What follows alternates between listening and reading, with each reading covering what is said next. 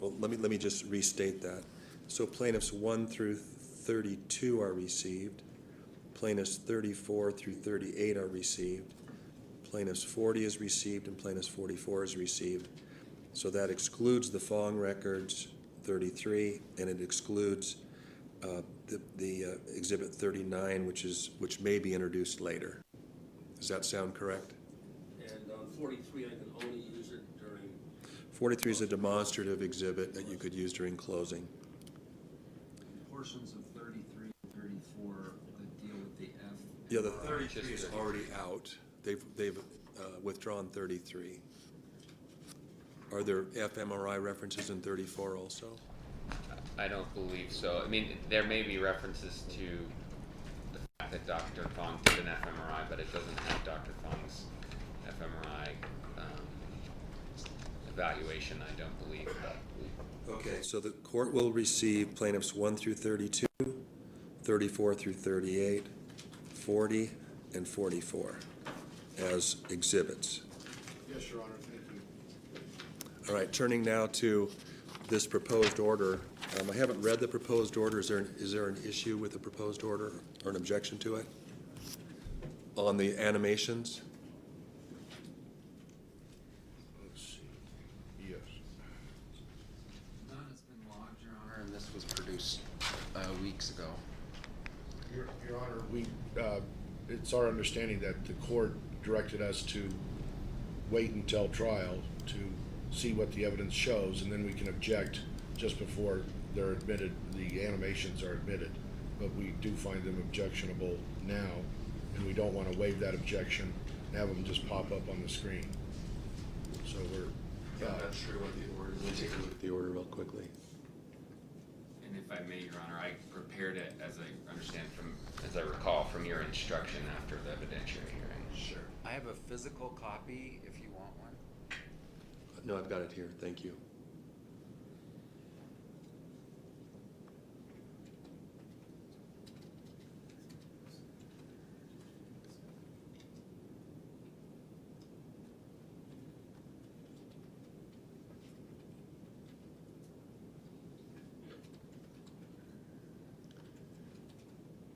Are there any objections to the proposed order, which doesn't address the issues that you just raised, Mr. Bueller? In other words, they're not going to flash the animations up before they're admitted. There has to be a sponsoring witness. Part of the paragraph 3, Your Honor.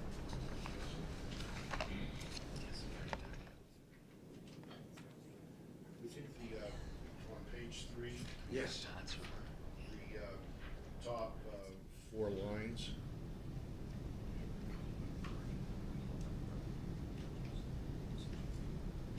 We don't recall that being part of the decision. Which part? Page 3, top 4 lines. Yeah, I re-listened to it this morning before we started, and I didn't hear that part in there. Oh, okay. In my oral ruling. Then that's my mistake. And I'll probably add a little bit more. What I'll be adding is, if I can find my notes.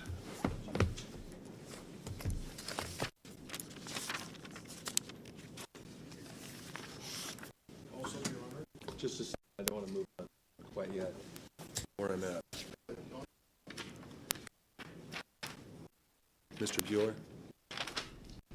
He also specified in the hearing what the witness, the defense would have to do, the sponsoring witness would have to testify before it would be admitted. So I may edit this. It was more detailed than what. This is what I would include, something along these lines. There must be sufficient evidence to support the defense claim that an animation accurately reflects a witness testimony, and it may include uncontested facts. But the ultimate test the court will apply is, does the animation accurately reflect the witness's testimony? So it doesn't have to, it's not meant to prove what happened, it's proved as a demonstrative of a witness's testimony. Your Honor just mentioned, it should be in the order. Number I'll, four. I will consider that. I'll take a look at it. But yeah, I made some notes this morning. I went back and listened to the WebEx hearing on it. And, I will insert. Is the jury all assembled? Okay, the jury's not quite all assembled yet, so let's take a short recess while we wait for the jury to be completely assembled. I do have one more issue, but it's not a big one. Okay, so, We produced a poor quality screenshot of the text right after when Gwyneth said that guy kind of hurt me, and we have a high quality now, and so substitute the exhibits. we'll give them a copy. Thank you. And then also, I'd like to have a jury instruction conference tomorrow. I need you to tell me if it'd be better to have it at lunch or at the end of the day tomorrow. So think about that, talk amongst yourselves, and get back to me. Thank you.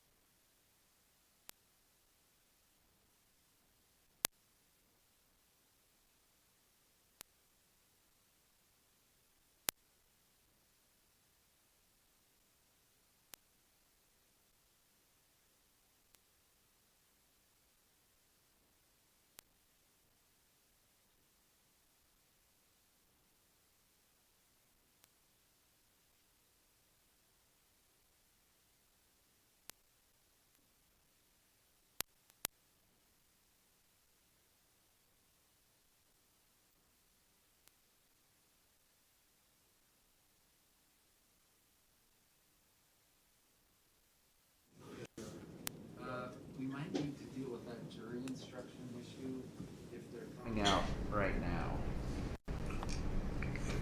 Which jury instruction issue? Thank you, sorry to be vague.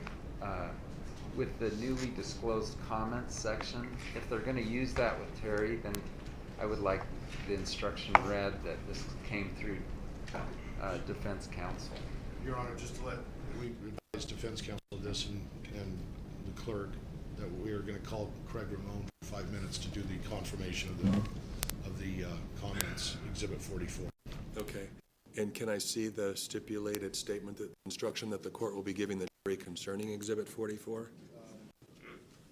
We don't have that drafted or printed out, but it was the neutral statement that Chris Norman mentioned. That, I need specific language if there's an agreement. Otherwise, I'll just do my own. yeah, what you said orally, 15 minutes ago was fine. What would you be requesting? What's in your filing? Well, I think Your Honor mentioned that you would keep it neutral and just mention. Should I consider your arguments, but I'll have to go through the language and make a decision. Right, so, should we, handwrite it? 'Cause we won't be able to print something out since we last met, 15 minutes ago. We handed you the paragraph we want.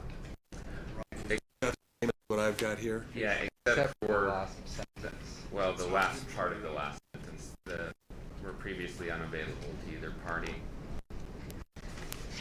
I think the simplest way is just, Exhibit 44 was found by a third party, and both parties are agreeing that this is an authentic copy of what was found. And then Craig Ramon, who we're going to call now, will go through that and confirm his comments. We'll write it up in about 3 minutes if you want us to do that, Judge, by hand. I think I've got enough. I can probably craft something right here. And if you want to be heard, I'm willing to talk. I think I know all your arguments. Thank you.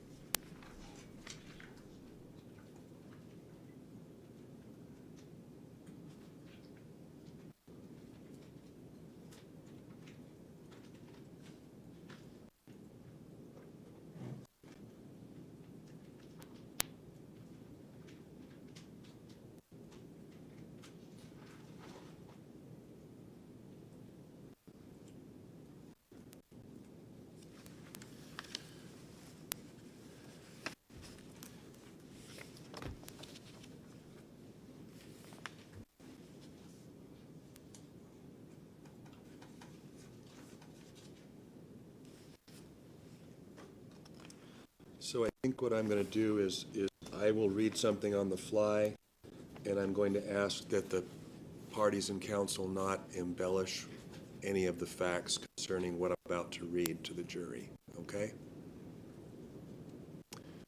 Mr. Owens, you agree? Okay. We're ready for the jury.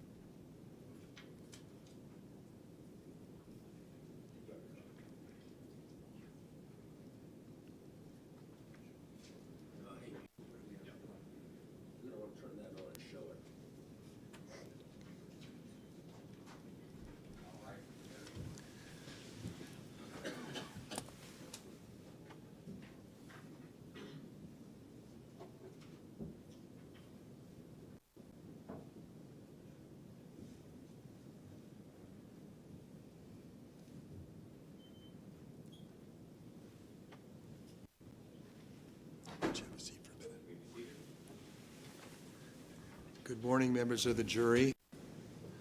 I pray that your traveling in this morning was safe and everyone got here okay.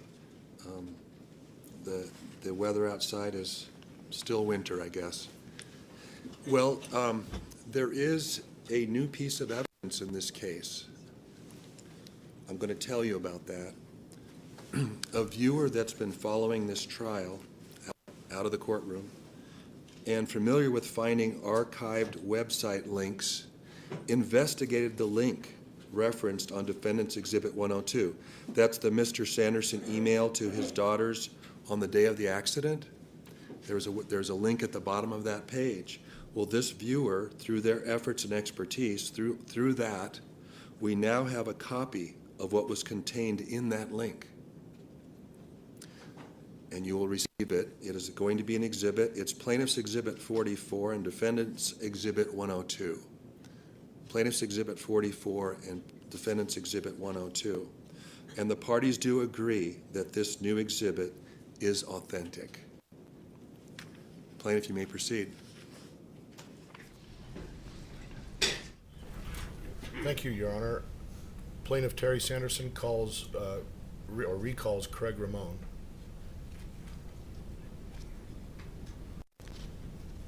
Mr. Ramon, you'll need to be sworn in again as a witness. It's a new day.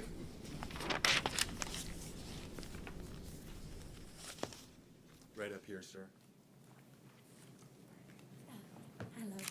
Hello. Do you solemnly swear the testimony you are about to give in the matter before the court to be the truth, the whole truth, and nothing but the truth? So help you God? Thank you. Good morning.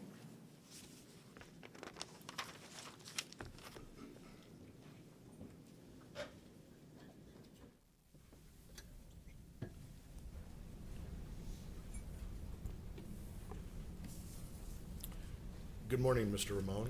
Good morning. I've handed you Plaintiff's Exhibit 44.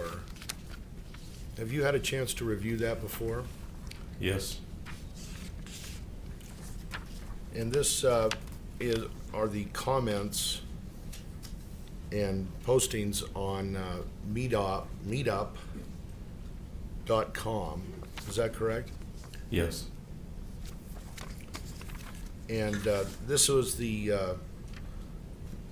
website that you used to meet up with the other skiers on the day of the crash, correct? Yes.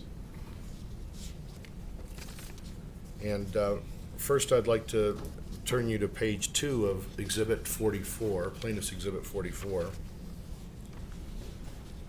And on the lower left, you see the color photograph of the woman smiling?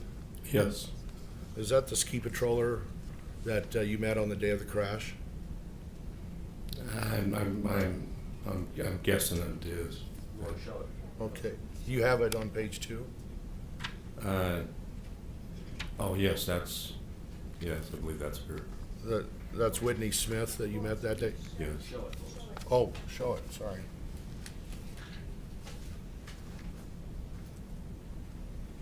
You see on the lower left of Exhibit 44, page 2? Yes. Okay.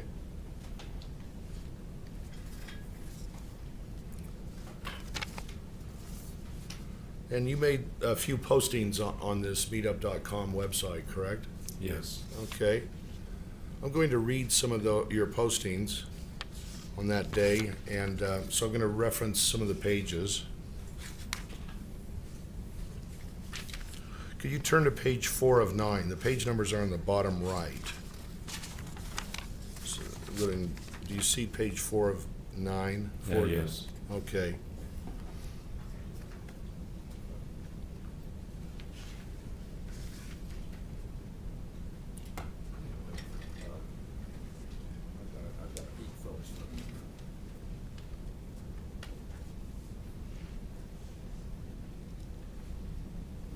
Better zoom in so you see it.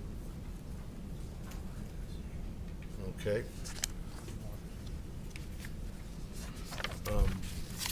Okay, your first comment on that page 4, I'm just going to read it to you and ask you to confirm that this is what you posted.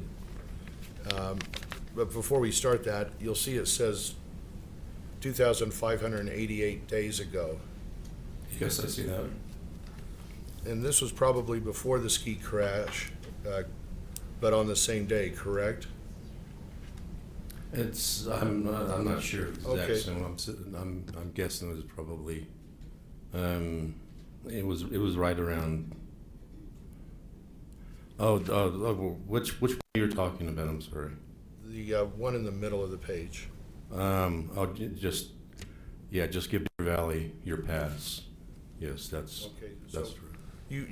you wrote or typed in that day, just give Deer Valley your pass, they have your photo, it will be a great day, I will be on the hill at 9:30. That's your first posting that day, you believe? Yes. Okay, and then at the bottom of the page 4, you have another post.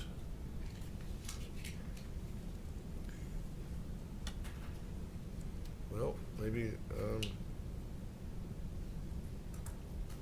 well, let's see. I guess that one's a different one, maybe. Let's see. Nope. Maybe that's a different day. I'm going to move to the next one. Let's go to page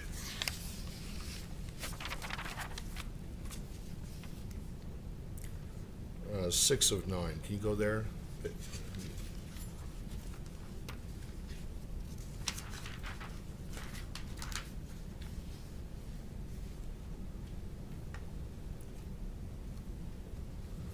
Okay, I'm going to read just what you typed in there in the middle. It says, Scott, Terry was not doing the man thing.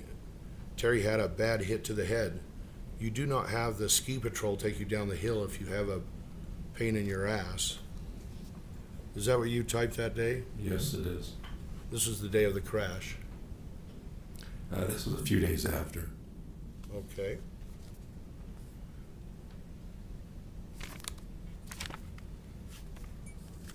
Then at the bottom of that, page 6, and we're going to continue to 7, it has your name, and then it continues on to page 7.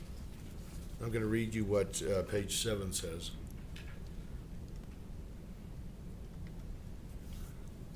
Scott, the thing you did not see was Terry was knocked out cold.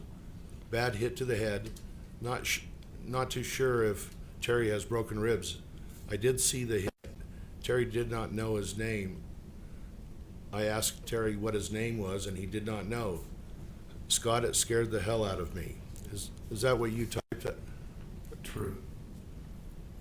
And that was on or around the day of the crash, or after the crash? That was a little bit after, a few days after the crash. Okay. Then at the bottom of page 7, you have another comment. Do you see that? Yeah, yes, I do.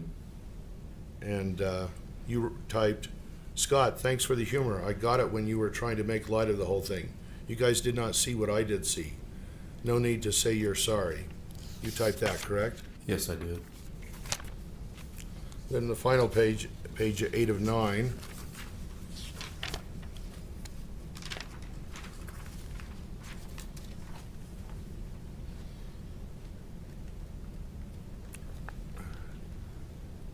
And under your name it says, you cannot make this up. Gwyneth took out Terry last week. Last Saturday, her son broke his arm skiing at Park City. Gwyneth was staying at the Montage. She took her plane out of Million Airport. I wish I did know so many people. What makes me mad is that Gwyneth took out Terry and just took off. Is that what you typed that? Yes, that it was is. the week after the crash? Yes, it is. Okay, and except for the irrelevant stuff at the end on page 9, that's all I have.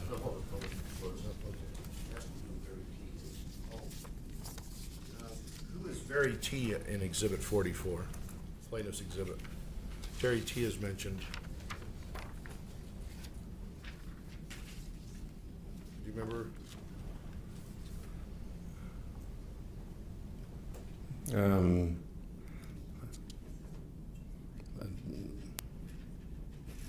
I'm not sure who Very T is.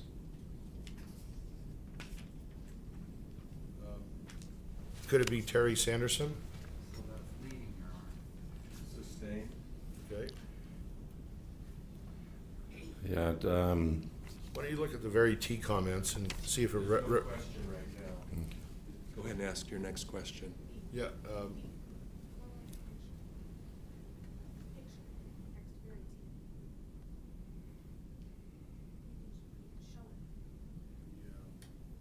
that's right.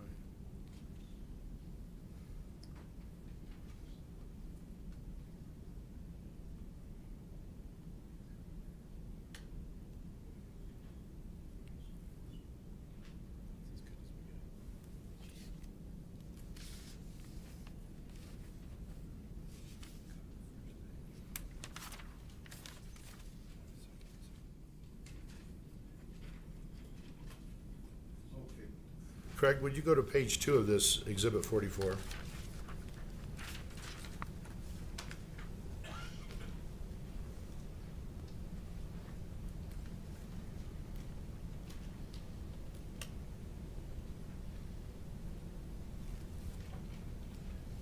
Okay. On the left, it says Very T, event organizer. Do you see Yes. that? yes, I do. And also, 2 over, it says Kurt L, event organizer, 4 shared groups. You see that? Yes, I do. Was Kurt L at the meetup group at Deer Valley on the day of the crash? Yeah, Kurt was the one who organized that day. Okay. Go back to the left and look at Very T. Are you able to recognize the photo above Very T? It looks like Terry, and Terry was the one who organized the meetup groups up at Alta. Okay. That's all I have. Thank you, Craig. Thank you, Mr. Bueller. Mr. Egan? Thank you, Your Honor. Mr. Ramon, good to see you again. I have a couple questions from the defense.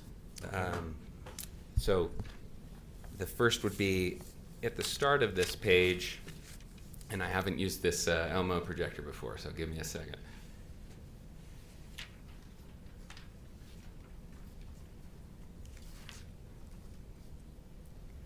Do you see that on page 2? Got it, thank you. I have to press focus. Okay, there you are. So you see that there's some photos there at the bottom of the page. Yes. And do you recognize the photo there of the ski patroller? Yes, Was that Whitney Smith, I believe so. the ski patroller who responded to Mr. Sanderson on the hill Yes. and cared for him during the urgent care or the first aid clinic visit that he had there on the ski hill? Yes. And I do not see any videos there. Were there any, to your memory, GoPro or other videos posted on this webpage? No. And then, and I believe you're unaware of any GoPro footage at all. Is that correct? Yes. And then if you go to page, let's match it up with mine here, page 7.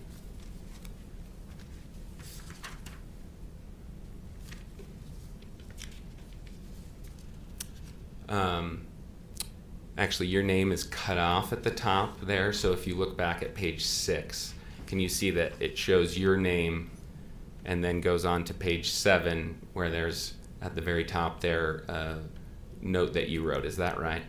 Yes. Okay, and in that note, you write, Terry did not know his name. I asked Terry what his name was, and he did not know. But I believe you've told the jury last week that he did remember his name. He had to really think hard about it. It took like 4 or 5 seconds for him to remember his name. But that's not what you wrote here. You wrote here, Terry did not know his name.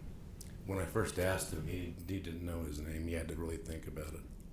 I asked Terry what his name was, and he did not know. Yeah, he when I asked him, he didn't know his name, and then he just took some time to kind of just think about it, and then he, after about 4 or 5 seconds, he just said, Terry. Okay. So what you wrote here is not what you told the jury last week. Is that fair to say?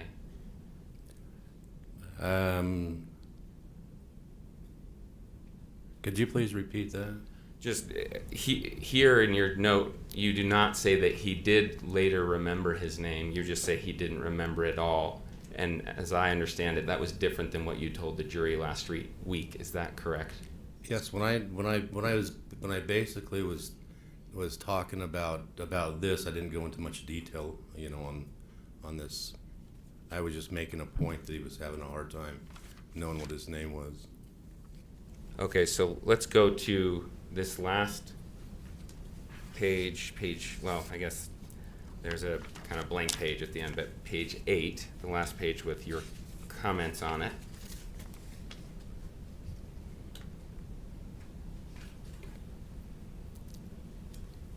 Do you see up there at the top another one of your comments? James, you can expand that. Okay. You could zoom if you want.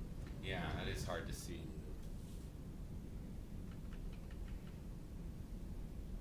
No, just that focus.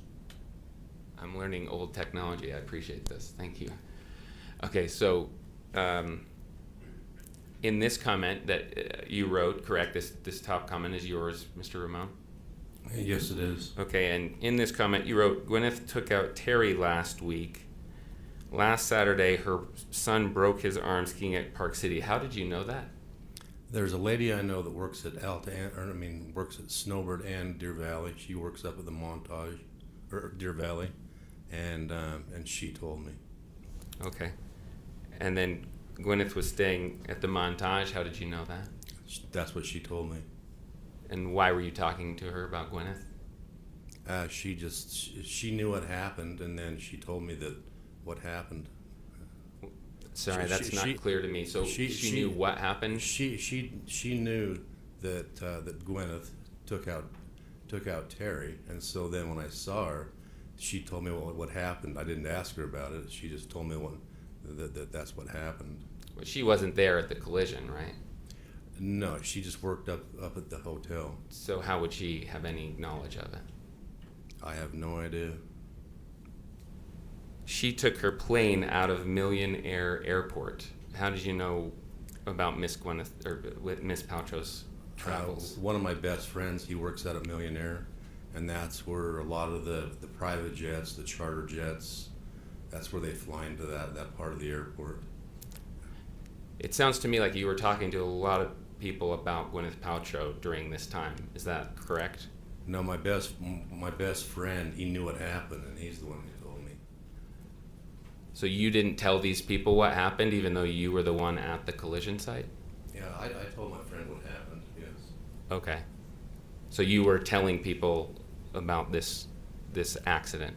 Yes, I've told people about it. And then they were telling you things they knew about Miss Paltrow, that at least they claimed to know about Miss Paltrow? Yes, But they could be mistaken, is that correct? yes.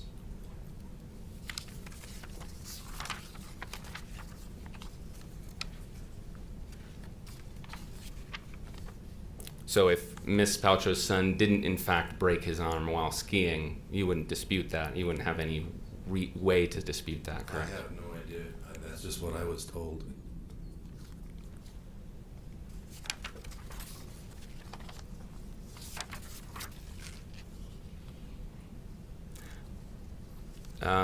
Let me go back. I just have, I think, one more question for you. So if you were to look at let's go to page 7.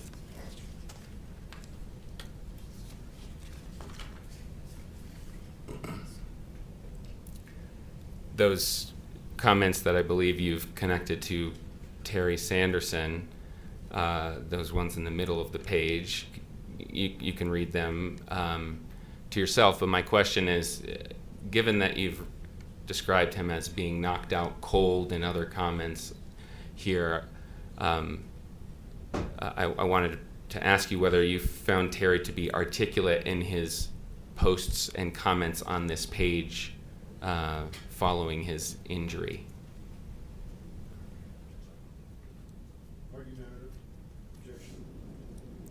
Sustained as to vagueness, if you could point out something. Okay. So maybe it's better to go. These are kind of difficult because they don't have dates on each comment, correct? They just show, for example, let's go to this one.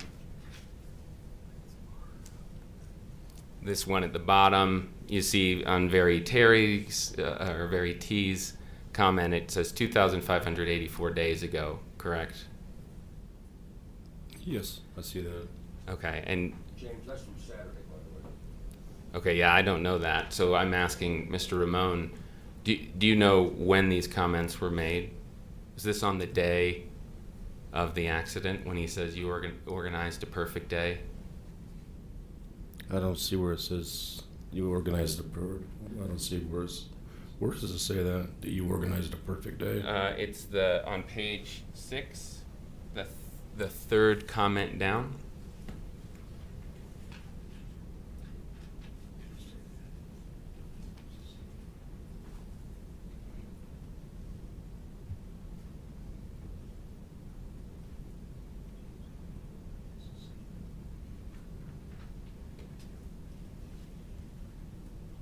While he's looking at that, would council approach, please?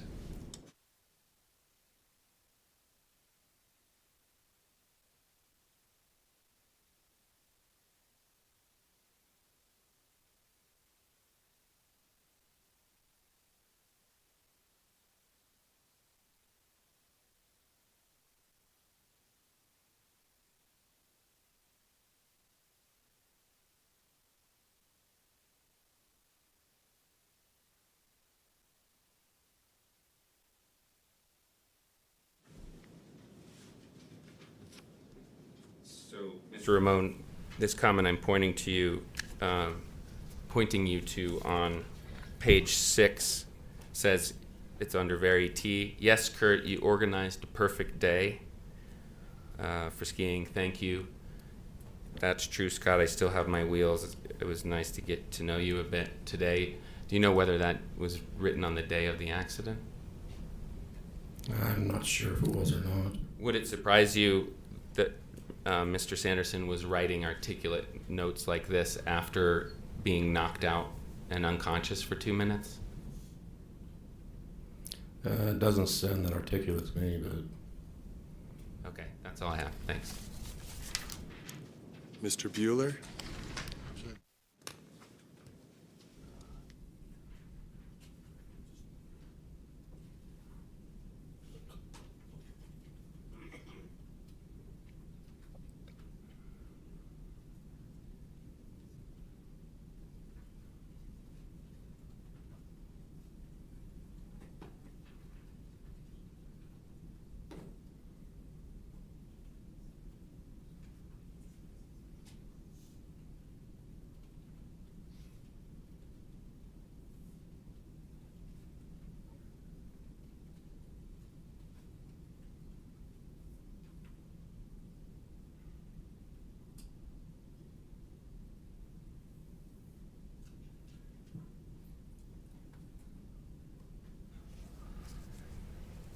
Craig, could you look at page 6 again?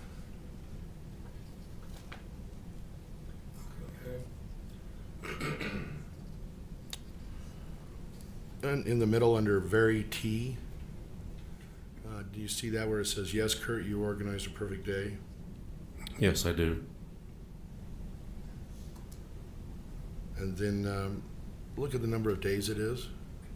Is it 2,584? Yes, it is. And then your comment below that.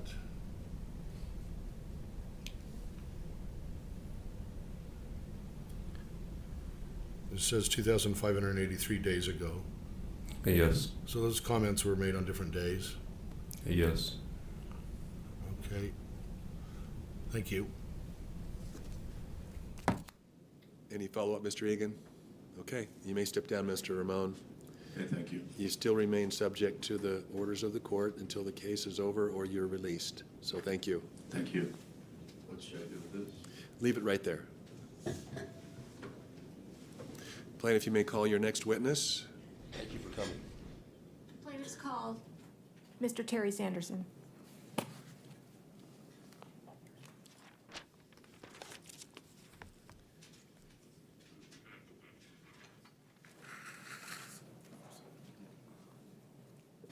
Hi. Please raise your right hand. Okay. Do you swear that the testimony you are about to give in the case now before the court will be the truth, the whole truth, and nothing but the truth, so help you God? I do, absolutely. Thank you. Have a seat. Good morning, sir.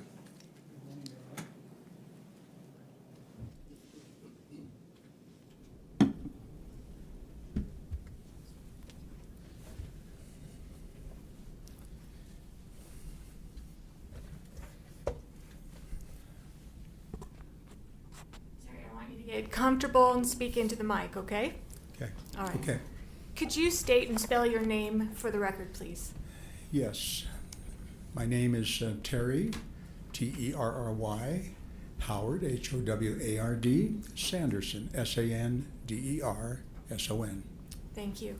Now, Terry, this is the 5th day of trial. We started last Tuesday. You weren't here much last week, were you? Not at all. In the courtroom. Were you in the courthouse? Yes, definitely. Okay. May we approach? Sure.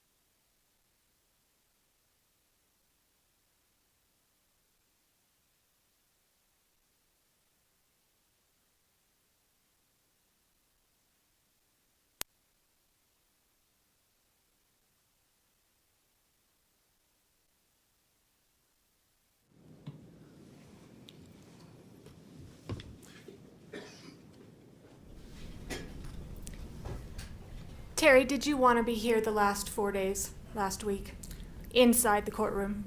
I love spending time with my daughters and have them hear what they had to say, but in this case, I didn't want to be here because I wanted them to speak totally freely and without the discomfort of being in my presence if they had something to say. Is that why you weren't here? Absolutely, yes. We're going to cut to the chase on a lot of things because I made counsel a promise that I would have you in less than an hour. Wow. And so I'm going to be true to my word here. It's 10 o'clock. We'll be done before 11. Okay? I want to talk about skiing. Tell the jury about your ski experience. What type of skier were you? At that time, or do you want some background? We don't need a whole lot of background. Okay. Back in 2016, what type of skier were you? I was advanced intermediate. There was no places I would go except serious bumps, narrow little gulches, and I didn't do any big jumps. So other than that, I would go just about anywhere. Okay. How often would you ski? 2 to 3 times per week. Okay. For how many years? Well, I started 37 years ago. It was a winter sport for my family. We lived at high elevation. Okay. And in all of your years, other than the ski collision with Miss Paltrow, have you ever been in another ski accident? Never, never. Have you ever skied with the ski patrol?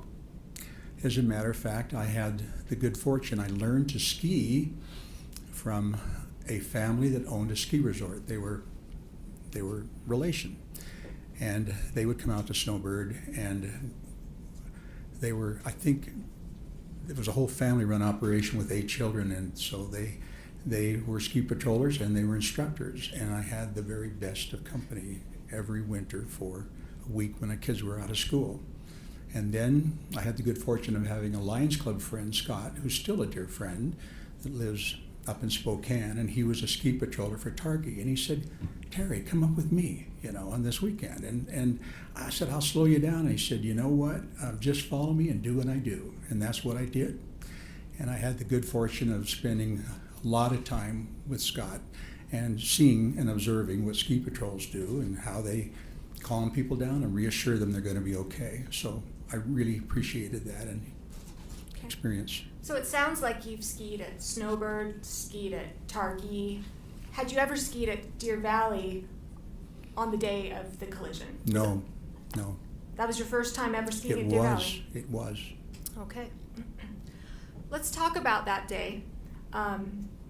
Couple of preliminary things. I asked Miss Paltrow on Friday how tall she was. How tall are you? I think I'm now 5'5". Okay.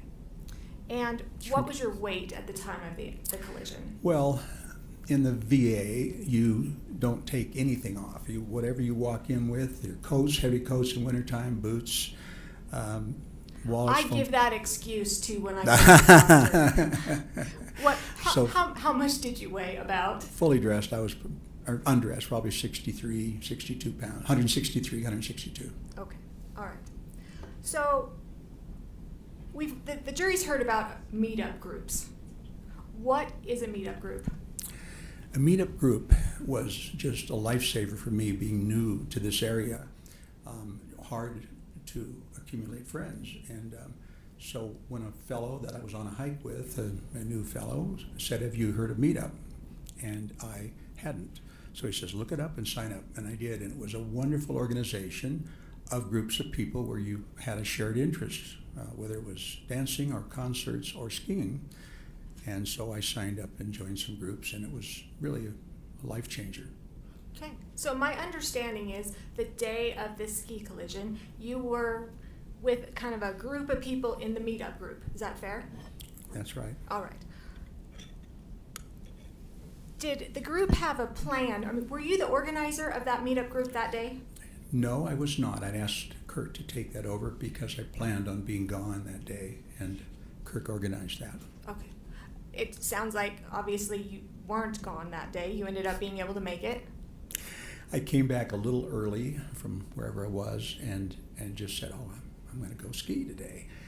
And I happened to see on the list that day also was a lady that I had met when I first moved here, and she happened to be a ski instructor at Canyons, but she had been at Deer Valley as well.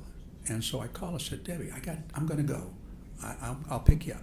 So I picked her up at Kimball Junction on the way and went there with her and dropped her off with the skis. And we met the group, and I asked Kirk if it'd be okay if she let our group out because she's very familiar with Deer Valley.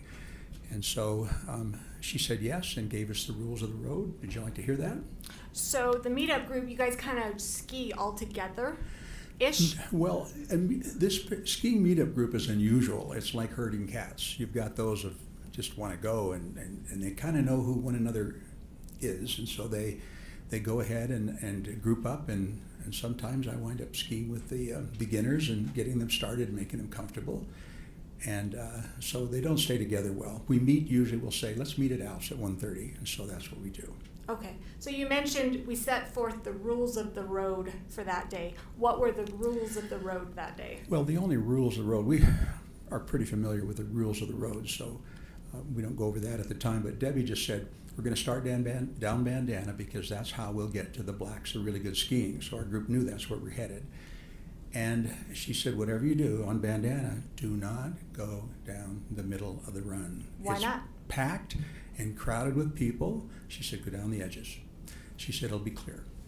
And so when I came over the edge of the hill, there were heads bobbing in the middle. It was just compacted with little heads and big tall heads, and I just diagonaled. I went straight over to the right edge of that run. And is that where you stayed prior to the collision? I did. I stayed there the whole time because it was wide open. So you were over to the right side to avoid the people. Did it have anything to do with your vision? There's been a lot of discussion about your right eye problem. Yes. And we'll talk about that in a few minutes. But skiing on the right side of the run, did that have anything to do with your right eye? Yeah, maybe that's one of the things, yes. Okay. We'll talk about your vision in just a couple minutes, but I Sure. want to focus on the collision right now. Craig Ramon, he just testified. Oh, yes. You saw him. He also testified last week. How well did you know Craig at the time back February 2016? He was one of maybe an average of 15 people, 10 or 15 people that would come, so I shared his company during those times. And I knew him only as being an amazing skier, strong skier, and knew that. And I appreciated the fact he tended to like to follow the group and be behind as the protector, because he brought a lady that was a person I knew that was his neighbor. So he would bring her up and ski behind her as a protector. So good guy. Did you guys hang out a lot before this collision? Of course, at lunch, we spent time together. And there may be a couple of other occasions where we met with him, but usually there was somebody else there along with us. Okay. So I don't remember being exclusive with him. All right. So, Terry, take the jury through what happened in this ski collision. Take it from, say, getting off of the lift. Yes, happy to do that. It was really a very nice day for skiing, and I was really looking forward to it. And of course, Deer Valley has amazing groomed runs. Found that out right away. And so I'm starting from when I get off. When you got off of the ski lift. Gotcha. So I was on a chair with probably 4 people. I think Joanne, Debbie, Craig, and there could have been another person besides myself. And we had already met and discussed going down the right side of that run, or going down the sides. And so I came over the top of the hill and saw that and headed for the right side, and I'll pick it up there. And everyone just kind of dispersed, some more to the right and more to the left. And I remember looking and seeing no one.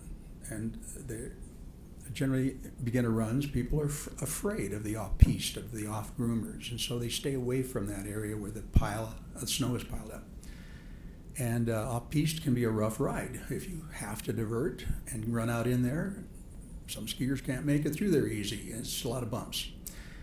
So I went right down the run and started just making nice soft turns and staying within that boundary. It could have been as much as 5 yards wide, but it might have been more like 5 or 6 feet. Can't imagine and can't remember. Lots of room. And so I'm just skiing easy and paying attention, and all of a sudden in front of me is 2 big signs. I've never seen that big of slow down signs. It seemed like they were 4x8, like a 4x8 sheet of plywood size high, with great big letters, slow down. I went, whoa, and I'm looking around, and the crowd's about the same as me, and speed-wise, and so Did you pay attention to the sign? I did, and I backed off of whatever I was doing, and then another big sign, like 10 feet away, the same 4x8 sheet up there, big letters. Well, they're serious, must be lots of merging trails down here. So I just backed off, and again, the skiers were on my left. We're all about the same speed. And I could see down where the edge of the run went, it curved around, a tree line came out a little bit, and the run curled around, and I could see about half of the, I don't know if it's a montage or the Empire, about half of that beautiful building, and it was wide open. There was nothing in front of me, and so I came around that corner, and it takes my breath away to think this is hard, because I don't like going through this scene. I just remember everything was great, and then I heard something I've never heard at a ski resort, and that was a blood-curdling scream. Just, I can't do it. It was, ah, and then, boom. And it was like somebody was out of control and gonna hit a tree and was gonna die. And that's what I had until I was hit. That's what was going on in your mind. Overruled? That's what's going on in your mind when you hear that scream. That was instantaneous. Oh my gosh, somebody's out of control. And they're really seriously out of control. Not time for a hockey stop. I didn't go think about that, but most people could avoid that, I think. Good skiers. Okay. And I'll move on. Okay. So you. I need overruled. He's overruled. Thank you. So you hear this scream. Yes. What happens next? You know, I got hit in my back so hard, and I'm right at my shoulder blades, and it felt like, and was perfectly centered, and the fists and the poles were right there at the bottom of my shoulder blades. Serious smack. Never been hit that hard, and I'm flying. I'm absolutely flying. Now, you're not airborne. Well, all I saw was a whole lot of snow, and I didn't see the sky, but I was flying in that sense. I had no control. And I remember this thinking, okay, you really got to hang on. And then I thought about the crowd on the left, and I thought, I don't know who's wanted over there, and I do not want to get them mixed up in here. And I've heard, that maybe that's not decided about how my ribs really got hurt.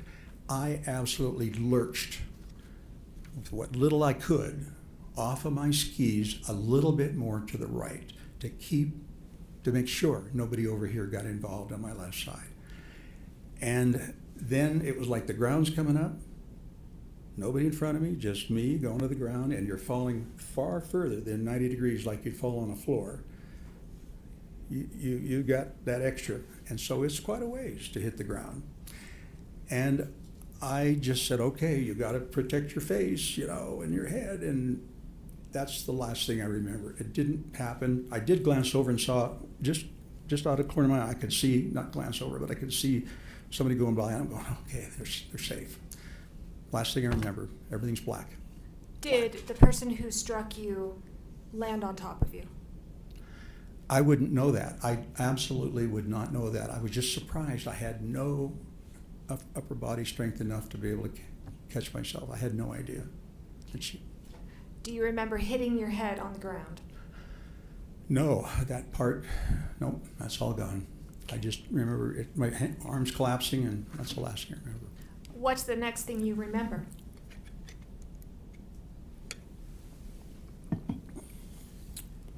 I'm getting an adrenaline rush here, I guess, living this again. Just being here and present, too. And let me just stop you really quick. You said you're getting an adrenaline rush. Is this something that you enjoy?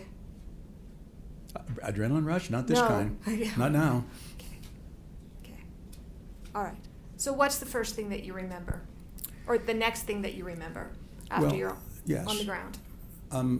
The first remember is everything is still black, like I'm unconscious,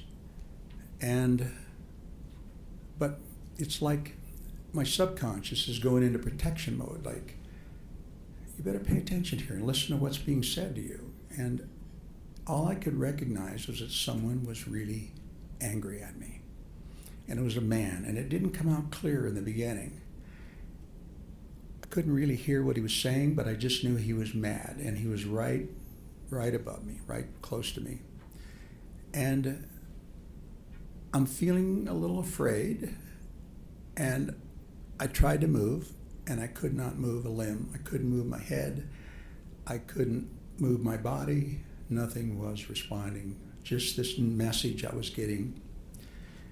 And the next thing, it became a little more clear, and I heard him say, "Do you realize that you weren't skiing under the rules? You hit somebody, you hurt somebody."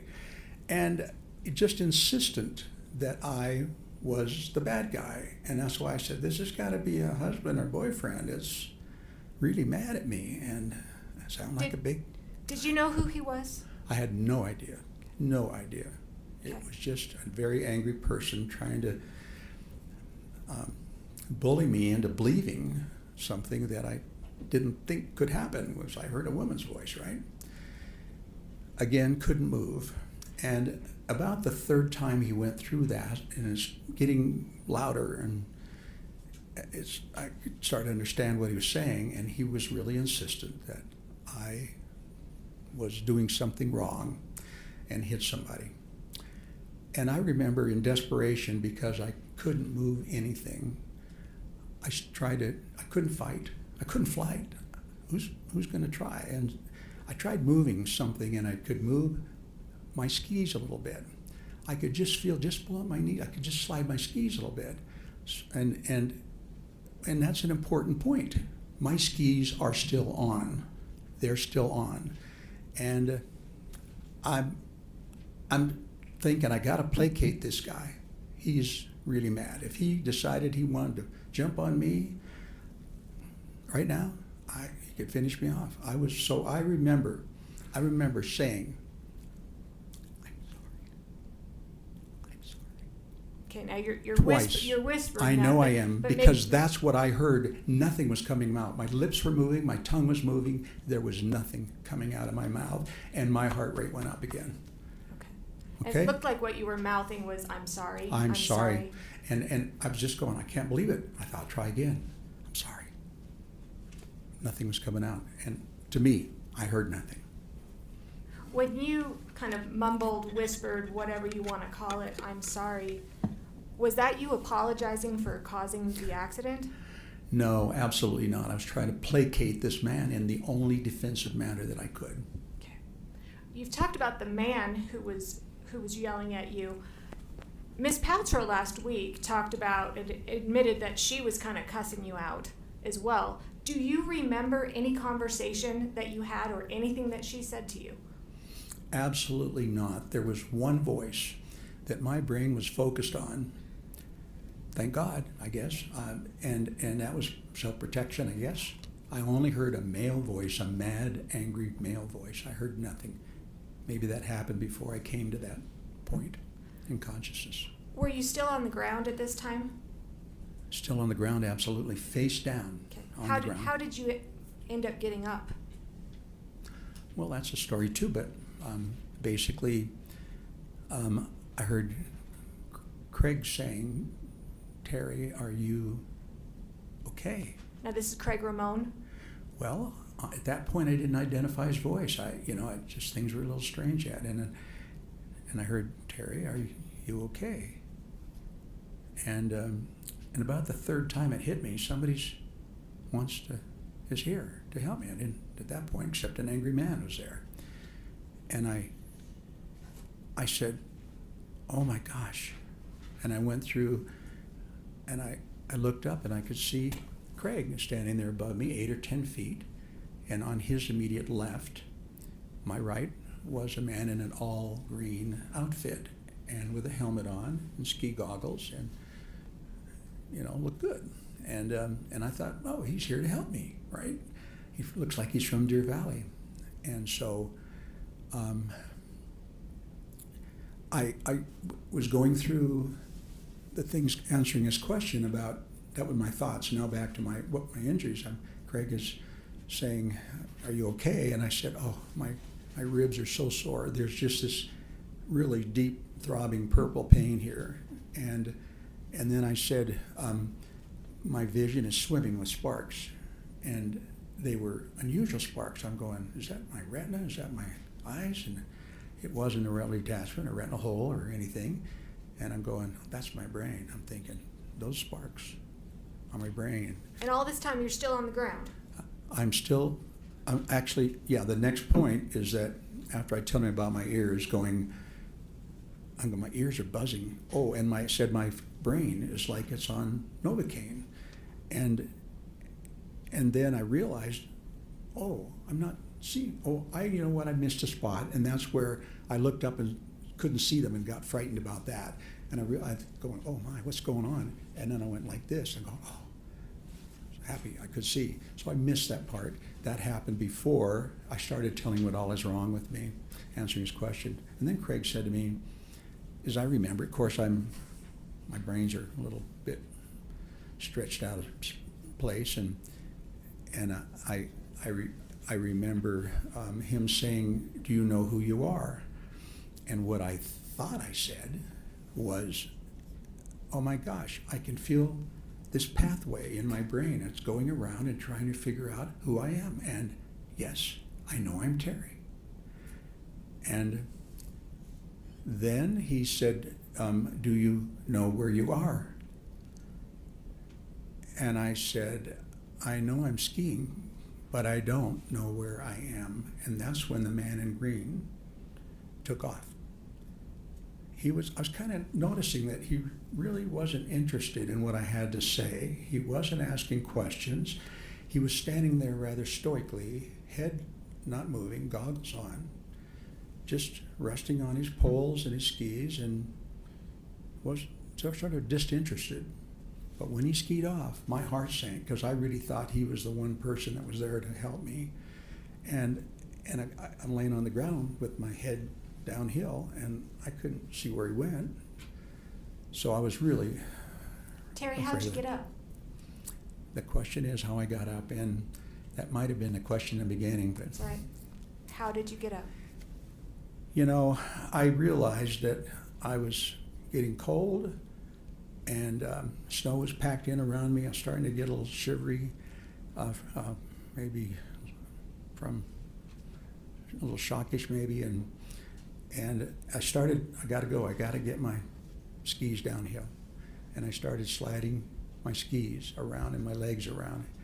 I think Craig must have been shell-shocked about this guy leaving too. I don't know but what he thought, but I remember getting my skis around, and it's so painful every time you have to contract your... Terry, Thank you. how did you get up? Thank you. That is one of my habits. I just focus. After I got halfway around, a man showed up in front of me, and I thought he came from the right. And I don't remember if he said one word to me. He just reached down and grabbed me and jerked me up on my feet, which I was not ready to be up on my feet. My head's swimming. I'm in pain, worried about falling down again and breaking a rib, puncturing a lung. He gets me up, and I'm on the edge of the run, so it's bumpy. It's hard to get my skis under me, and I'm stomping down the snow and trying to get them in a spot. Got my poles wedged in, and I think I've got it in stability, and he's gone. And this time, I could see him. I could watch him go all the way down the hill.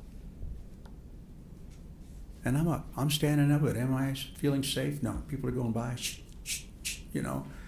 And I'm thinking, I do not want to get hit again. My understanding is that you and Craig tried to ski down a little ways, but then didn't quite make it too far. Is that accurate? Yeah, he said, "You think you can ski?" And I'm thinking, if the option is getting left up here, I will try anything. I got to get off of here. So yes, he said, "Follow me," and I did. And I don't know how I was skiing. I don't think I was edging. I think I was probably snow plowing. And he finally turned around and said, Terry, stop. You've forgotten how to ski." And of course, it was just, we were trapped. And he said, "I got to find help." Your Honor, there's some hearsay here.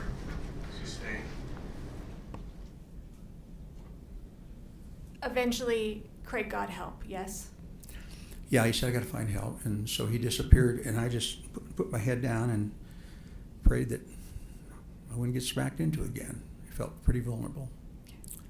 And he disappeared. What happened when help arrived?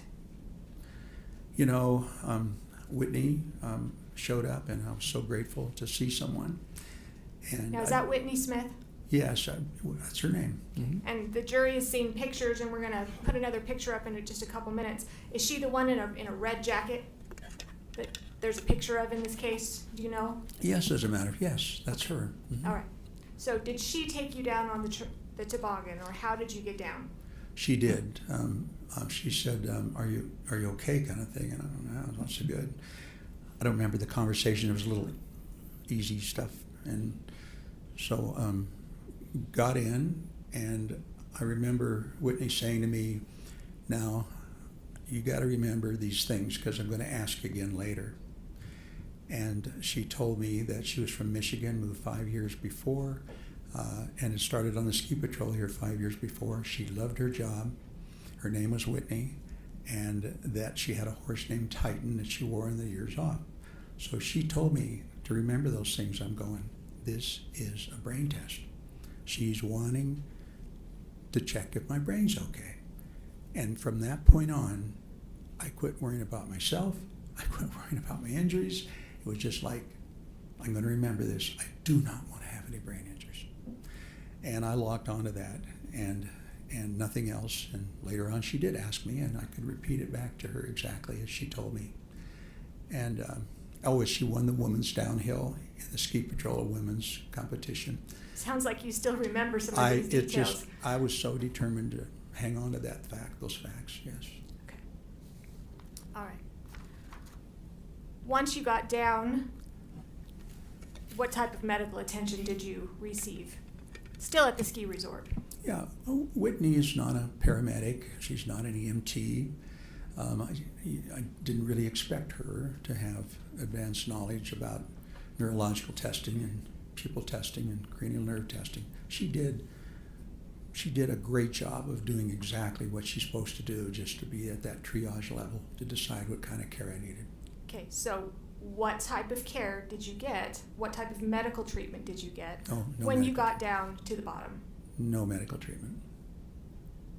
Okay. Am I missing something? Did you get checked out at the Instacare or anybody? Oh, after Yes. we left there. Yes, I asked Debbie, I said, where can I go and get checked and see what they say? And she said, well, let's stop at the Instacare. I know it's on the way. So I'd never been there before, but that's where we stopped and went in there. Okay. All right. So you got checked out. When did you learn that it was Gwyneth Paltrow that you were in the collision with? It was brought up, I think, the people that came in to the room to check on me that were part of my group would they check in and check out once, and which is what I tell them: go skiing, go enjoy yourself. And so it came up, and it probably was Craig who said, I heard him say it was Gwyneth Paltrow. And to me, it's like, I'm not into celebrity worship, so I didn't care at that point. Did you think it was cool to collide with a celebrity? Absolutely not. That is not who I am, no. Did you ever write that? Ever tell anybody that?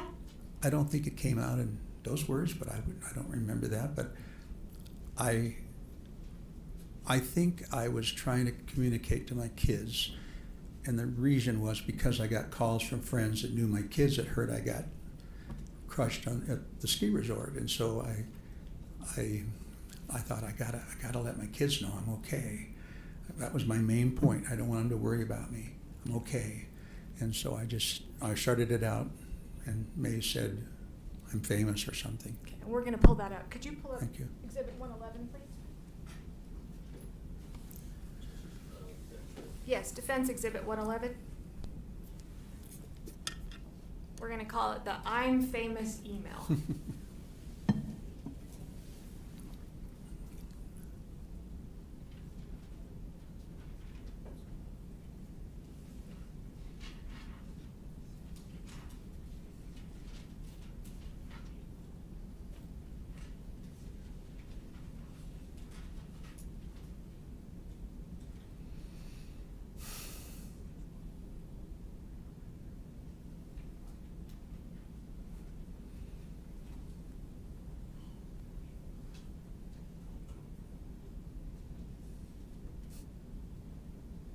Sometimes old technology like the UMO works better than the new technology, doesn't it?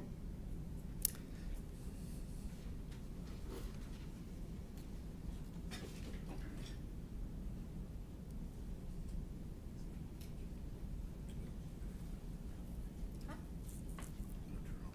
You're not gonna plug it in? Oh, we're gonna plug it in? Yeah.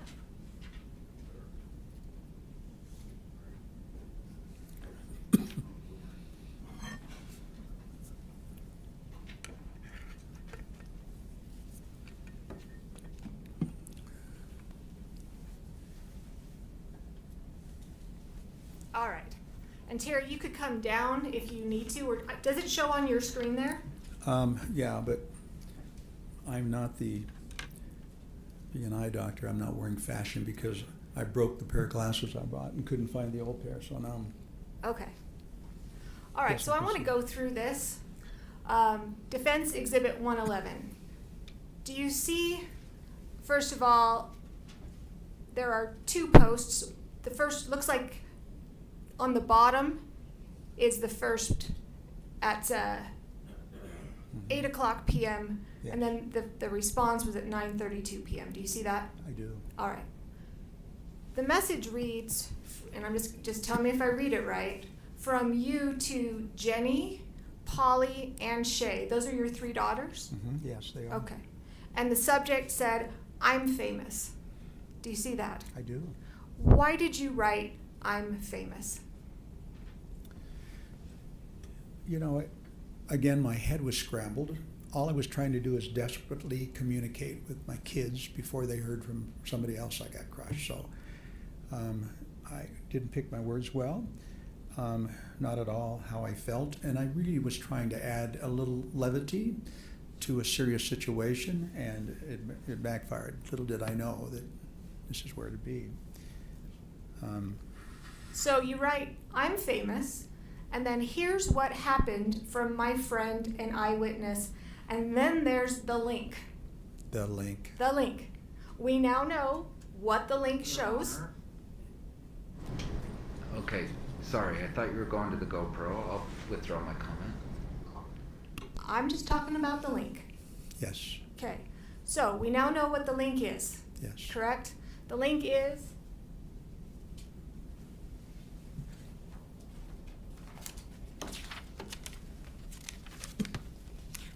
it's a really bad picture. Terrible picture. You'll get a clear picture. It's the picture of Whitney Smith. Oh, it's right there. Fantastic. Thank Okay. you. It's that, and then that leads to later comments back and forth between you and Craig. Yes.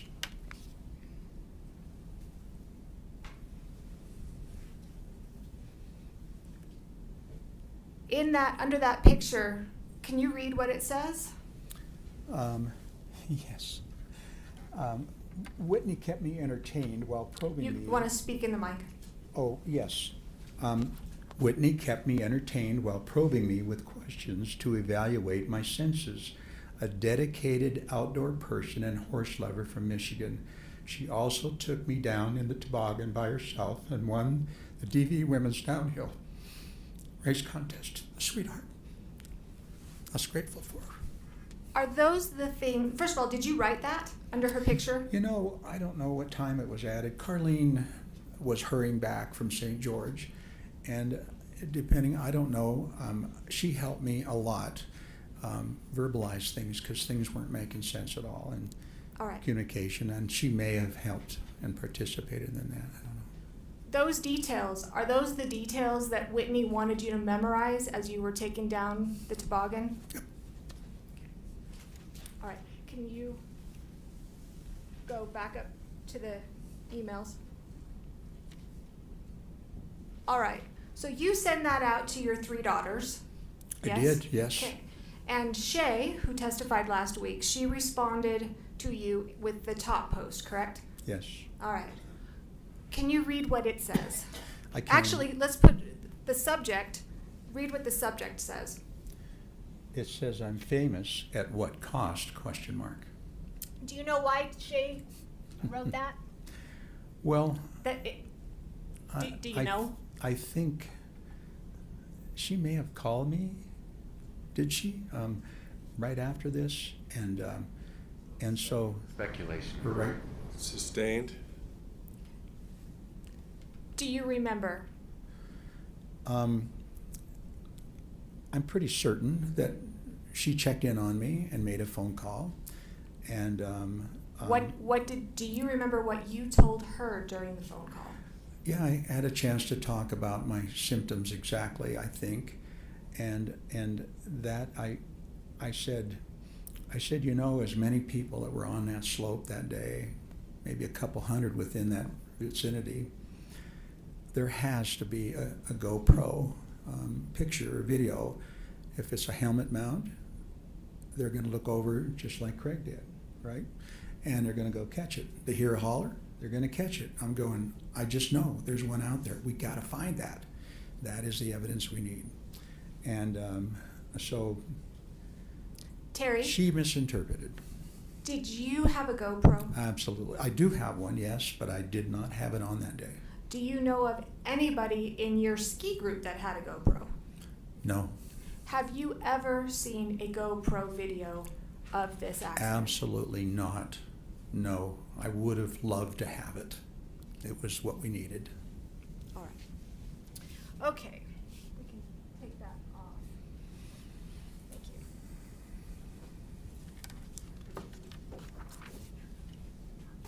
Let's talk about, to your understanding, did you sustain in this collision? At this point, Right now. Right now. What your understanding as to what What happened to happened? Terry in this collision? at this point, I know that I had at least 4 broken ribs. I sustained a concussion, and that's the 2 main factors, I think. And then later on, I had some right leg, and still do, right leg and anomalies, movement. It just has its own idea and thinking where it needs to be, opposed to what I'm thinking. Okay. Let's talk about how your ribs, how your brain injury, how that has affected you. Okay. Have things in your life changed? I'm like living another life now. And let's focus on, we'll kind of go step by step, different things. Physical wise, how have you changed physically since the accident? Well, I can't ski anymore. I was told that if I did and had another crash, that I could wind up full-time in a nursing home. The odds of that's very high. So no And- more skiing. Well, and I tried not to go back, and I did ski a few more times by myself just to see if I still could. I had this ungodly looking fluorescent red outfit I bought, a MIPS helmet to protect my brain better, and I thought I can do this. This is my love and joy. I meet friends, I make friends, I stay with them the whole year. It's a year-round activity, and it's a lifelong activity. And so I tried, and I felt like I was skiing through landmines, just ridiculous. Looked ridiculous, all bright fluorescent red. Wasn't thinking very well. And then I'd have to stop every 30 yards and look back behind me to make sure no one was right behind me. Saw a reaction. And gradually gave it out, just 3-4 times, and I think I was done. Okay. Before we go into more activities, what about physically? Do you have pains, aches, problems? Your physical being, how are you? I'm a much more careful person. I don't take any risks, and more brain damage, and I'm not sure I understand your question exactly. Have you had any kinds of balance issues or headaches? Of course, initially, that was just, my life was living in an orange chair, sitting there initially, and sleep for 12 hours and then sit for half an hour and tell Carlene I gotta go back to bed. But to be fair, it's not like that anymore. No, it's not. No. I had, no, anymore, no, it's not. Let's talk about mentally. How have you seen yourself change mentally? What are some things that you've noticed or difficulties that you've had mentally? Many things I don't have the words nor the intelligence or training to explain. You have lots of words. I do, I admit.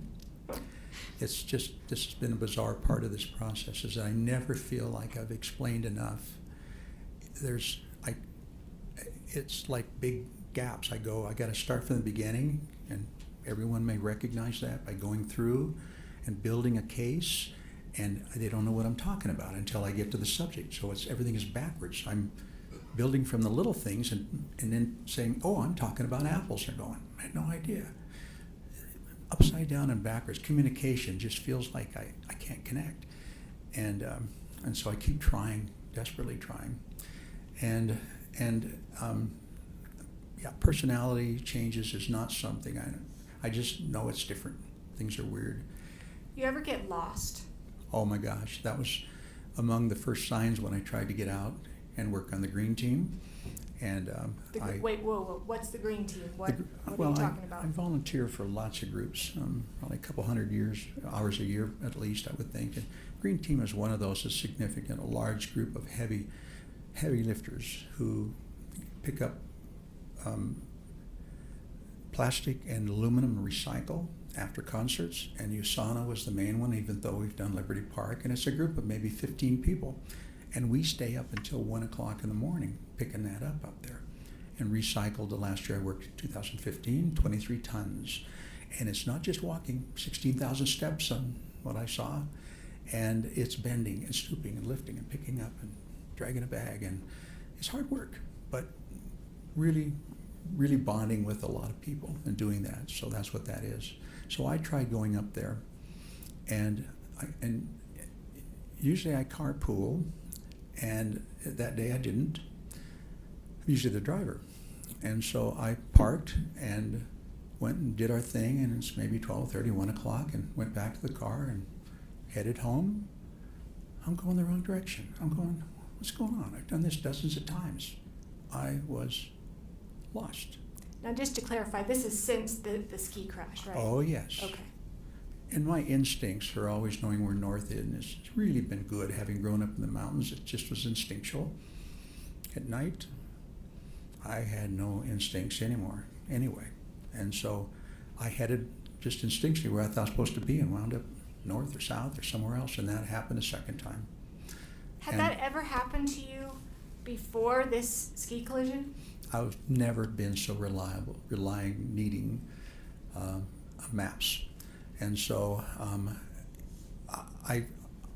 pretty sure I've lost visual memory, because it doesn't, knowing those turns and the houses where you turn, the streets you turn at, that feels like, and I know a little bit about that, that feels like a deficit I have, I don't retain that anymore. I can be there a dozen times and I still have to use maps to make sure I get there.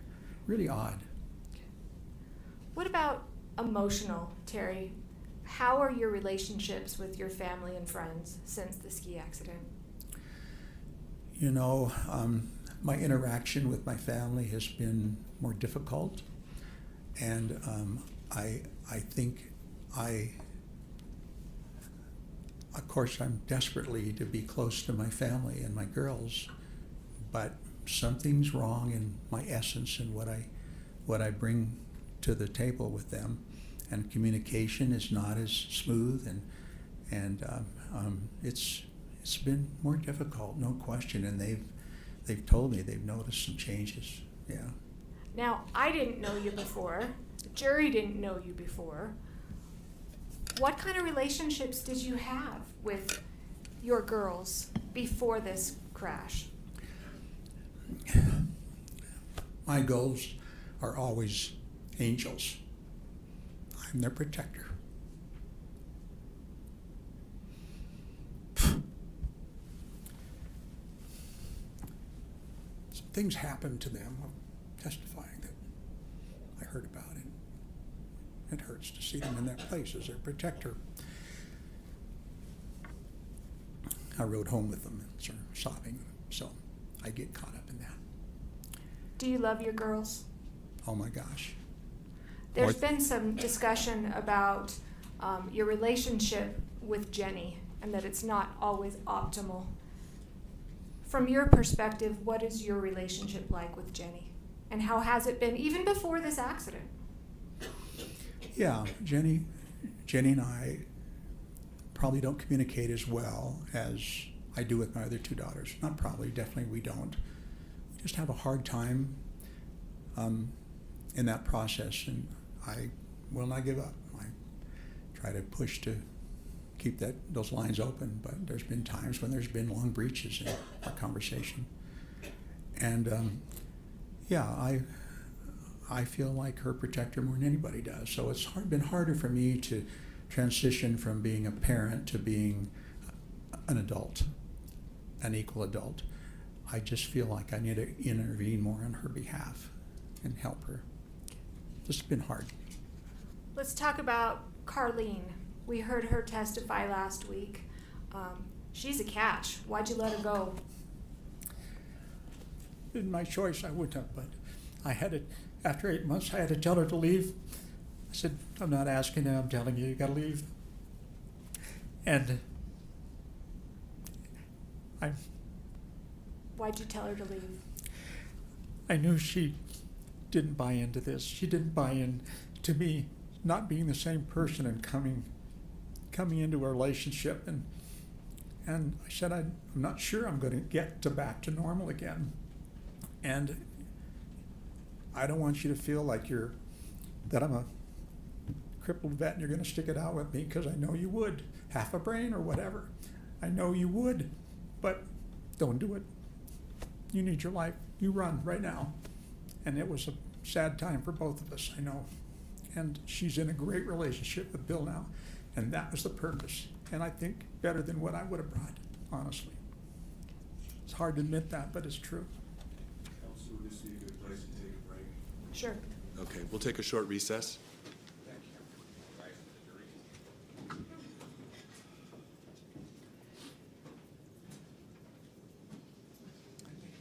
Why don't you stand now, and then you're welcome to step down during the break.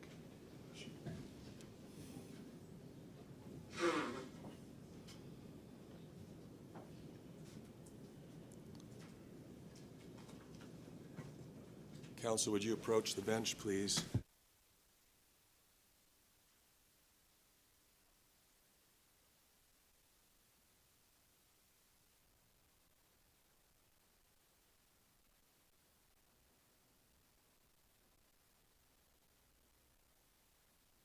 The men's and women's soccer teams are finally being paid equally. But why stop at soccer? Let's achieve pay equity for everyone. Lead the way in fair pay with Trusaic. Will you rise to the challenge?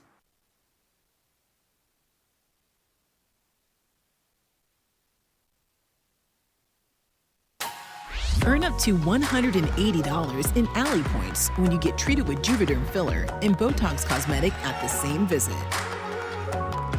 The Juvederm collection of fillers is specifically designed to add volume to different areas of the face. Botox Cosmetic can temporarily improve the look of moderate to severe forehead.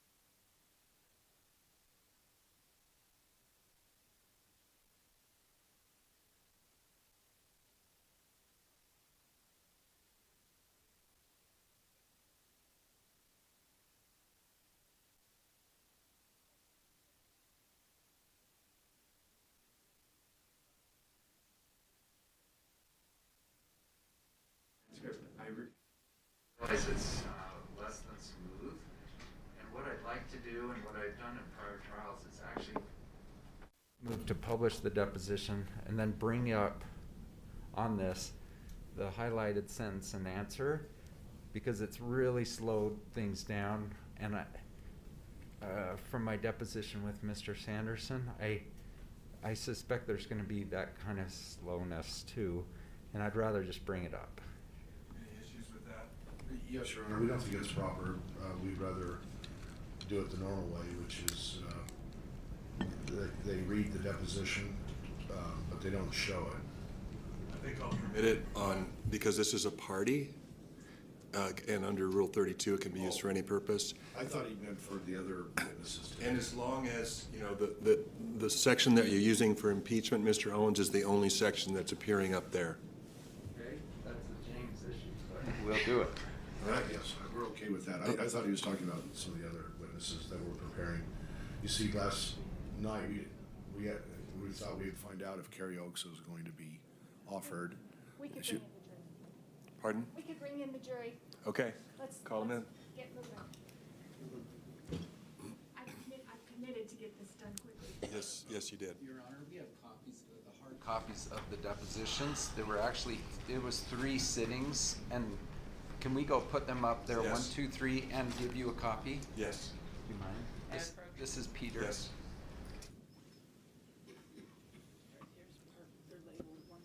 These are for the court?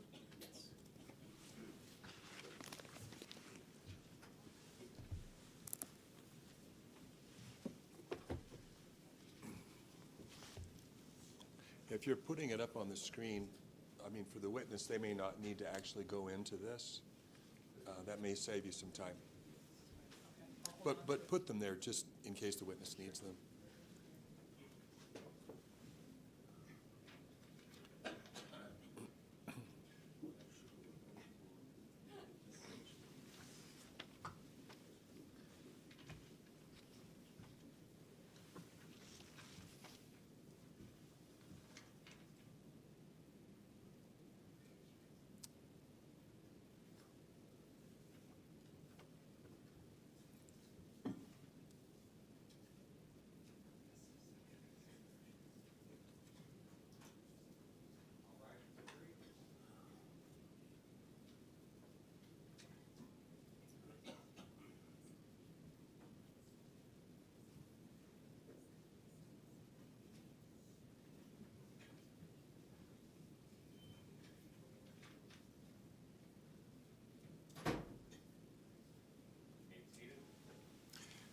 Ms. Van Orman? Yes, thank you.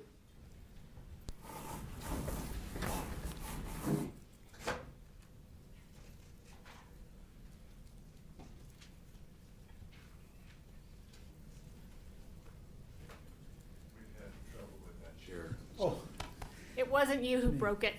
I've got one side higher than the other, but That's what it does, I don't. oh, okay.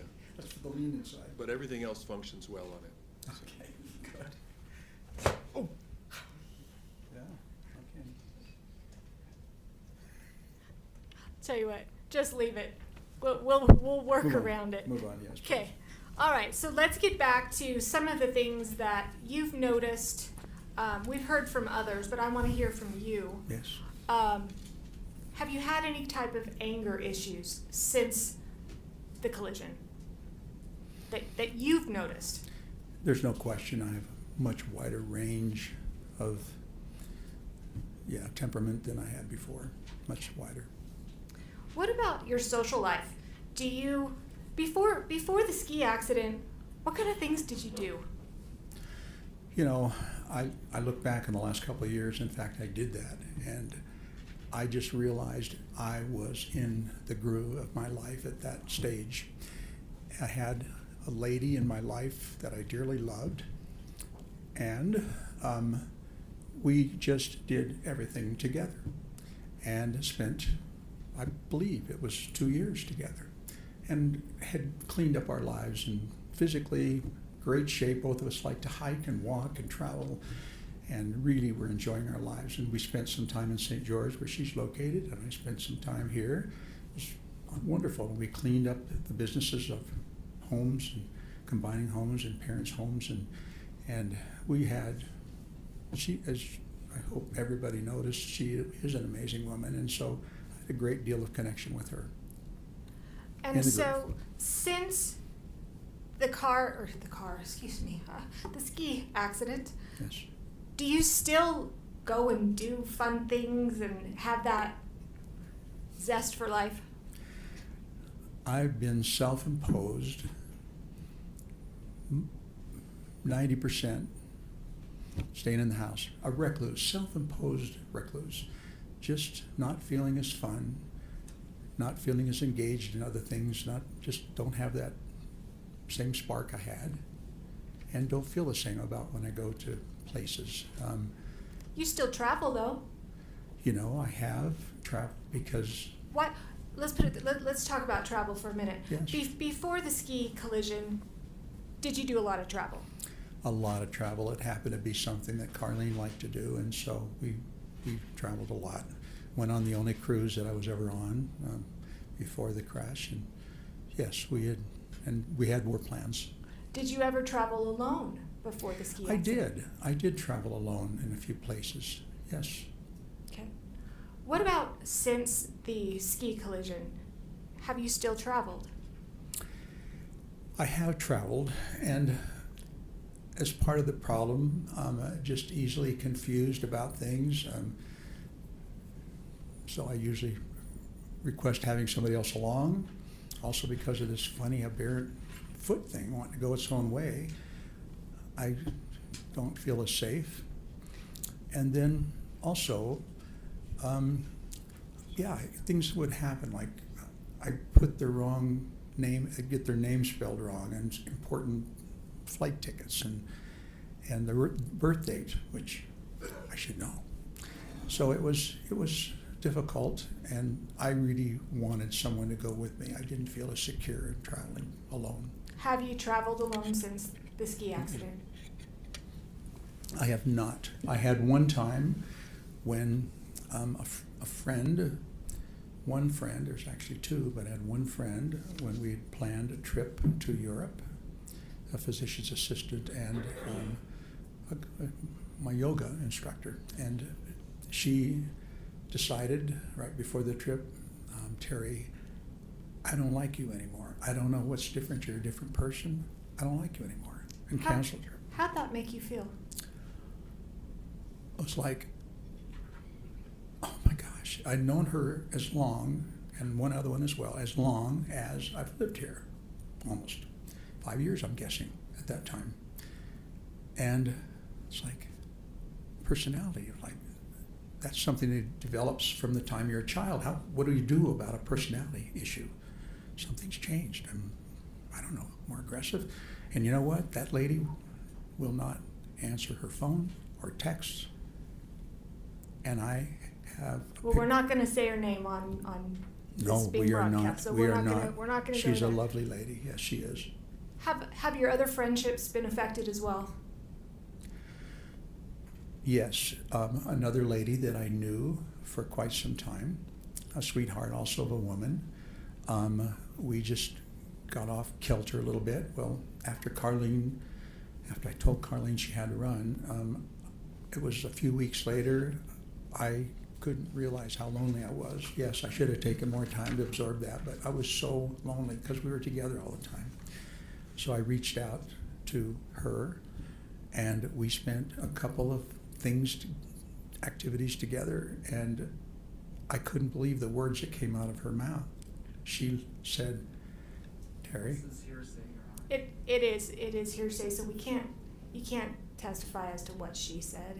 But how did it make you feel?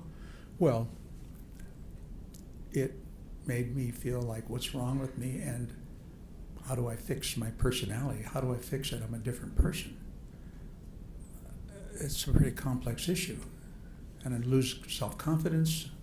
The person I am, I'm going, what happened? Terry, are you trying to improve yourself? I've been in denial. I've been in denial about my issue. I refuse to believe I have brain issues. I've just done everything I can. I knew I had a critical window to restore stuff, and I did everything I was told and everything I could find out about trying to get those neurons reconfigured in a good way, and I haven't found it's helped, so I'm still in denial. I keep thinking there's got to be something. Are you trying to improve yourself? Yes, I don't want to have brain issues. I'm trying to prove I don't have it. Everything I do, I'm trying to prove I don't have that wrong with me. All right. There's been a lot of discussions about how Terry was before this ski collision. And could you put up Defense Exhibit 23, please? And I'm actually going to move for the admission of the entire Defense Exhibit 23. I'm assuming there's no objection.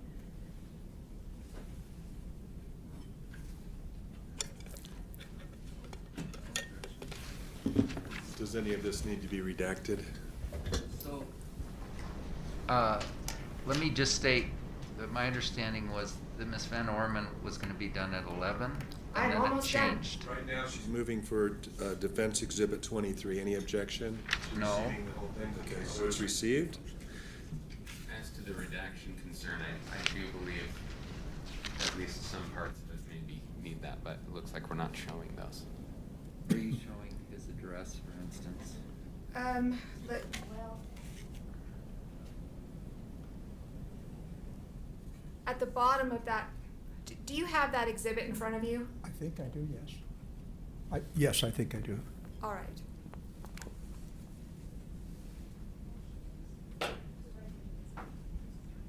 Don't go as far as the address showing, please.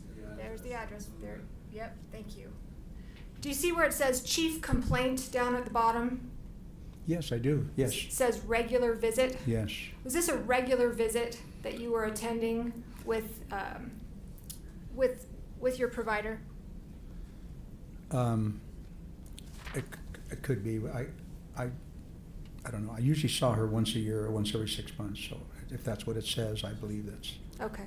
And just for reference, Terry, I know you weren't here, but this is the I'm getting old exhibit, the I'm getting old visit. Could you go to the next page, please?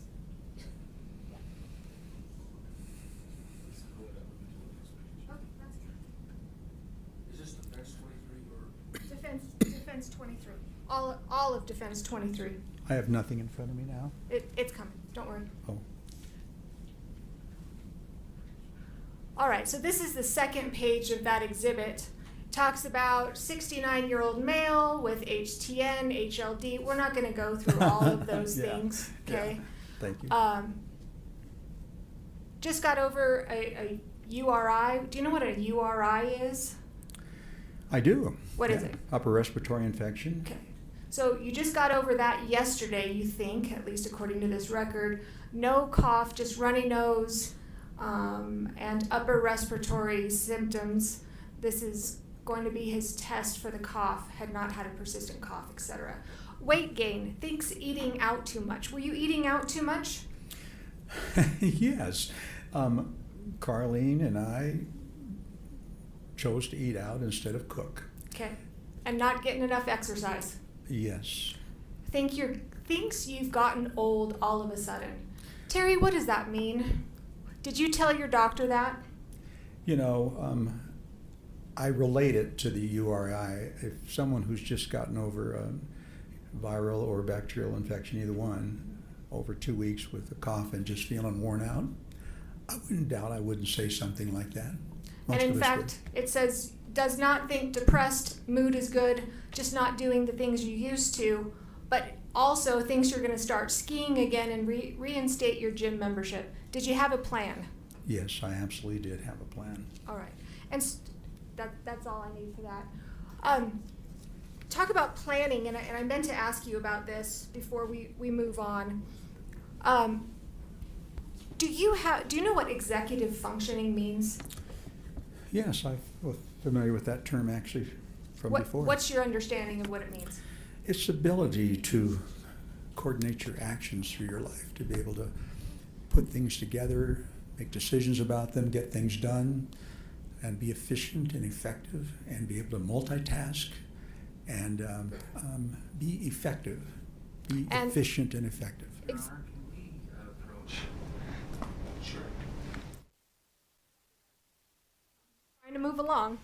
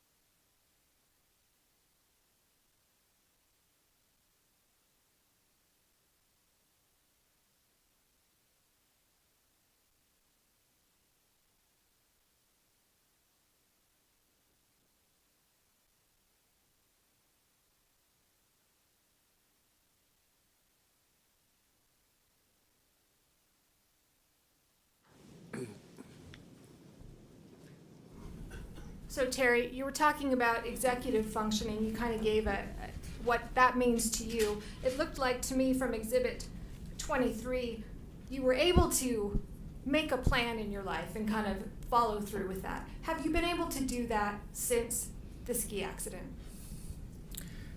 The examples of not being able to do that are one of my collections I keep track of all the things I want to do and can't do, and there's thousands. There's at least 12, I guess I should say 1,200 or 1,500 items on my to-do list.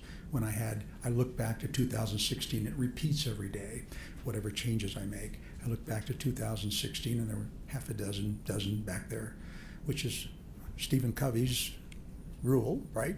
That's what you get done. You mark them as priorities and get them done. It's just now continuous stuff I don't get done. And I can't tackle because I can't figure it out. It's just goofy. The things that I could do, I was really handy. My dad was a handyman. And I learned, and I have the tools. I have an example. You know what? I would love to hear the example, but I have made a promise. Go for so it. I want to shift gears. Let's do it. At some point, after the ski accident, some time passed, and there was a press conference that was held. Yes? Yes. Okay. I wasn't involved in that. I wasn't even your lawyer at the time. Was the press conference your idea? Absolutely not. Do you know why the press conference was held? Your Honor, that's... Is he waiving his attorney-client privilege? Because if he is, I'm gonna drive a bus through that. What's the objection, counsel? He just violated his own attorney-client privilege, whose idea was. Objections overruled as to relevance. What is your understanding as to why a press conference was held? We understood and we agreed how important it would be. And hold on. I don't want you Okay, to go on. talk about anything that you talked about with your counsel. Thank you. Okay. Did you have an understanding why a press conference was held? Yes.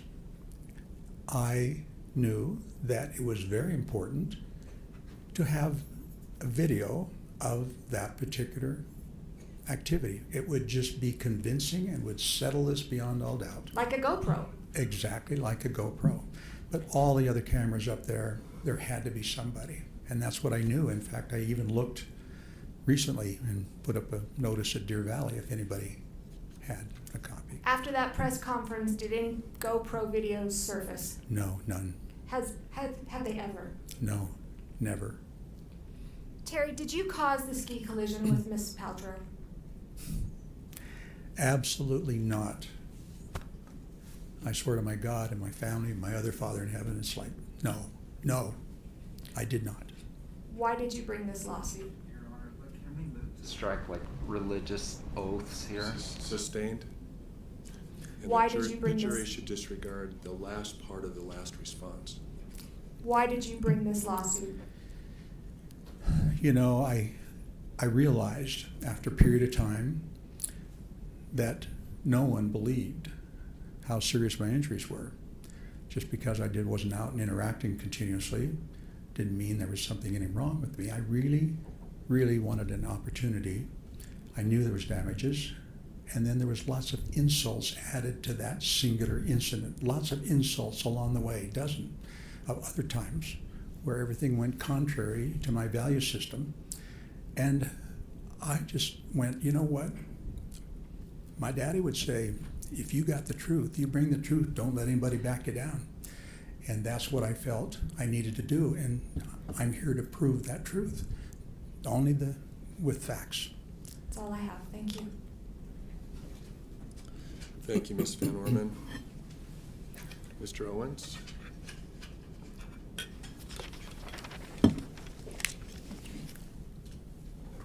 So I caught a cold, so I'm kind of keeping my distance from people. Let's see, where's that little microphone that moves? Just on the table. Oh, there it is, thank you.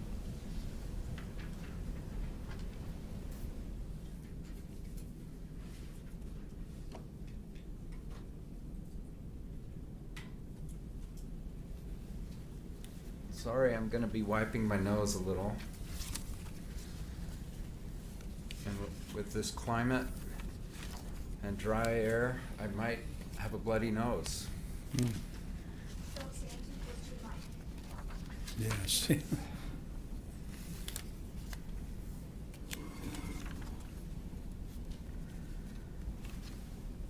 All right, let's talk about a few things.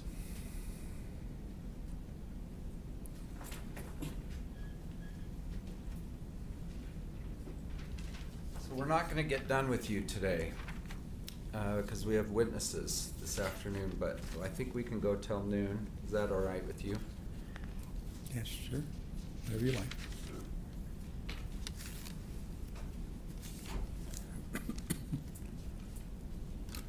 Did you ever say to me,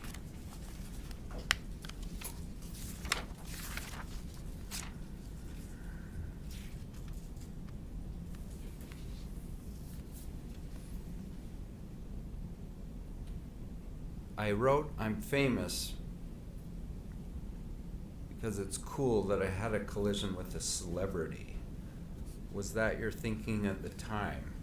And you said yes. Do you deny it? Not if you have it on record, no. I don't deny it. I don't remember it, but. Well, I don't let's go to deny it. page 15. Can you bring that up? Move to publish the deposition, which Your Honor, he said he doesn't deny it, so why are we publishing? because he earlier denied it. I'll overrule the objection and permit that portion of the deposition to be published. May I ask when this happened? Sure, like 1 hour ago, 2 hours ago, you told this jury, I've never thought it was cool that I had a collision with a celebrity. Do you recall that? Yes, I guess I did say that, absolutely. And But that's not a true statement, is it? You have said this in your deposition, true? honestly, I don't ever remember saying it. Bring it up But, whenever you but can. I don't doubt you. I misspeak a lot. Okay, this is page 15, line 5 through 8. So the words "I'm famous," this is my question, seem to say, I think it's cool that I had a collision with a celebrity. Was that your thinking at the time? And your answer was yes, I guess, yes. Now let's go to your weight. You testified today that you were 163 and 5'5", true? Yes, I did. And do you agree that at your deposition, you told me you were 175 to 180 and 5'8"? Yes or no? Yes or no? Qualified, yes. No, I don't want to qualify. I can't Did you answer. tell me that? It's gotta Like be I mine. said, how much do you weigh? And you said 175, 80. How much did you weigh? And then you said 5'8". How high are you? How tall are you? 3 inches different, right? I just found that out. I didn't realize. I've had Sir, people telling me that. You honestly. told this jury that at the time of the accident, you were 163 and 5'5". Did you not, like 2 hours ago? I did, yes. Yes. But you told me in your deposition years ago that you were 170 to 180 and 5'8". True? How many years ago did we do this? 3 years ago. I've lost a lot of weight. I'm down to my usual weight. You know we're interested not now in your weight today. We're interested in your weight on the day. Thank you. I knew where that was Do you going. agree you were 5'8"? Yes. Have you shrunk 3 inches? I couldn't believe it either. I wanted to argue because I think I'm 5'8" yet. You But you do have degenerative back disease, and didn't- those I didn't- discs are I've always getting been- squeezed. Is that why? I have to say yes. I've always been 5'8.5", and I knew I shrunk a half an inch, but 3, wow. It's a lot. Mr. Sanderson, we're trying, in council, let's not speak on top Thank of you. one another so Thank that you. we have a clear, clean record. You're right. Yes, Your Honor. When we talked about you being unconscious, and do you agree that someone who's unconscious doesn't have a stopwatch to figure out how long they were actually unconscious? I agree. That's true. Everything you've learned was from Craig after the collision. No. Yeah, that's over vague, and I'll withdraw it because I agree that's Not over everything. broad. It's not everything. Sorry. Right. As far as level of length of unconsciousness, do you agree that you weren't stopwatching yourself? I have no idea. Yeah, and yet you did tell people it varied over time. First a few seconds, then 5 minutes, then 10 minutes. You did that, right? Do you disagree? Yes, it did vary. And why did you do that? Why would you say, I don't know, then it's a few seconds, then it's 5 minutes, and then you told your psychiatrist at the VA it was up to 10 minutes long? Why did you change? I had no idea, and I was searching. I really had no idea, and I was trying to answer. I sometimes make that mistake at guessing, but I really didn't know. And it was to try to get the attention of the doctor. Do you remember telling me that? I don't. I don't know how to. Let's find it.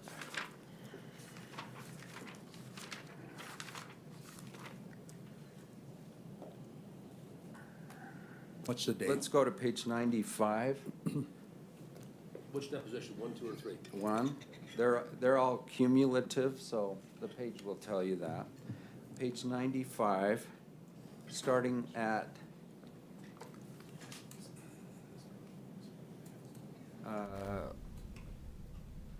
line 7. When you first tell your healthcare providers a few seconds, and then later it turned into 5 minutes, and then later it turned into 10 minutes, do you know that you gave varying answers to people?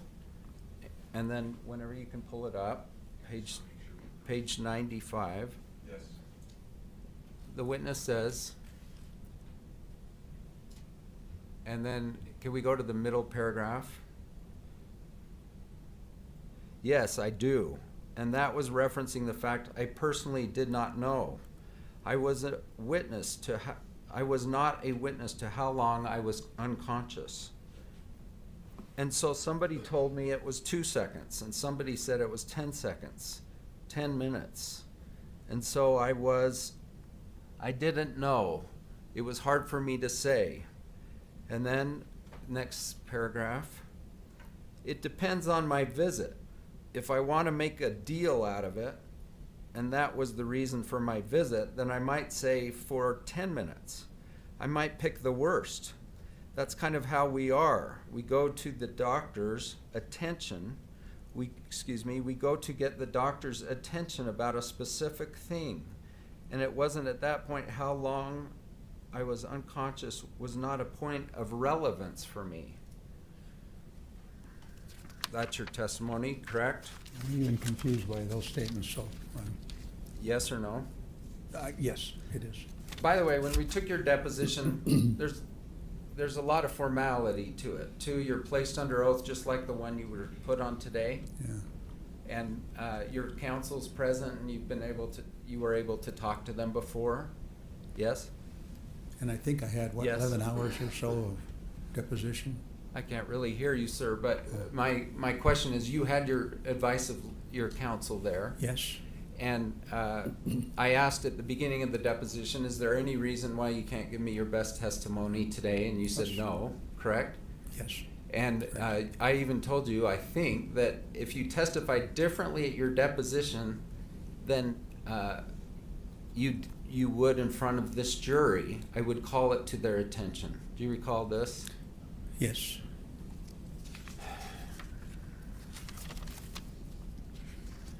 And you took an oath, and you then had the opportunity to make any changes to your deposition transcript. Is that true? Yes. And did you? No, I don't remember making any changes. I think I made 2 with you.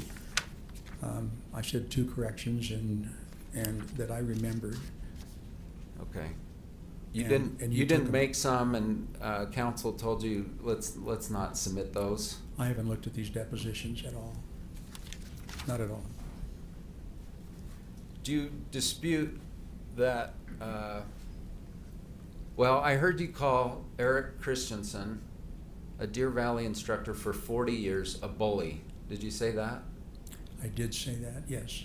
And that he was yelling at your face. Yes. I figured out. I And didn't we'll- actually know that until. And we'll meet him at 1 o'clock.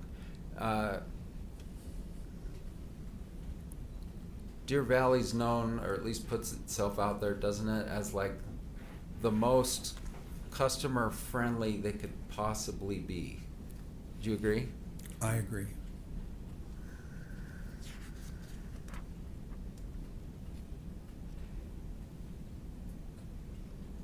Were your skis on or off at the end of the collision, do you know? Absolutely, they were on. Okay. So Absolutely. you do remember some things after. Yes. Okay. And Craig, you, by the way, you said you weren't here for your daughters, but you haven't been here for several statements, right? Several, yes. It was more than just like, I don't want to make my daughters uncomfortable. You haven't been here for many. I didn't. Yeah.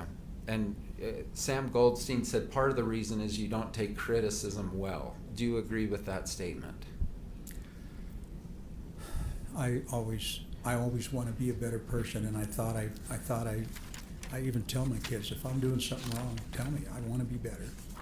All right. So do you agree or disagree with this statement? Mr. Sanderson does not take criticism well. Hard for me to measure that. I've not been around other humans as much as I have been in the past. So it's hard for me to measure that. Honestly, I don't. Do you agree that when Whitney came with the toboggan, she asked you what happened, and you said, I don't know. Do you agree with that statement? If that's on the record, I don't disagree with it. I don't remember that particular part of our interaction. I just remember she said something to me, and It's the first question, right? Ski patroller comes up. By the way, you've hurt yourself before skiing, true? never needing help, right? Before Get up and this ski. incident, though, you injured your knee. I had, when I first learned to ski that first year. All right. Beaver. So you don't dispute that the first thing Whitney asked you was like, how are you? And what happened? Do you agree those are like the first two questions? I have no recollection of those questions. I don't. I would think she would reach out to me, but I don't. Did you ever complain to Deer Valley about Eric Christensen, like I was treated like a bully? Had a lot of time to think about it. Yes and or no? I don't know if I did. I think when I contacted Deer Valley, I was just So- after I wanted to find out who hit me, and I wanted to copy the records, and I didn't bring it up. Yeah, you never once wrote to Deer Valley like, hey, your ski instructor is a total SOB to me. He treated me poorly. That's correct. I didn't bring it up because I did not want to cause some anger from them. I wanted to copy and find out who hit me. But 7 years later, you're here saying he was terrible to me, just terrible. Craig Ramon said words to the effect that Christensen said to Ramon, your buddy took out Gwyneth Paltrow. Did you hear those words? I did. You personally heard them with your...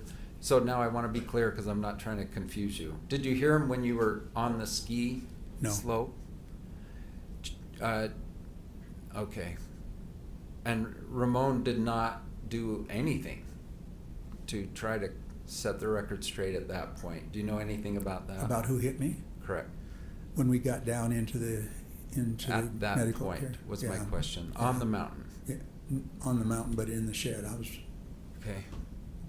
You said your skis were on after the collision. Do you recall your head being downhill or uphill? Absolutely downhill. I was going down, and absolutely. So several witnesses say the opposite, and you It's not true. disagree? I disagree absolutely because I couldn't get up. And where was Gwyneth's head when she came to arrest? Head down, head up? I have no idea. As far as I know, she didn't exist. Because you didn't see anything.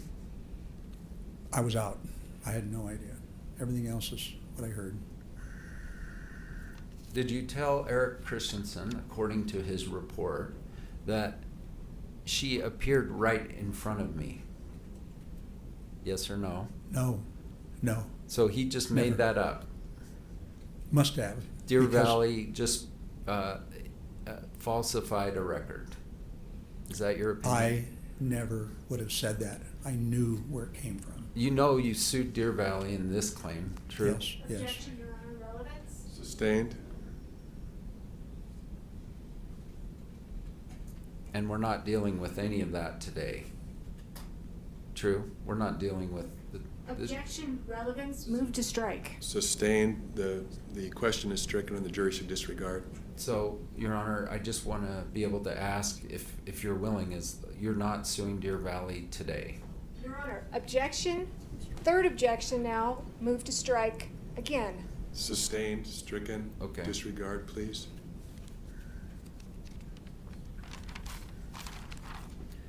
I hear you saying you were flying through the air after she hit you. Did you say those words? Yes Today? Yes or no? Today? Today. Today I did.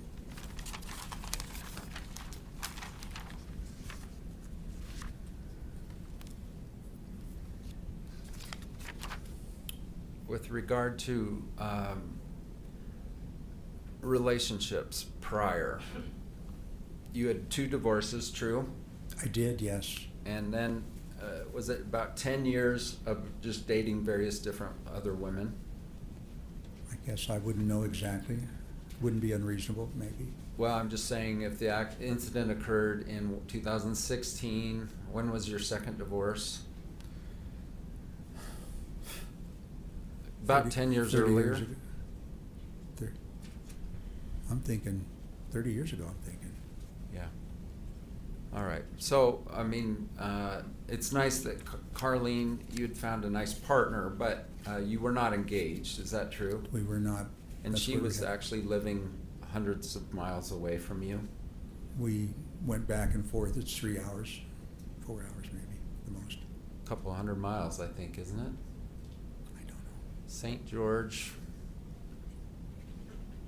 We'll move on. Thank you.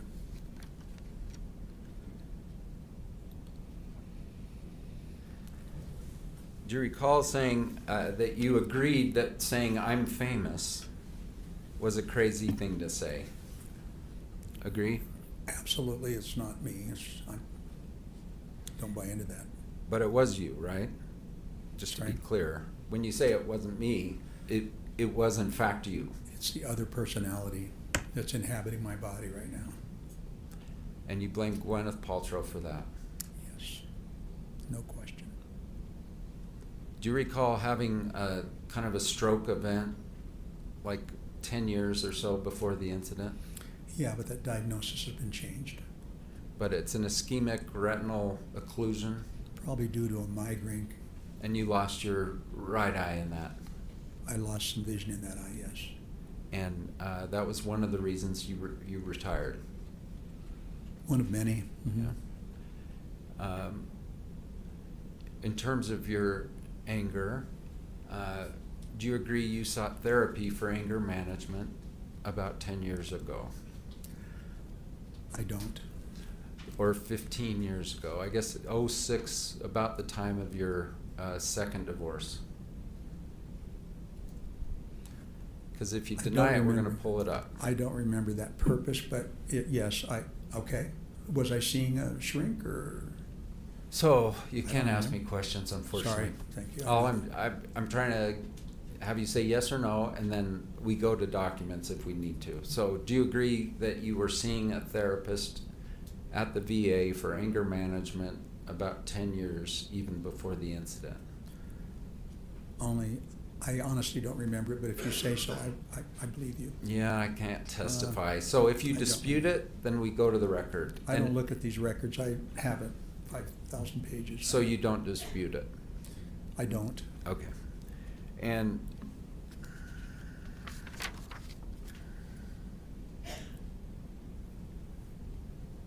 did you tell Shay that there was a GoPro recording? Absolutely not. Do you recall at the exact time of this event, going down the hill, you were sort of crossing over to the right? Does that sound accurate? No. You were always on the right? Yes. Okay, Christensen is going to testify this afternoon, so we'll talk about that. And do you agree in the 5 seconds or so before the collision, there was a female skier, kind of beginner-ish, on your left?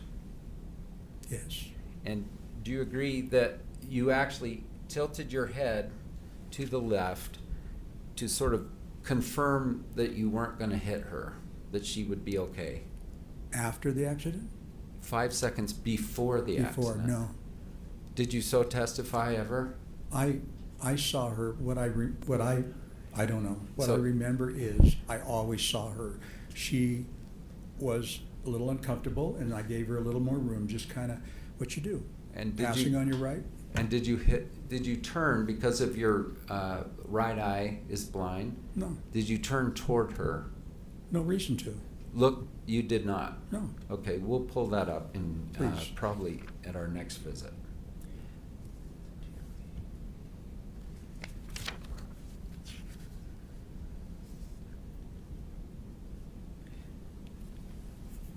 You texted about Whitney, the toboggan person, how happy you were with her. True?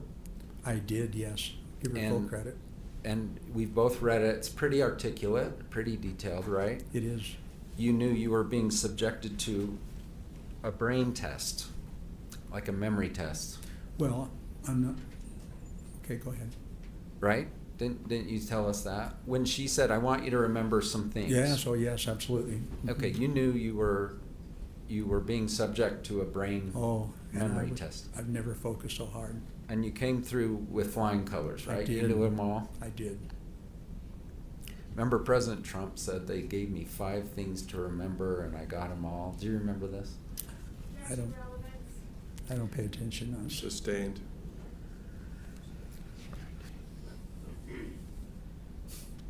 You called her a sweetheart and that she entertained you. And that was all really within a half hour of the incident? A half hour of the collision? Is that true? I don't remember the time frame. Carlene may have been there by then, I don't know. She was helpful. But it was at the base where the toboggan went down to. Yes. That wasn't, well, tell me, is that at the bottom of Deer Valley or is that a mid-level Mid-level, clinic? I think it was mid-level. All right. And I was is there a picture of you two in a wheelchair smiling? Do you remember that picture? I haven't seen it. Ever? Don't remember seeing it, no. Shay mentioned it, that there was a picture of you, and maybe it was at the Instacare. Do you remember any picture of you in the Instacare in a wheelchair smiling? No, I don't. Okay, and I asked you about it, and you said I just smiled because they told me. If somebody says smile. Someone said smile, and you smiled. I don't Does this remember. ring a bell from your deposition? It does not, Okay. but that's, So you took a picture of Whitney, right? I did. Composed that very nice email with all the details, and then you sent it to your group. Probably, I don't say I composed it. Could have had Carlene's help. She may have been there then.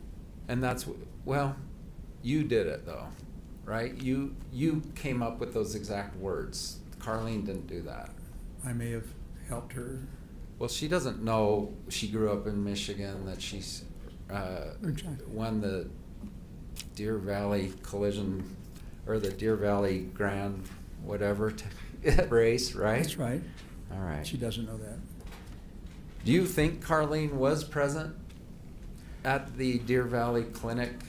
I know she wasn't at the Deer Valley Clinic. No, absolutely not. Okay. No.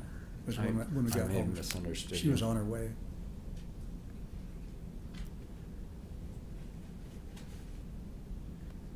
Do you remember Carlene didn't buy into this? Was that your quotes in terms of your, did you say those words just like an hour or two ago? Carlene didn't buy into what, Mr. Owens?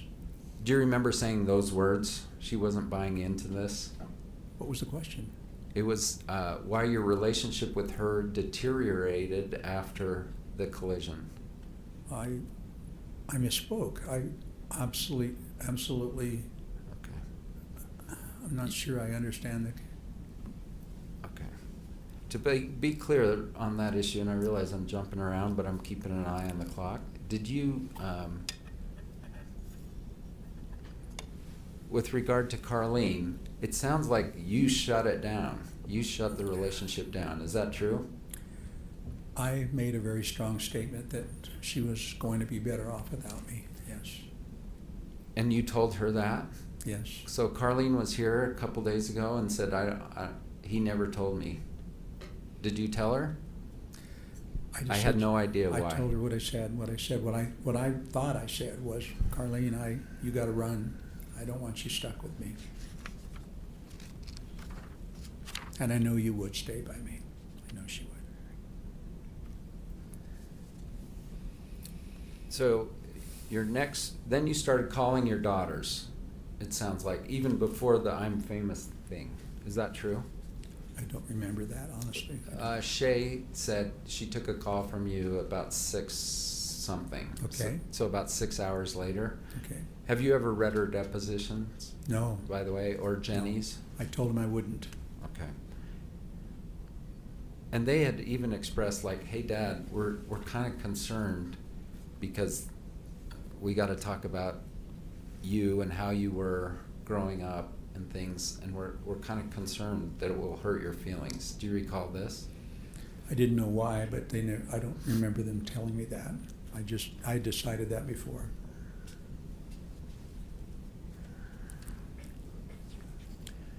All right, so you're at the clinic. You take a picture. This is on the Deer Valley Hill. You take a picture of Ramon and one of the other skiers, and they're all smiles. Did you know that? Boy, that's a little bit. I do kind of remember that. Uh-huh. Can you bring up the picture of I Ramon? do. Sure. Yeah. I believe that did happen. And I don't remember them being smiles. okay, Just two we'll pull people. it up here. Okay. And do you have the number D? I'm gonna find it. 1 second.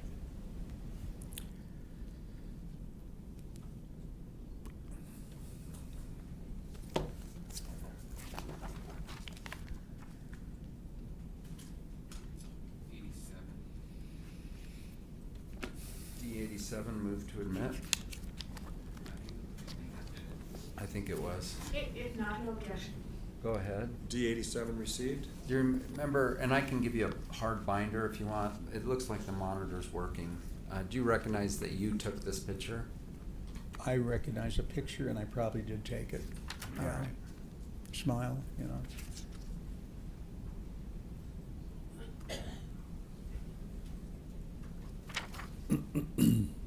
When you went to the Instacare, do you have a personal memory of that? I really don't. I don't remember if I had an X-ray. It's like, Okay, don't know. I think the physician assistant's coming tomorrow, but he wrote no signs of confusion. oh, Do you dispute that? no, I wasn't there. Not him. Do you agree that in your post-collision talk with Shay about 6 hours after the incident, you told her, "I'm okay"? That would be me. My Yes. parents didn't find out I was divorced until the last day. I don't want to put them through that misery. I don't share my information. All right, so I think that's a yes, but I'm gonna re-ask it because we need to get it clear. At 6 o'clock, just 6 hours after the collision, did you tell your daughter Shay, "I'm okay"? Yes? Yes, Asked and answered. thank you. Overruled? And then on the hill itself, with the accident having occurred just in the prior minutes, do you agree that someone asked you, "Are you okay"? That is absolutely, beyond a doubt, wrong. No one spoke to me when I was needing help. No one stopped. No one. So your testimony is Eric Christensen just sat there and looked at an unconscious man for several minutes. Is that your testimony? Yes, he never said one word to me that I recall. Maybe when he got me up.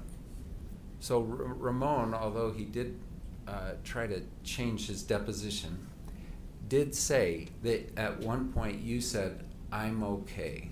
Do you dispute it? I disputed. Now, I never to felt dispute it, okay. you have to know everything you said, right? Like, I know everything I said, and I didn't say it. Are you saying you have a perfect memory of what you said on that hill just after the collision? Yes or no? I knew. It's an argumentative. That's not argumentative. Overruled. Yes or no?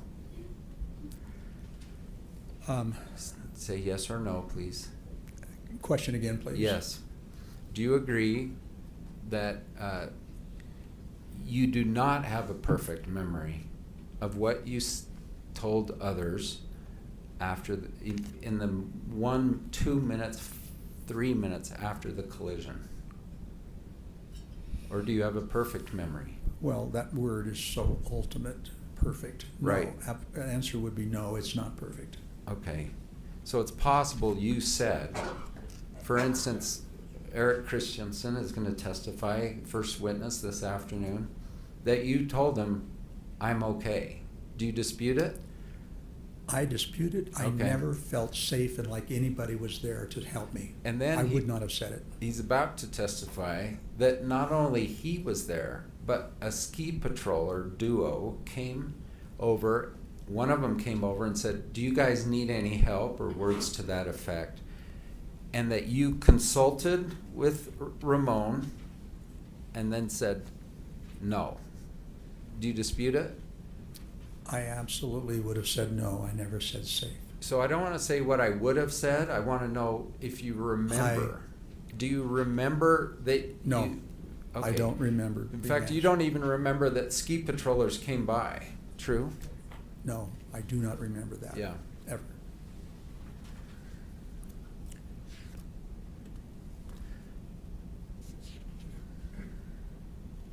We talked about your right eye, but your left eye also has some severe vision loss. Is that true? No. I see 20/20 in that eye. Did you have a cataract in that eye? I did. And that cataract's been removed Yes. since the ski collision? Yes.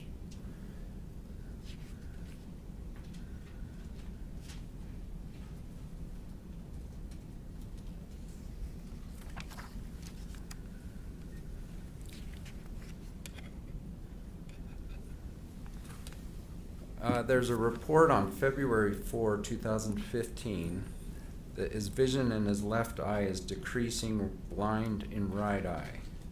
Was your left eye decreasing 1 year before the ski collision? Increasing in visual acuity or Sorry. in prescription? Decreasing. Was your left eye decreasing? Yes, getting less need for prescription, but not the visual acuity. Now, in addition to your stroke, you also had your heart was not perfect. Do you agree? Before the ski collision? Perfect, of course, I couldn't agree with the word perfect, no. You had palpitations? Agreed? Had them most of my life, Yeah. No How many fracture. years? 40 years probably. And what's the lay term for palpitation? Is it just It's called unusual beat? It's just a little out of sync that happens when I'm really tired, or if I've been on the treadmill too long or running too long and hard, then it will get a little funny sync. It's called PCVs. So your beat's off. Is that fair to say?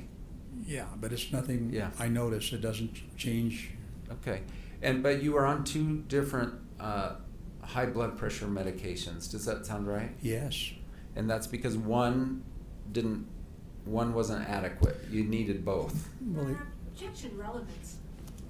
We're going to I can explain if you want, Your Honor, that this event changed his Witnesses that to which this forms part of their opinion.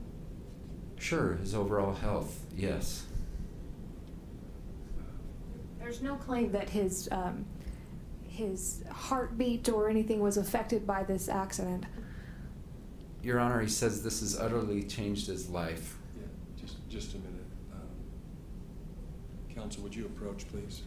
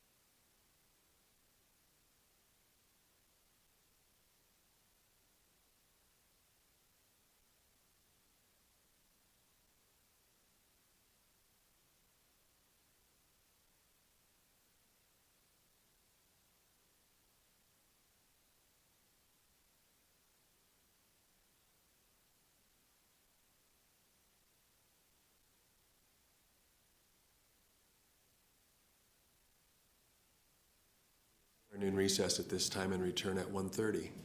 Thank you.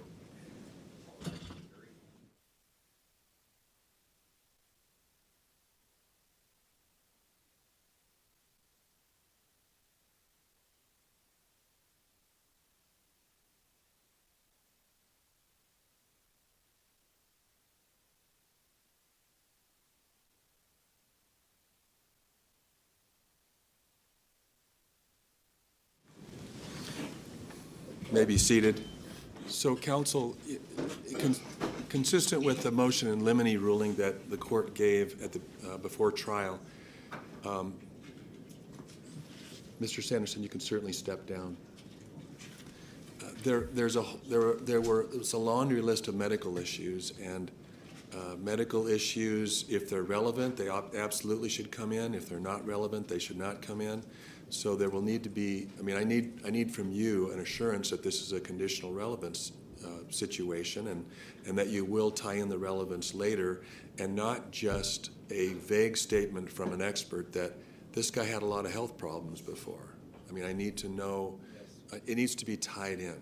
So maybe you want to look at the reports or depositions to make sure that whatever it is that you're examining this witness on will be tied in later by a medical expert as to the relevance, either before or after.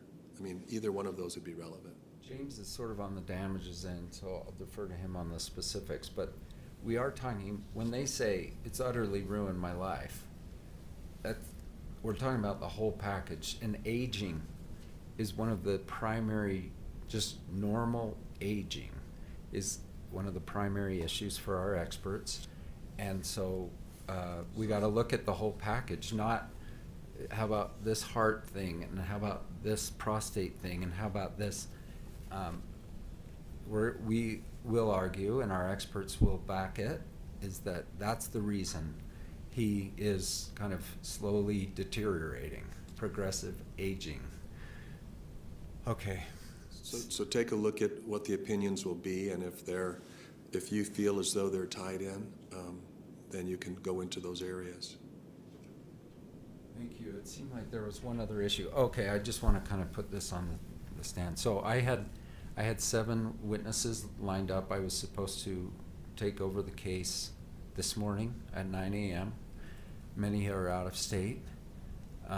Plaintiffs' counsel, I don't dispute everyone's working hard, but it has significantly thrown off my witness list to the point that I'm actually having to cancel witnesses, and so that we can read their transcripts.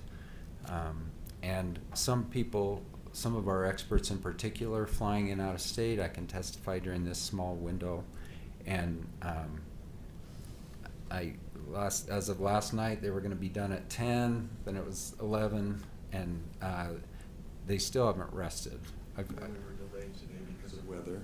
True. I guess I'm not really blaming people, except for I still don't have the case. They're not ready to rest. Multiple assurances that they were going to rest on Friday. Thank you. Okay.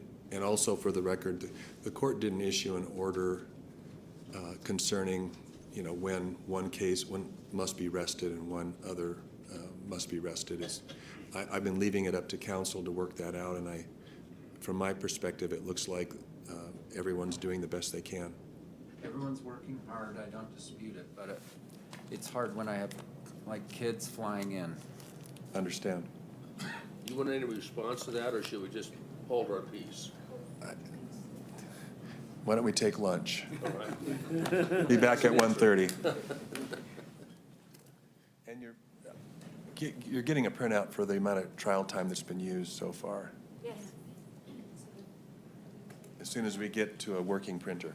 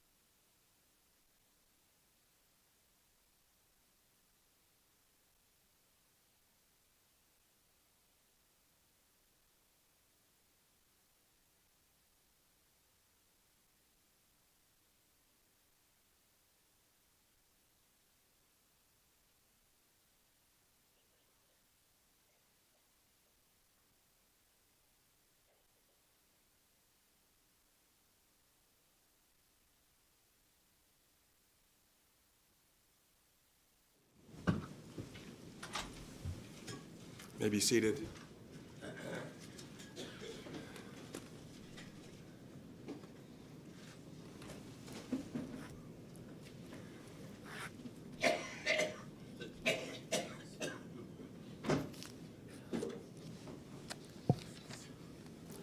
Calling Sanderson versus Paltrow. Looks like not quite everyone's present. As soon as you are ready for the jury, let me know.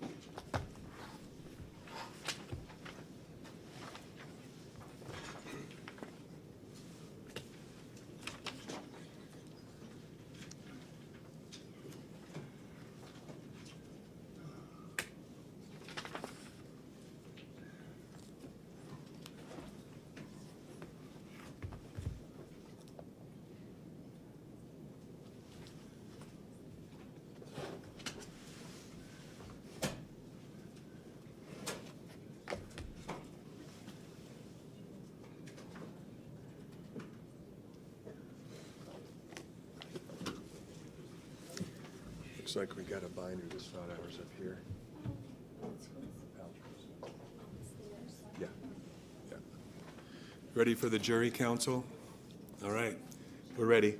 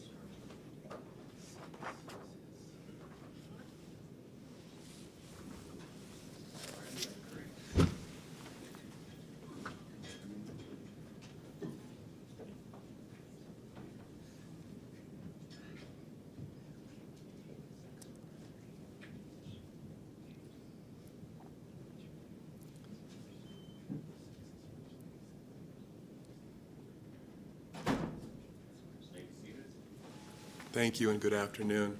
Mr. Sanderson, would you please retake the witness stand? Your Honor, we've made an agreement. Oh, okay. Sure. So because we have Deer Valley people lined up, I would like to continue my questioning of Mr. Sanderson, but at a different time. Okay. Very good.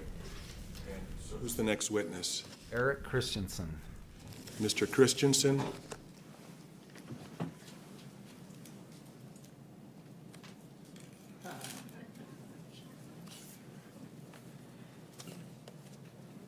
If you could come right up here, sir. Hi. Please raise your hand. Thanks. Do you swear that the testimony you are about to give in the case now before the court will be the truth, the whole truth, and nothing but the truth, so help you God? Yes. Thank you. You can have a seat. Good afternoon, sir. Just right around here, and there's the chair. And the left-hand armrest has been acting up again.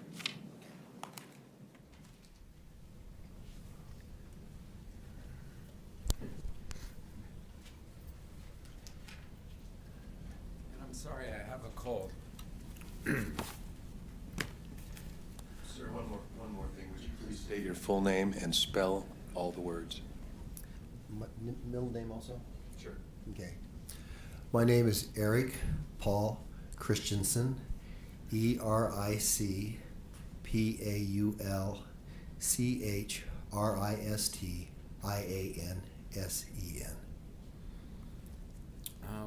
Let's introduce yourself. What city do you live in?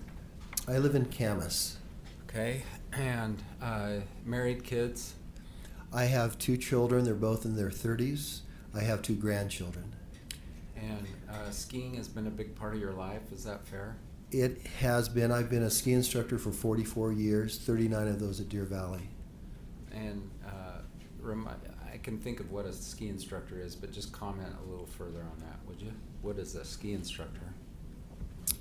Once I came to Deer Valley, I went through both of my levels of certification.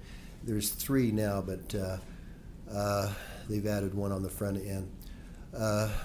But we're members of the Professional Ski Instructors of America. We happen to be in the Intermountain Division. I'm certified to teach all levels, from young kids all the way through adults, from never evers, never been on skis, through experts. Okay, I talked to your wife. She's been in the ski industry 50 years too. She actually receives her 50-year, she just received her 50-year level 3 pin, yes.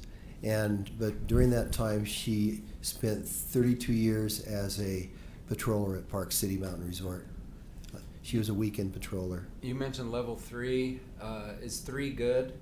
Yes, it used to be called associate and full, and then they changed it. They added a bronze pin at the front end, and so it went level 1, level 2, level 3, and so the former full certified is now called level 3 certified. Sir, I'm going to ask James to show you a 20-second animation. May I do that, Your Honor? Will you approach the bench? Sure.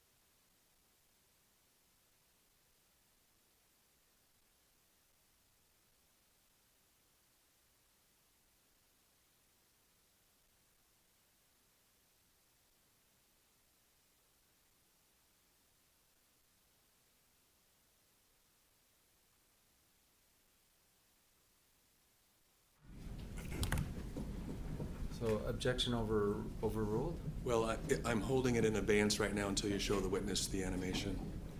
So may James approach the witness? Sure.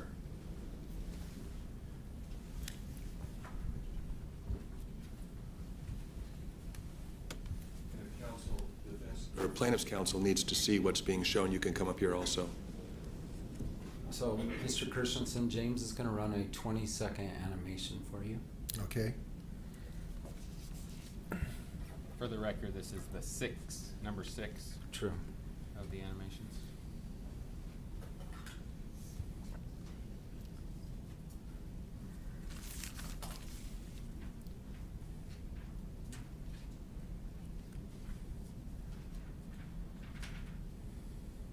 There's no sound. Please tell me when it's over. Have you reviewed that? Yes. Okay. Can I have plaintiff's counsel go back?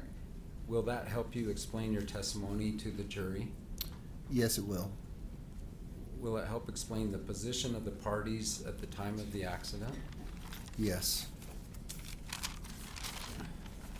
Does it help explain your recollections of the events? Yes, it does. Is it substantially similar to your recollection of the events on the date in question? Yes, it is. So, Your Honor, I move to publish this animation to the jury as a demonstrative exhibit. Plaintiff objects. The demonstrative is not illustrative of the witness's viewpoint, and if you wouldn't mind, Your Honor, I'd like to have another sidebar. Okay.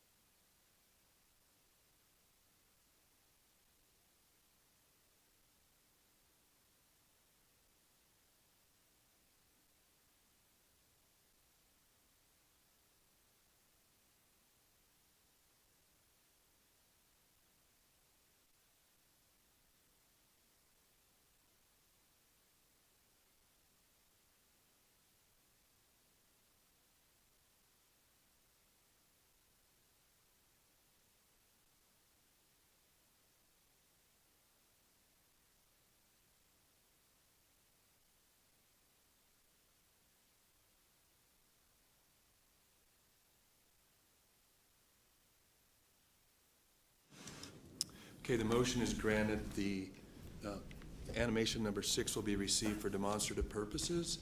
And if the jury will recall, jury instruction number 18 addresses evidence like this. Certain charts and summaries, in this case an animation, sometimes referred to as demonstrative exhibits, will be shown to you to help explain the evidence. However, these charts and summaries, and in this case an illustration or animation, are not themselves evidence, and you will not have them in the jury room with you when you deliberate. You may consider them to the extent that they correctly reflect the evidence. All right. Let's play the animation, and then we're going to go back and talk about it. Is this from your viewpoint? This one would be from my viewpoint, yes. And let's be clear, this is not a GoPro video. No. This is a creation. It's not an actual video, correct? That is correct. All right, so this is if you had a camera on your forehead at the time, does this sort of illustrate your testimony? It will. Okay. It's been admitted. Wax Foundation. Overruled. Go Okay, ahead. let's play the video.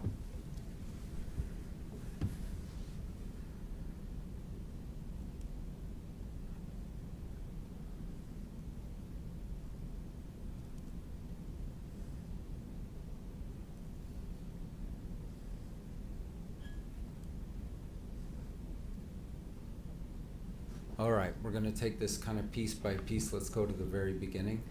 Do you know the Bandana Run? Very well. How many times have you skied that? Well,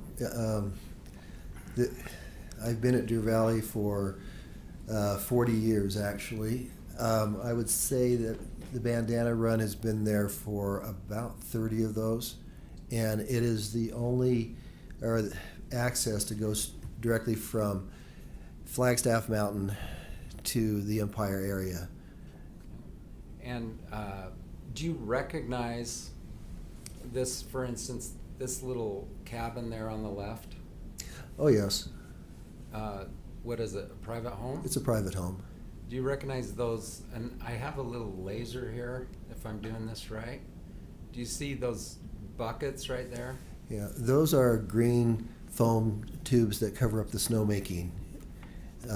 There's water and air, or water and electric, depending on what type of system they have. And does that provide some landmark in where this collision occurred? It does. Okay. Was it essentially across from them?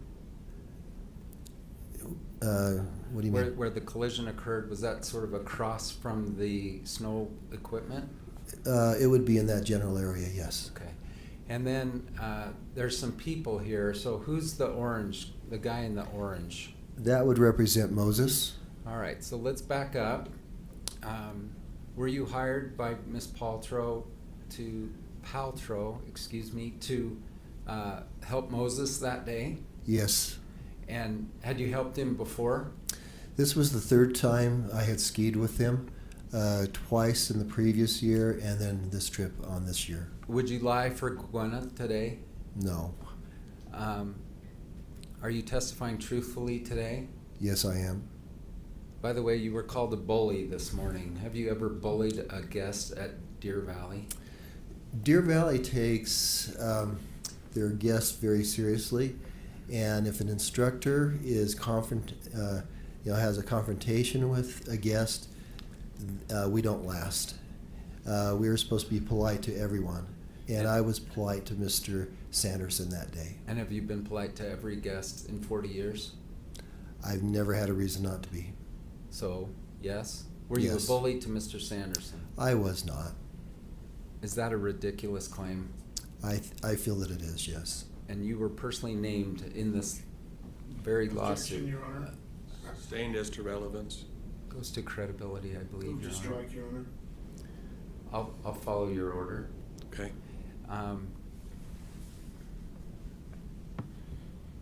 There's been an allegation just this morning that you stood by and yelled at an unconscious man for 2 or more minutes. Did you? Leading. I'm asking to comment on it. It's a as a prefatory statement, it's fine, overruled. Did you do that? I did not. No one was ever unconscious during that period of time.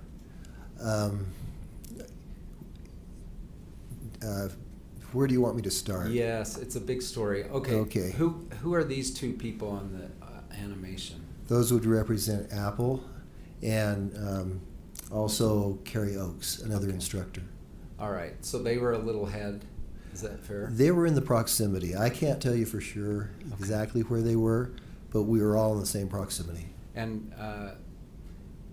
do you actually recognizing this as an animation, but does it illustrate well the geography of the actual run? It does. Do you know anything about like a special photographer going up and actually contouring the run? Well, it is what I've been told. It is an actual photograph of the run. And this was a clear day. It was. And that's. Do you know whether this was the actual month and day, not the year, of the actual incident itself? Like, this is literally the day, like February 26th? Right, I was told that the other day. that- Okay, you don't personally know that? No. Okay. All right. The title of this image is Christensen's POV, point of view, and let's run it, and then James, I'll ask you to stop at some point.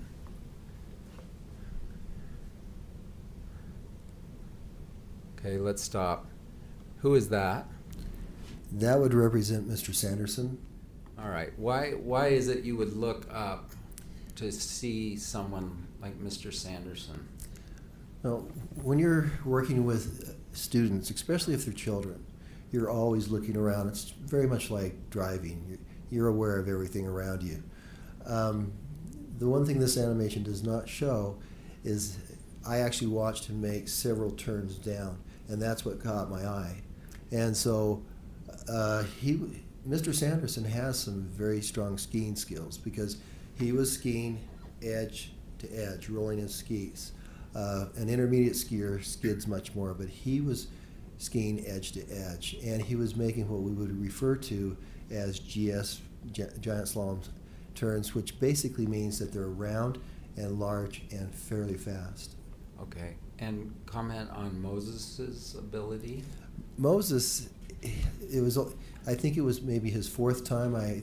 He went to Big Bear one day, from what my understanding, and then he had skied a few days with me on one trip, a couple of days on a second trip, and this was his first day of this trip.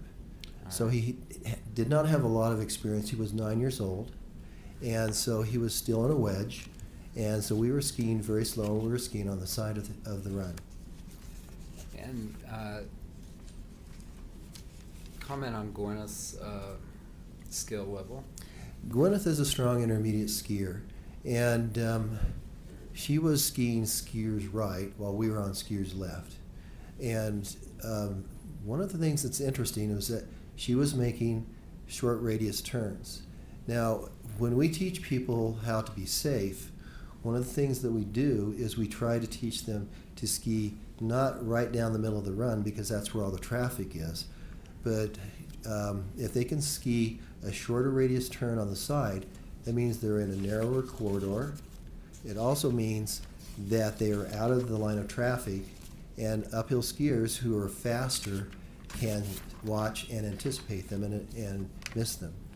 And that's what she was doing. She was actually skiing short radius turns on the skier's right next to the edge. I did jump beyond your background. So when it's not ski season, what do you do for a living? I also teach at the Winter Sports School. It's a high school that was set up for winter athletes. And so we start in April, and about the second week of April, and then graduation will be the week before Thanksgiving.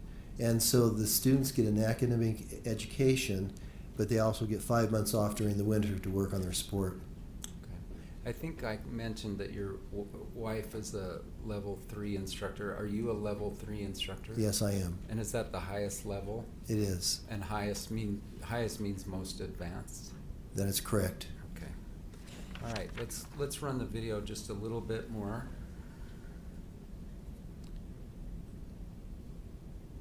Okay, let's stop. Who is, now, say again who all these people are, would you? Who's that on the far end? On the far end, that would be Miss Paltrow. Okay, and let's go a little further. Now, let's stop. Okay. All right. Craig Ramon said when he heard a sound, he turned. Is that what you did? Well, of course, when I heard a scream, that's when I looked back. He's claimed to be the only eyewitness who essentially heard and turned, but you also heard and turned. Is that right? That is correct. And was Ramon immediately on the scene? He was not. What happened was I had been watching Mr. Sanderson ski down, and because I was aware of my students on the side, But as soon as he passed us, I looked back at Moses, and it was mere moments after that that we heard the scream. All right, so whenever you say a pronoun like he, Okay, I'm Mr. going to Sanderson. actually Yeah. ask you to Okay. clarify who. Sorry about that. All right, so just say that last sentence again, would you, with using the name? Okay, so Mr. Sanderson was skiing down, making fairly large turns, and he had accumulated a fair amount of speed. I watched him while I was watching my kids. I was paying attention to both, and as soon as he passed us, and I wasn't concerned with him hitting us, then I turned back towards Moses, but at that point he was very close to Miss Paltrow, and I looked away. I did not actually see the collision, but I heard her scream, and that's when I looked up. But Ramon was not on the scene for how many seconds? I would say at least 45 seconds. I mean, Miss Paltrow was already up on her feet. We were getting Mr. Sanderson up on his feet. He was very late to the scene. Okay. I would just assume that he was not as fast a skier as Mr. Sanderson was. All right, so let's be clear. Did you literally see the moment of impact? I did not. All right. Did you hear and turn? I did hear, and I turned, and by that time they're already moving on the ground. And who's on top? Miss Paltrow is on top. All right, and let's finish running the video if you don't mind. So is this you skiing over to them? It is. Is this more or less what you saw? Pretty much. They were below me, so the first thing I did was I turned to Carrie and I said, asked her to take Moses, and I said, I'm going to go over to see what happened. And at that point, I traversed across. They were below me, and so I didn't have to skate or anything. I just Did you went hear Miss Paltrow say anything? when I got there. Paltrow, pal, like a Miss pal. Yeah, okay. When I got to the scene, she was talking and a little bit upset. They were both talking. The first thing I did was I took off my skis and I moved around on would have been the right-hand side. And they both had their heads uphill. Both sets of skis were still on both she and Mr. Sanderson. And their skis were below them. And they were basically lying pretty much on their backs. Okay. And I think Ramon said that their heads were downhill. Do you agree or disagree? I disagree. And you even smiled. And why did you smile? Well, for one thing, he wasn't there at that time. But no, they were, I don't know how to describe it with my arms, but, they were on the slope and she was underneath and he was on top of her. And Ramon said that Mr. Sanderson was a spread eagle pointing downhill. Did you observe that? I never observed that. You would have remembered that, wouldn't you have? Well, of course. Okay. And then when you first came over, then I heard you say Gwyneth was upset. Yes. Is that the first thing you heard out of their mouths? It's been long enough. Excuse me. It's been long enough ago that I can't give you, an exact, play-by-play of who said what when. I do know certain statements were made. Okay. And did you hear Mr. Sanderson say anything during the entire incident? Oh, of course. What were those things? Well, at the first, he was apologizing to her. You And heard that with your I own did. ears? Yes, I did. And but when they started responding to my questions, the first thing I needed to do is get their skis off. It's very hard to get up on any slope with your skis on. A lot easier to take them off. But also, they were entwined with each other. I mean, they were kind of, tangled up with each other. And so the best thing to do was to get their skis off. That's the safest thing to do. And so she was on top, and Okay, so I I think took, you might have said at some point Gwyneth was underneath, but she was on top. That's your testimony. did I, yeah, she, I didn't oh, catch I'm it. sorry, but did my- I get that backwards? My partner said you did. I didn't actually Okay. catch that. Just be clear. Okay. Who was on top? She was on top. Okay. Okay, Mr. Sanderson was on the slope, lying down, and she was on top of him. Okay. I'm sorry, I And their skis just were said that. intermixed. And their skis were kind of tangled up with each other with their legs Okay, first thing you did, I heard you say you removed her skis, because she was on top. It's the only way I could do it. okay, and help her sort of separate. Right, and I gave her my arm and helped her up. And then I immediately went and helped get Mr. Sanderson's skis off. And then I put my arm out and helped him up also. Did you just grab him and jerk him up onto his feet? Of course not. Would you do that? That would have hurt my back. I'm too old to do things like that.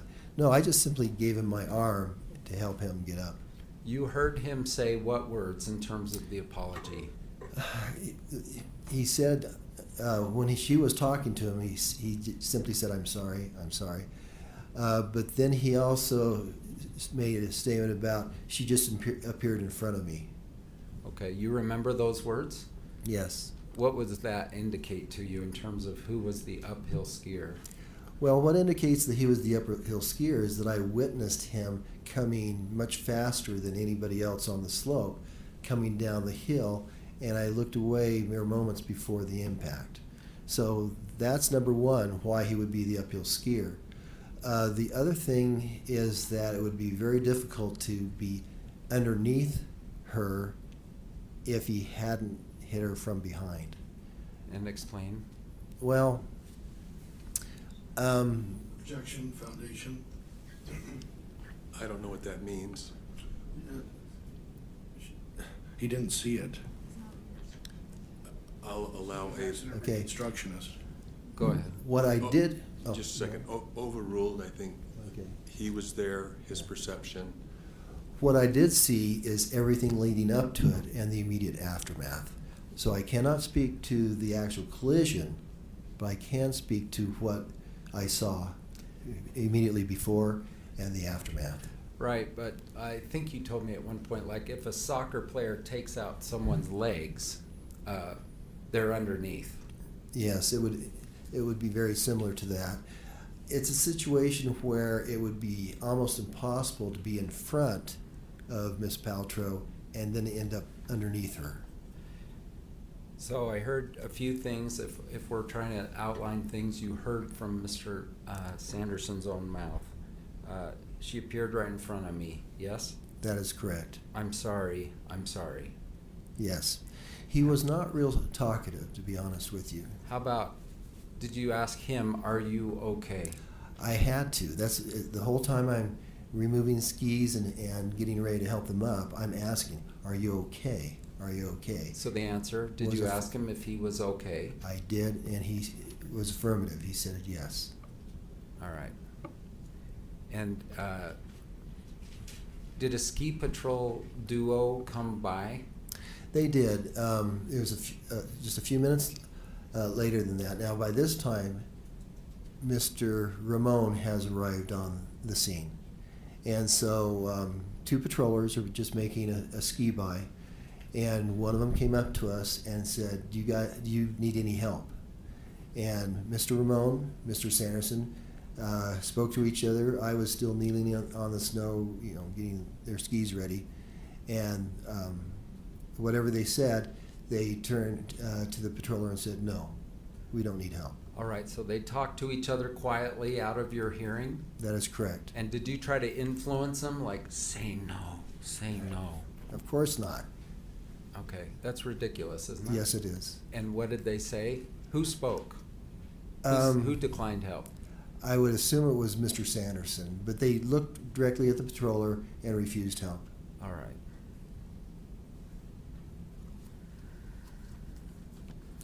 If they had said, I'm not okay, if Mr. Sanderson said, I am not okay, what happened? What would That, have happened? that would have changed the entire situation.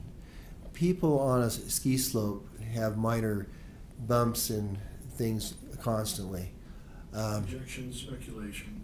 Oh my, that's- Maybe you could rephrase the question as phrased, it is speculation. Well, what have you observed over 50, 40 some years 44 years. with As to vagueness. with regard to skier collisions? Okay. Objection. Sustained? What Okay. have you yourself? I can answer the original question. So the judge sustained it, so I'm rephrasing my question. Okay, yeah. I'm just wondering, have you personally come across skiers who have collided before? Yes. And just comment on what you've observed. If they're Objection overbroad. Overruled?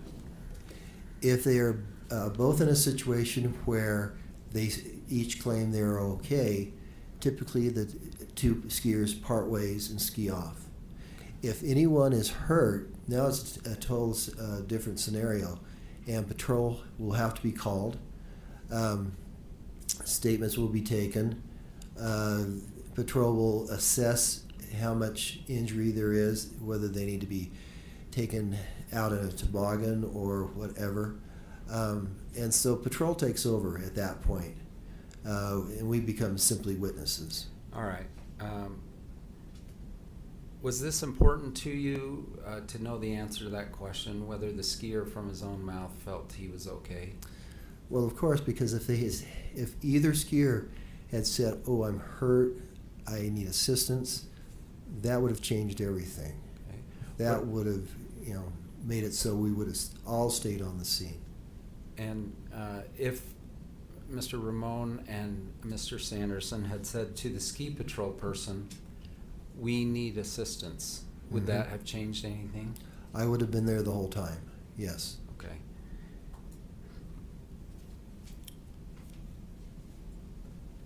Gwyneth testified, essentially she said, "You just skied into my effing back." All right. Did Mr. Sanderson say anything like that? No, he did not. What did he say? She appeared right in front of me. She appeared right in front of me. You didn't know that he had a blind eye at that time. No, I did not. Okay, Your Honor, I'm now going to have James show an additional, just to the witness himself, an additional animation. I wonder if we could approach the bench on that.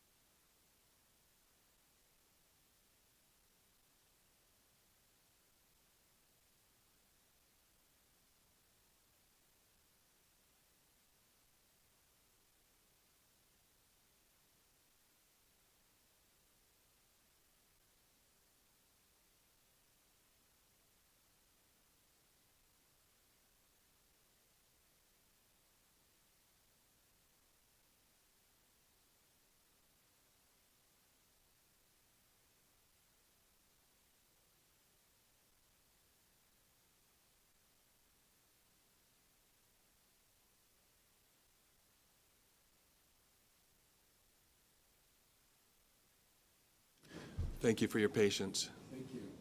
Mr. Sanders, excuse me, James is going to show you another animation. It's also about 20 seconds and also does not have sound. And this is going to be number 1. And it's from what view, James? It's just called Looking Uphill, the name. Looking Uphill. Number 1.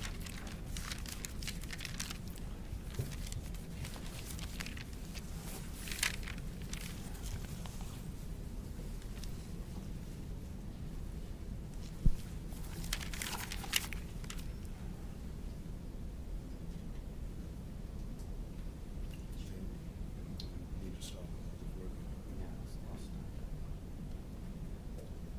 Back it up to right there. right there. So just the first one. Stop it right there.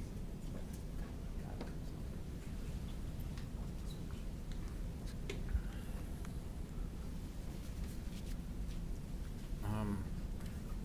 By the way, I wanted to introduce the fact that Deer Valley's lawyer is here. Is that true? He Far is- right. You're right. My right. I see him. And I don't represent you. Is that true? That is correct. Okay.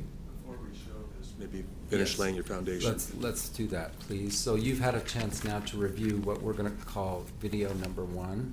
Okay. That is correct. Will that help you explain your testimony to the jury?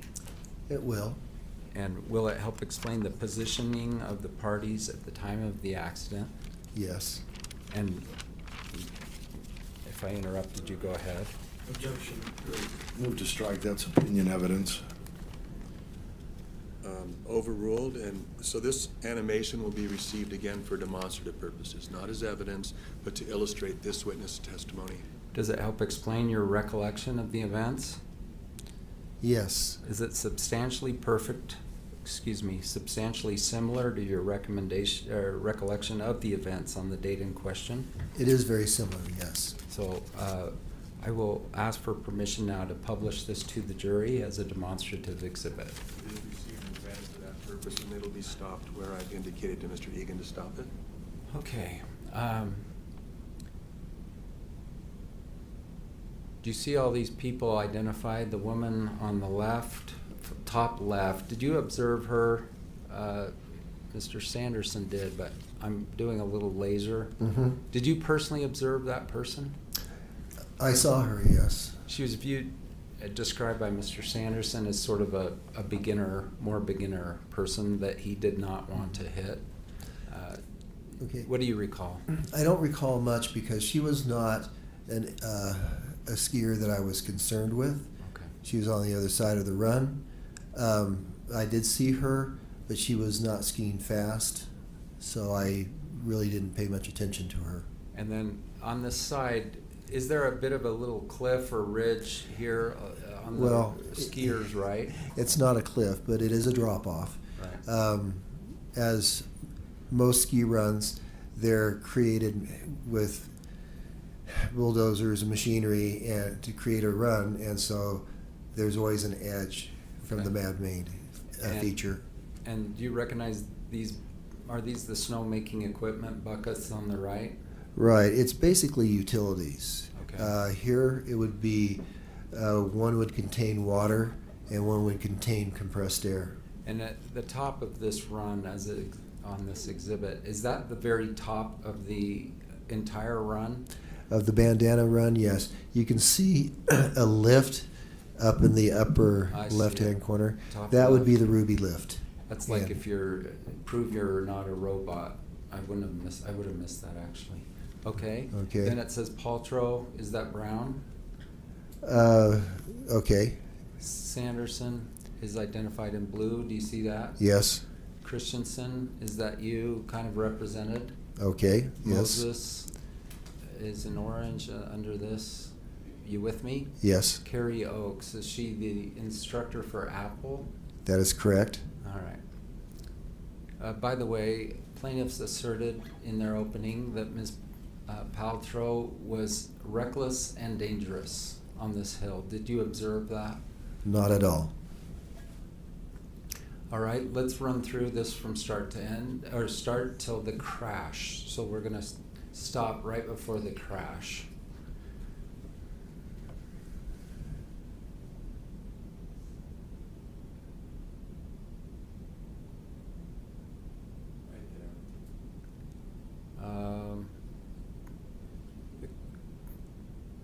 Okay. Can we do it just a little longer to see where they're? Well, let's talk to you. So when you turned your head, we want to fast forward over that. So you tell us. There's Gwyneth and there's Sanderson. Did you see a little bit more of this, or was this the end of what you saw?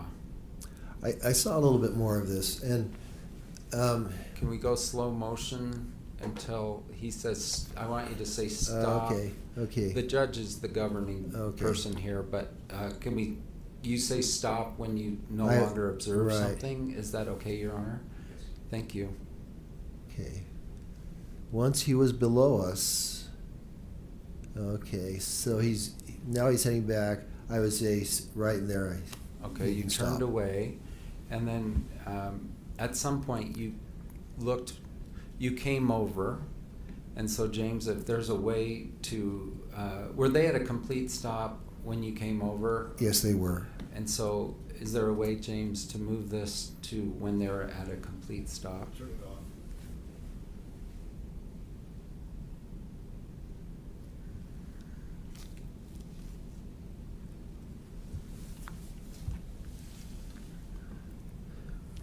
He's gonna put it back on here. Okay. All right. This is you on the right, is that? That would be correct. And then they've now collided. They're pretty close to the edge there. Would you agree? Yes, because as I walked around, I was actually standing below the lift. Below the run slightly. And there's the buckets right there, right? Right, those are the tubes. And now can we play the remainder?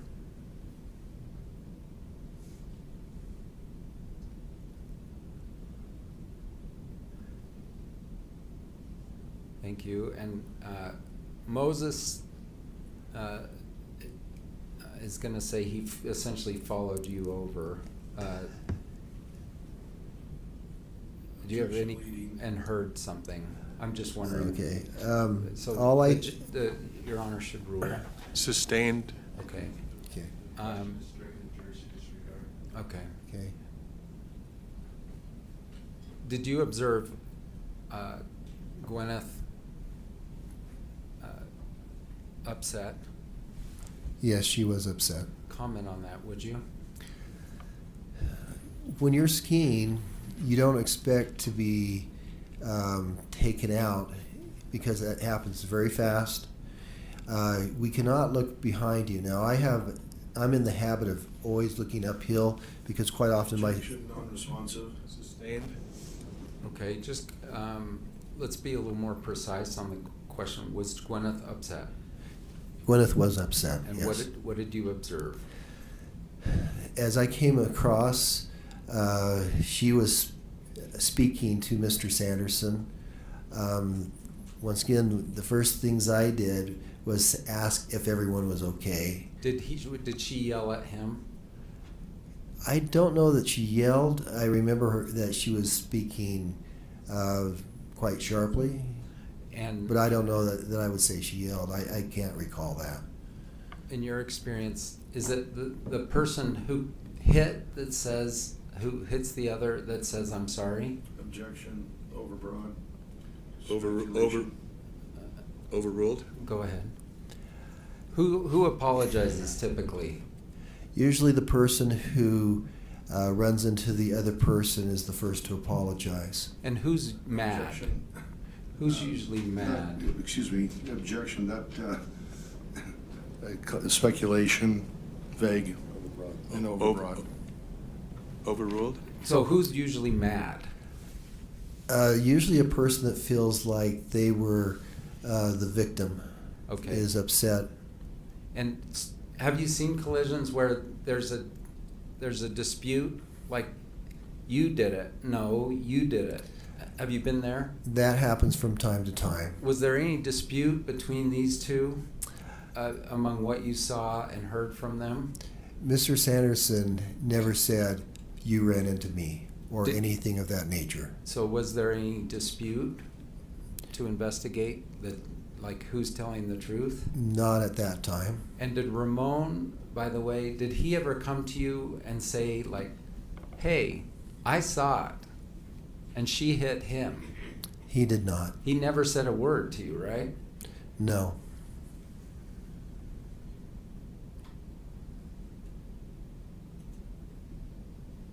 All right.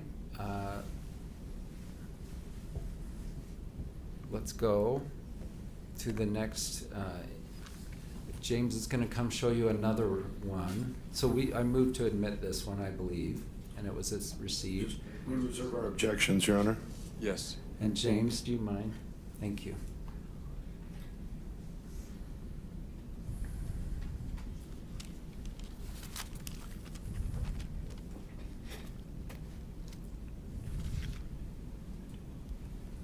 City Council, would you just approach before you do that?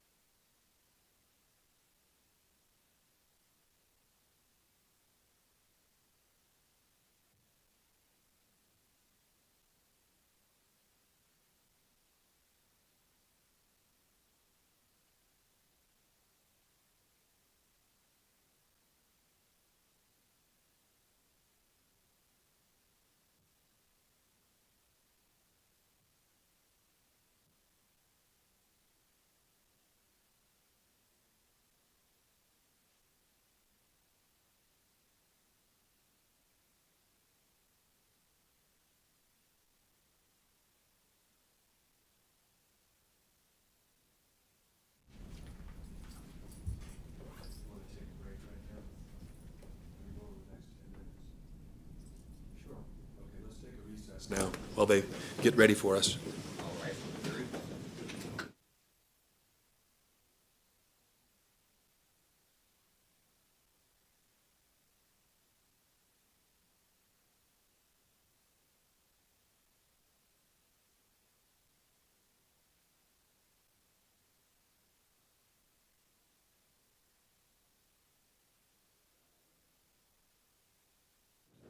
Thank you.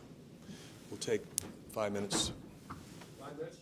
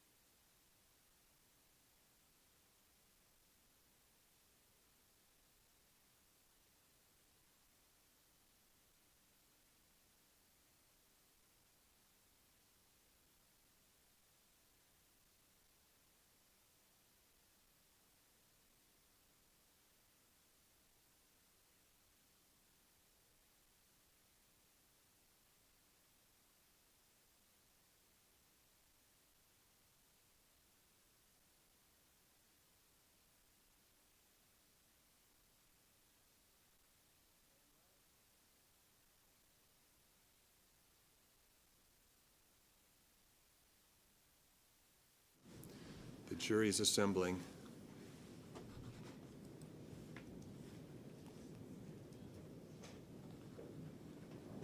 May I make one brief statement? Sure. So there are a total of 7 animations. We wanted to get in 6 through him. Your Honor has mentioned concerns with repetition, and we'll show one, has asked that we show just one more. I will represent that he will establish foundation for all of them for the portions he saw. What I wouldn't want is, because we have to hurry, we only do the 3, and then they object, the plaintiffs object to us getting in the other 3 to 4. So I'm all for not repeating myself, but there are different views. So I kind of moved to publish all of them. Okay. And I think I've made my ruling that at least, each one of these, any animation is a demonstrative exhibit, and it's illustrative of a witness's testimony, not of a case. And right now, we've had 2 come in for this witness. Well, it looks like we may get one more, or a portion of it anyway. And all I can do is say that I'll take the other animations as they come, as demonstrative of a witness's testimony, if they are. Okay. I think we could move very quickly through them if they'll just agree that he'll say the exact same thing for each one of them, but, which I don't think would be repetitive, but, may I ask him that you've reviewed all of them and they all fit these 5 points? But we're only gonna address one? I mean, it's repetitious with this witness, so. Right. We're only gonna show one, but can I establish the foundation for each of, like, the other 4 in mass? If there's an agreement to that effect, otherwise you'll have to go through the normal process.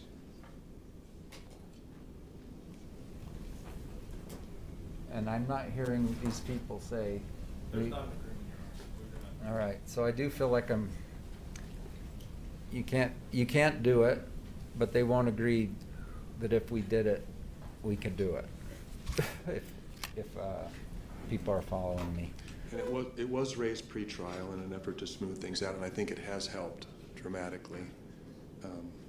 And I haven't changed my ruling from what I did at pre-trial. So I haven't changed my mind on it either.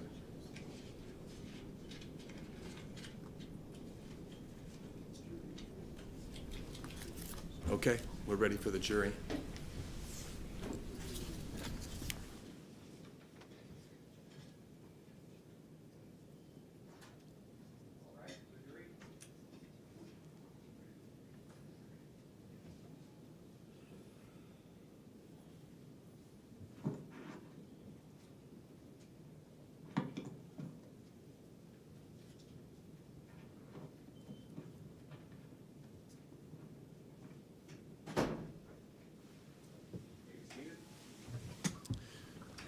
Let me just clarify for the record, Mr. Owens, if you give me just a minute. The last animation, which was called the Looking Uphill Animation number 1 demonstrative exhibit, was received for demonstrative purposes from 0 to 8.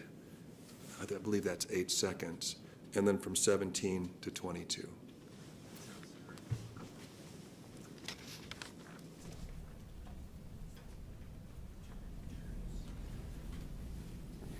Okay, we're gonna show one more video, okay? By the way, have you reviewed all 7 videos? I have, yes. And as to, we're only gonna look at one, but do they all help explain your testimony to the jury? Objection overbroad, Lex Foundation. Your Honor, Mr. Owens already ruled on that. Okay. It's- We're only gonna talk now about the overview view. Okay, overhead, thank you. Can Mr. Egan show the witness that Yes, please. animation? Thank you.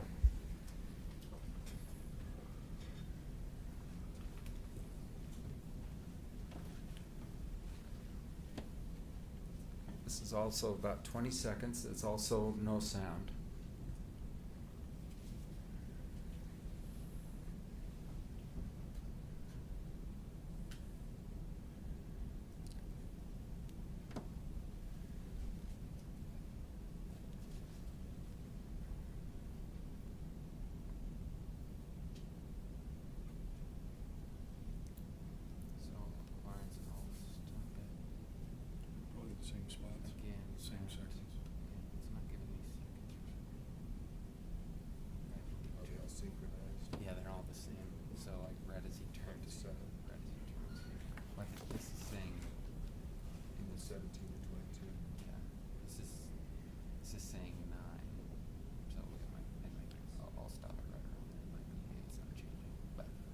can keep track of the seconds.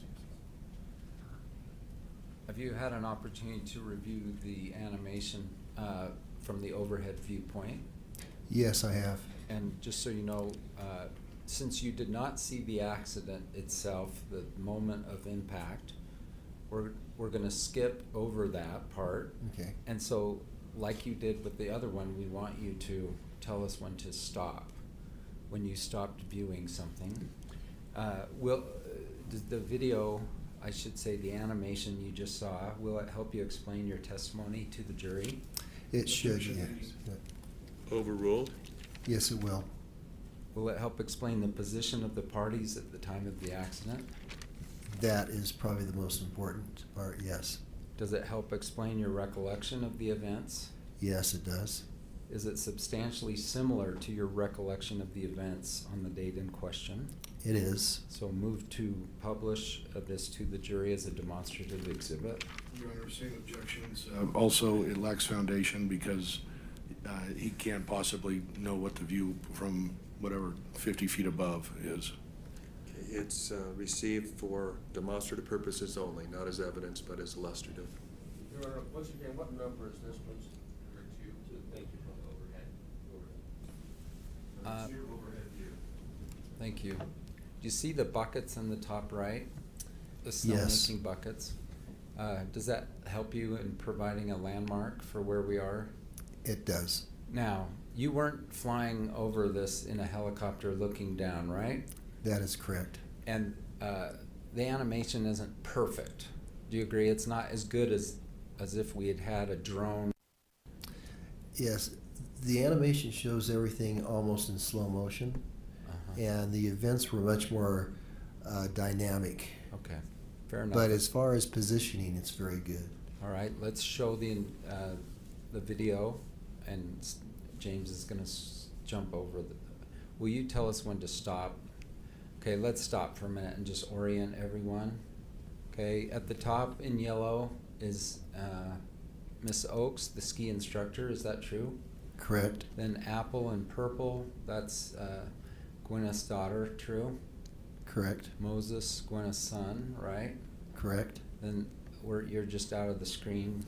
Christensen. Yeah, I'm on the screen here. Yeah, our screen's just a tab Goes lower. smaller, You're about to okay. come in. Okay. And then woman is what's been viewed to as a kind of a more beginner skier. And you observed her? I observed her but didn't pay a lot of attention to her. Okay. And Mr. Sanderson will talk about her, and then Ms. Paltrow. Okay, let's proceed.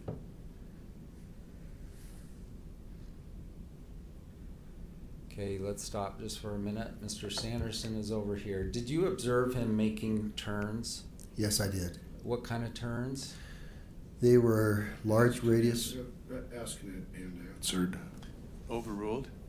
They were large radius turns, edge to edge, quite dynamic. What's the word radius mean? Radius is from the center of what would be a circle to the outside of the circle, and that's the arc that your turn makes. So big or small? He was making fairly large radius turns. And what kind of turns was Gwyneth making? She was making a shorter radius turn, so she was in a very narrow corridor, and he was, we use the term carpet to carpet, which means that you ski from one side to the opposite side as you make your turns, and he was close to carpet using the entire run. And which is safer for the skier? Well, if you make a small turn, you're out of the line of traffic. Making large radius turns is fine, but you have to be aware of all your surroundings, and you have to be watching to make sure that you're not coming into traffic. Okay.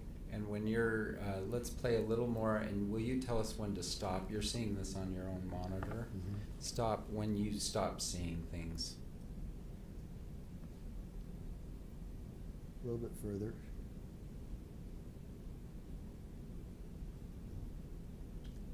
A little bit further. Right. Okay.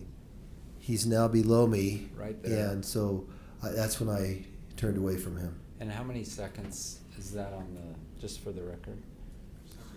It's showing 5, but I know it's not 5. Okay. So, were Gwyneth's skis headed downhill when you last looked? Well, on a short radius turn, your skis are going back and forth, and she was making her turns very rhythmically. She was in a pattern, you know, and a rhythm, I mean. And so, I mean, her body was facing down the hill. Okay. And have you known her to be a reckless skier? Never. Or to ski out of control? No. Okay, and what you stopped us here, and I just want to be clear, was Mr. Sanderson's skis then moving toward her? That is correct. Now, is it possible Mr. Sanderson moved ahead of her and then slowed down?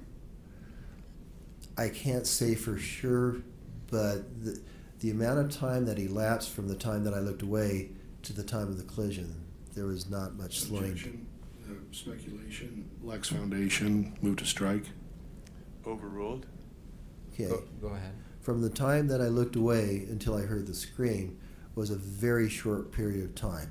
By the way, no one said that, for instance, that Mr. Sanderson pulled in front of her and then came to a stop and then was hit, right? No one has ever made that claim. All right. And now we're going to jump ahead to when they came to a stop. So we're taking this off the screen.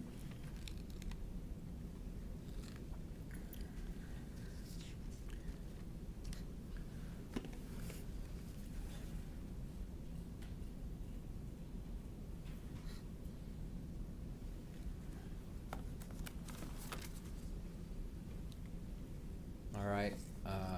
And how many seconds do we know is this through? So my turn till we go. Yeah, I gotta press play, I think. Okay, let's play the remainder.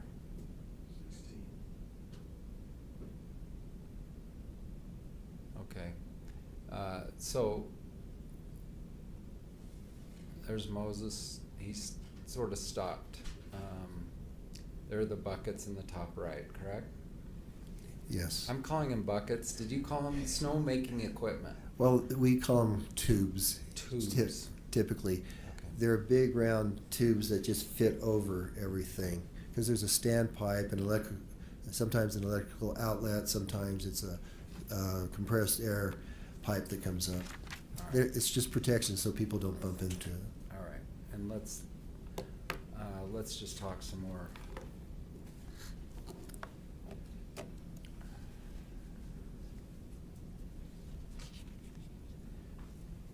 Are there risks associated with skiing? There certainly are. On the back side of every ski pass you've ever seen, are those risks identified? They are. And what do they include? They say that skiing is Objection, Your Honor. This is, we've already discussed this. This goes beyond the scope of his testimony and what's allowable. If you'd like, we can approach. I think it's fine, so I'm going to overrule the objection. Go ahead. Okay, well, the discussion about the inherent risks of skiing. Yeah, I don't hear that question yet. Well, he just said it. Well, he asked him what was printed on the back of a ticket. So overruled, go ahead. Comment on the back of Okay. every ski ticket you've ever seen. I think it's talking about liability of the ski area. It does state that there are risks involved, that there may be patches without snow, there may be rocks, there may be trees. There's the possibility of collision with stationary objects or other people. And so there is a risk when you ski. And so when Mr. Sanderson bought his pass, he understood that the risk of a collision with another skier that's Objection, printed lacks foundation. right on his Sustained. ticket. Sustained.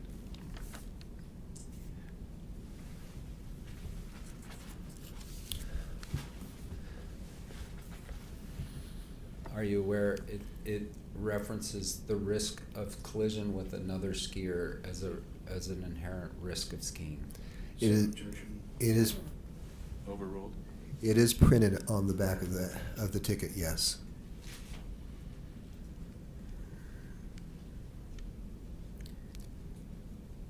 And the pass holder accepts full responsibility for all risks associated with the activities. Counsel, will you approach? Yes.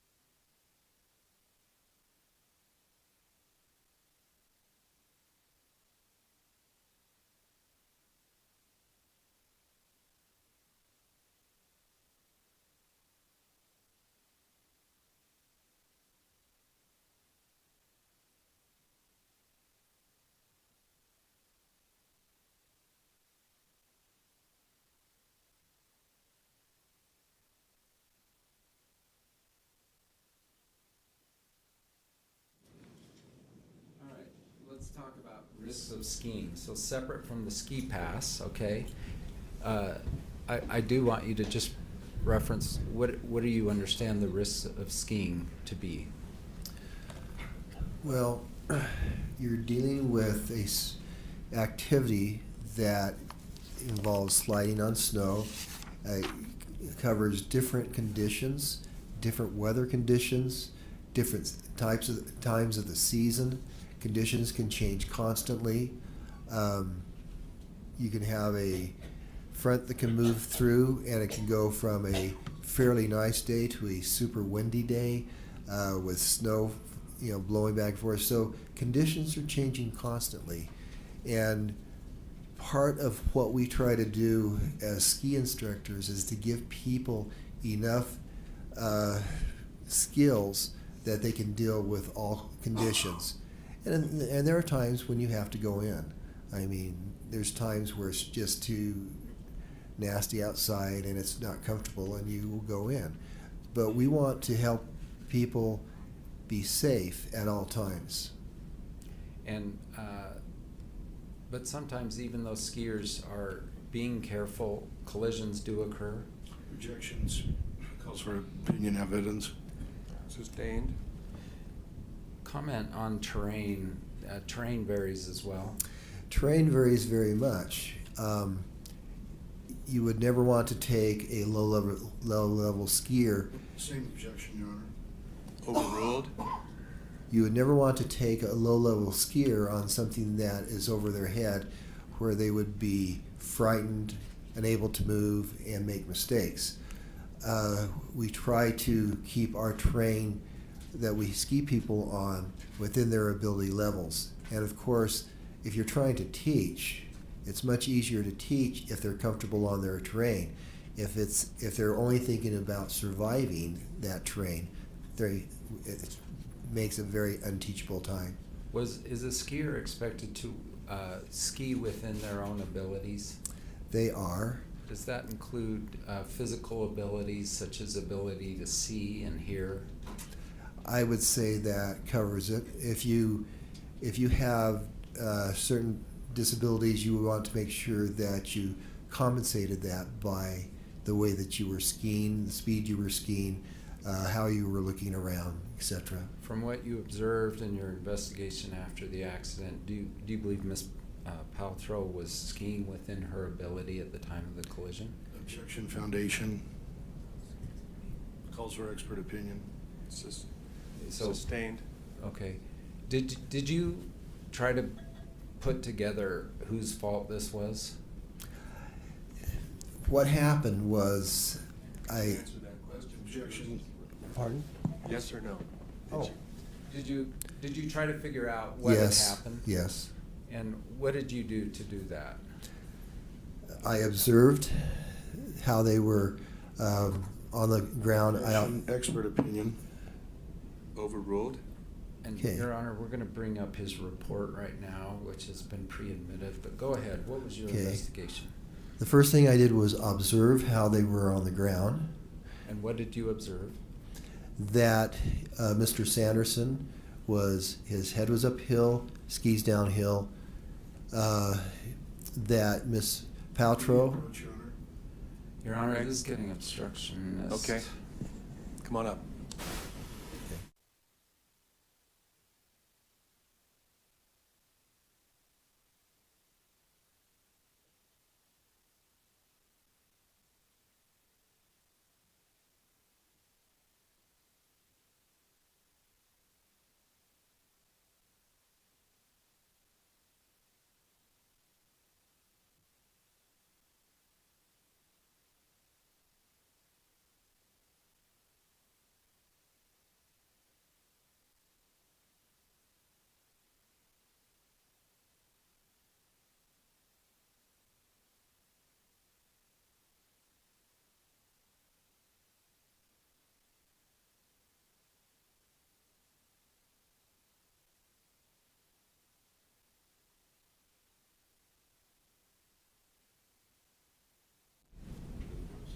One of the points, so is that overruled? To be, okay. So we're going to bring up that report. What did you observe on the issue of where the people were when they came to a stop? So Sanderson Okay. versus Paltrow. Okay. When they came to a stop, they were very close to skiers' right, the edge of the run. Both had their skis below them. Both had their skis still on their boots. There was no releasing of skis. Their heads were uphill, their feet were downhill. And Miss Paltrow was on top of Mr. Sanderson. And what does that tell you, the fact that their skis were still on? It means that there was no heavy impact which would knock them over, like side to side. There was no, basically it means that they went down without any heavy impact on their ski boots. If someone were to come and just kind of hit and literally project that person forward. Objection, expert opinion testimony. So my question is not complete. Just a minute, go ahead. Okay, if someone were to come and hit a second skier and propel them airborne, so they're flying, would they have ended up where they were when you saw them? Objection, speculation. Just a minute. Sustained. Okay. How many incidents like this have you been present for? It would be impossible for me to say because after 44 years of being a ski instructor, most of that full time, you see a lot of different instances. Could not speculate on that. So I think I cut you off because I said, what did you do to try to figure out what happened? So when you said, I look at where they land. Go ahead then. I look at the positions of the body where they land. It would be very difficult to get in that position without somebody hitting from behind. Okay. Move to strike expert or just opinion evidence. That's Sustained. Okay. So what else do you look at other than where they land? The next thing I observed was what they were saying, and what, of course, Miss Paltrow was saying that she had just been hit. She never saw it coming. She was surprised. Mr. Sanderson made the statement that she just appeared in front of him. He was saying he was sorry, and that's basically the conclusions that I came to. Objection. Move to strike. The conclusions are opinions that lack foundation, and that this witness is not able to, not properly designated. These are speaking objections, Your Honor. Would you please approach the bench?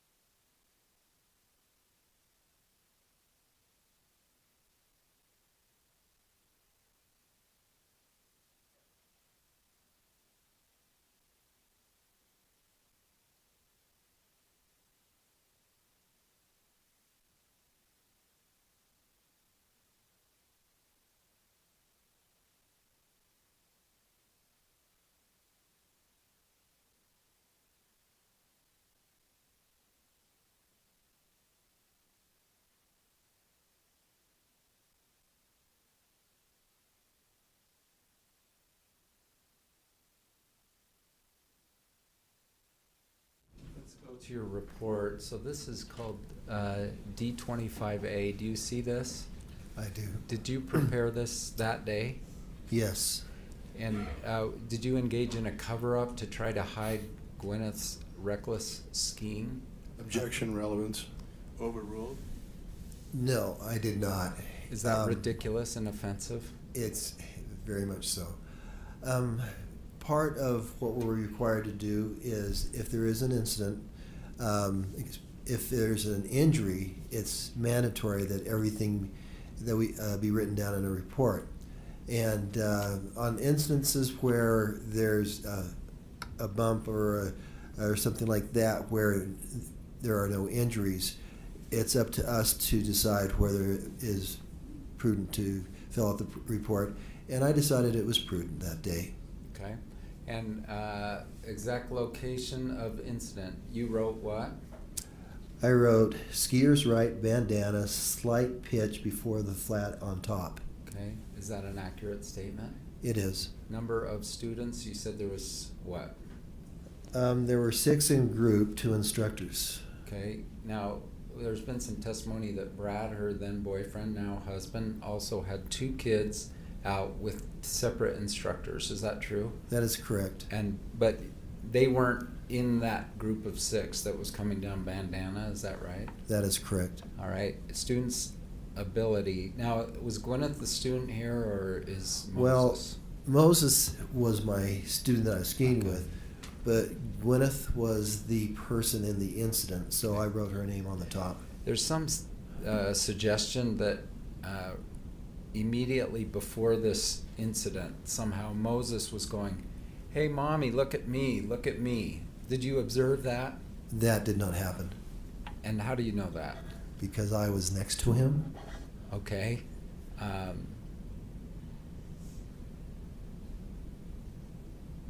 So again, any implication that she was distracted because she was looking across the hill to Moses, you would dispute? Objection, speculation, bleeding. Just clarifying an important point. Bleeding? Well, plaintiff has raised an issue, and I want to know if your thought on it. The thought is that the plaintiff has asserted is that you, right before the incident, Moses was saying, "Mommy, Mommy, look at me." And your thought on that? Objection, leading, lacks foundation, misstates prior testimony. Overruled. The jury will have to remember the prior testimony. Go ahead. Okay. Did that happen?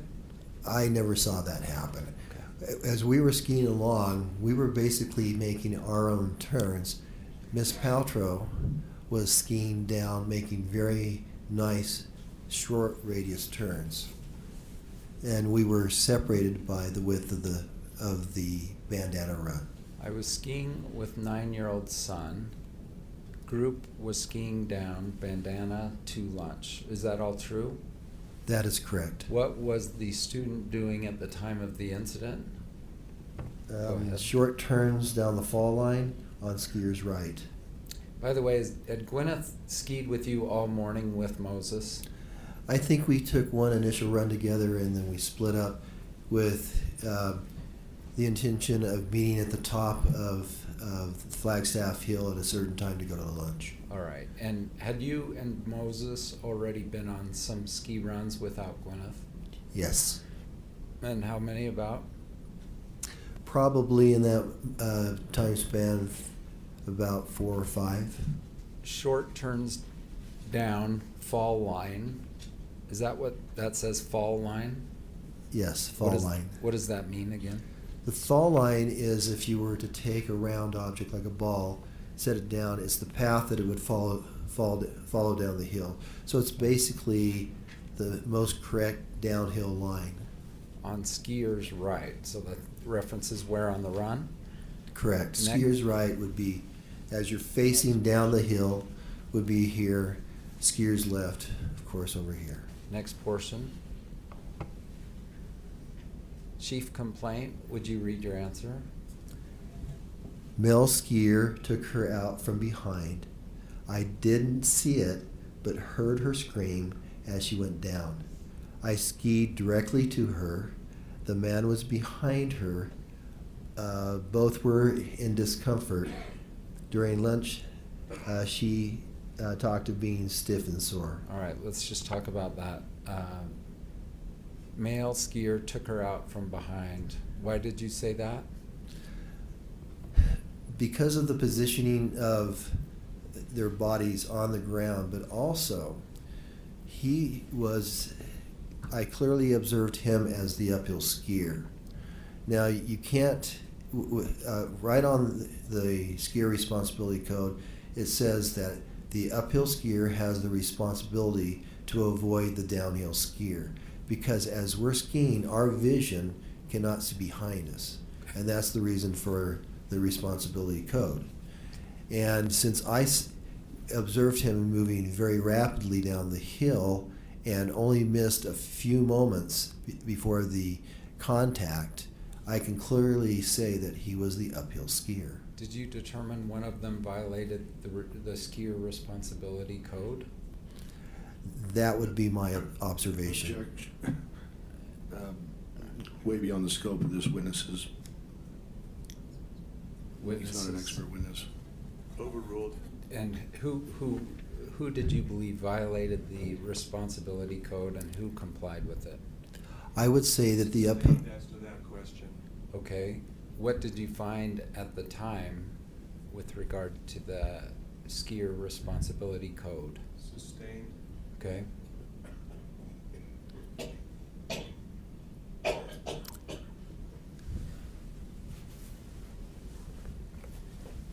May I consult with my counsel? Just one sec.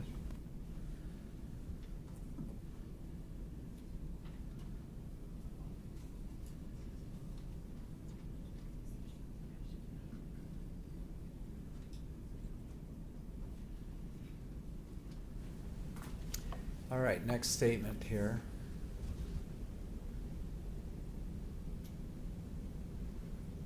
First of you all, want is me to this a read it? true statement? Is what you said, were you speaking the truth when you prepared this report? Okay. Where were you in relationship to the student at the time of the incident? I was above the student. Okay. Did you witness the incident? I said no, because I did not see the impact. If not, how did you become aware of the incident? I saw the immediate aftermath. Okay. Was ski patrol called or first aid visited? You marked what? I marked no, because we did not call patrol, because patrol came along very soon after that. And to the right there, what did you write? Name of patroller. I did not catch the name. I wish that I had. But once again, if there had been comments of, oh, I'm hurt, something's wrong, things like that, things would have changed very quickly. But what happened was I was in the process of helping Mr. Sanderson get his skis back on. I had my skis off, and both he and Mr. Ramon were there together. The patrollers came by, and one of them came up to us and asked if they needed any assistance. Objection, hearsay. Hearsay?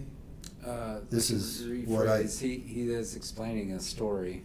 This is exactly what I observed. I guess for limited purpose, not necessarily as to the truth of what this person said, but as to why he acted the way he did. So it's limited purpose evidence. Okay, thank Okay. you. Keep going. Okay, The so- controller said. So the patroller asked if they needed assistance. Mr. Sanderson and Mr. Ramon spoke to each other. I was just kneeling on the snow. I did not hear what they said, but they turned to the patroller and said, "No, we're fine," or something to that effect. And so the two patrollers continued down the hill. And then it says student returned to skiing. That's Miss Paltrow. But comment, did you see Mr. Sanderson then ski away? I was the last one to put on my skis. So Mr. Sanderson, Mr. Ramon were already in their skis. I was the very last one to leave. And so I can't recall exactly how they skied off, but we basically either skied off together at the same time or they left slightly ahead of me. Okay, we're going to look at the end of this report and move on here. Additional information, you wrote Carrie Oakes, correct? Right, she was the other instructor that was there. Additional comments, first thing male skier. Stated. Stated. Oh, Male skier. stated. Should be male skier. Was that she appeared right in front of him. Of him. Thus admitting that he was the uphill skier. She never saw him because he came in from behind. Was that your finding on that day? That was my finding, yes. So there's, I think, a comment that because she was tipping you for your service, that you falsified your report. Is that true? That is ridiculous. It says this was reviewed by Liz Wright. Is that your supervisor or what? She is a supervisor. Okay. Not my direct supervisor, but a supervisor at the ski school, yes. And that's your signature, bottom right?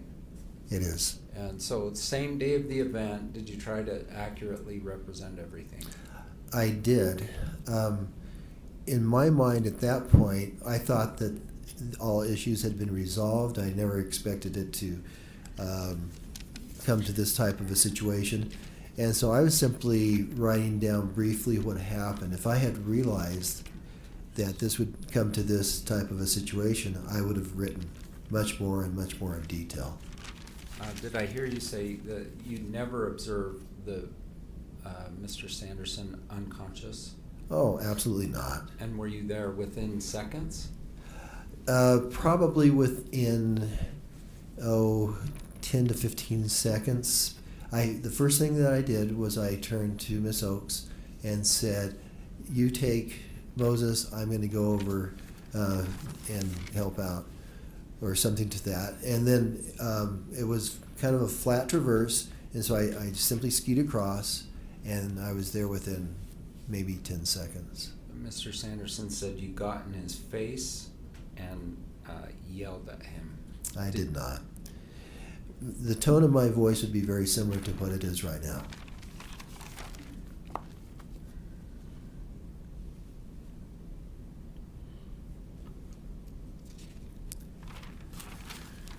I think they're about to get up and suggest that you were sort of in Gwyneth's agent in making a cover-up. Objection. Do you- Legal opinion. I'm going to have him comment on it. Why don't you leave it for redirect? Okay. That is my cue to sit down. Okay, Thank you for your time. certainly. Thank you, Mr. Owens. Is it Mr. Bueller?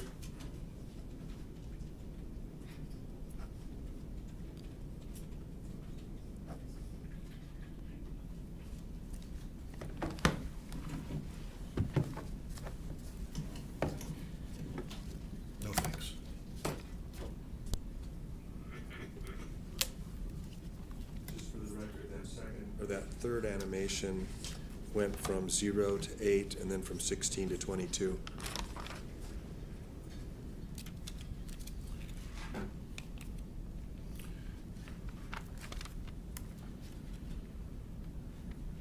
Good afternoon. Mr. Christensen, do you recall your deposition of October 27, 2020? Yes, I do. In your deposition, you mentioned that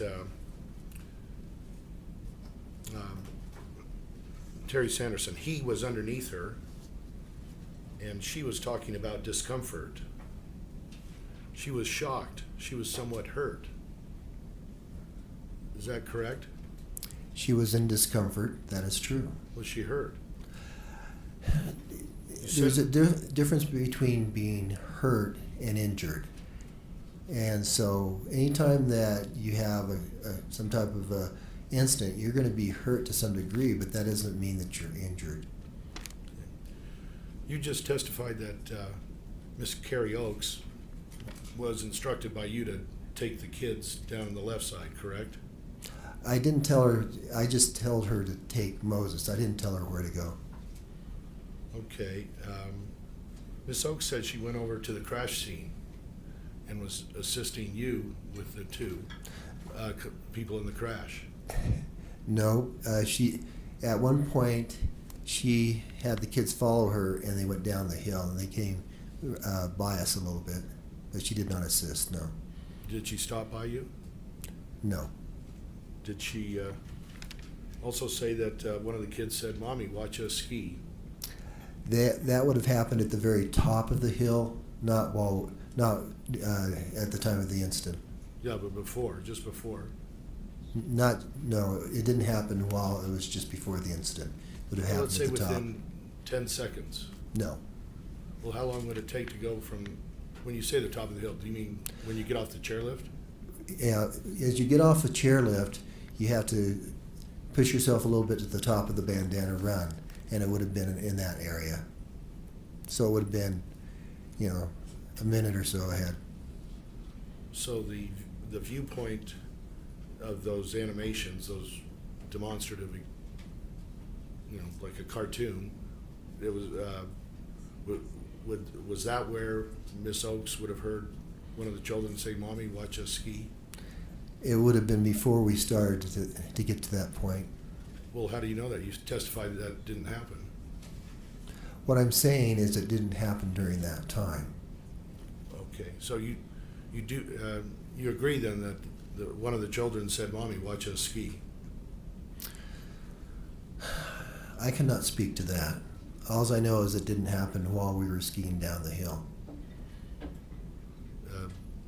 It could have happened with Miss Oakes. She could have heard it. Maybe she did.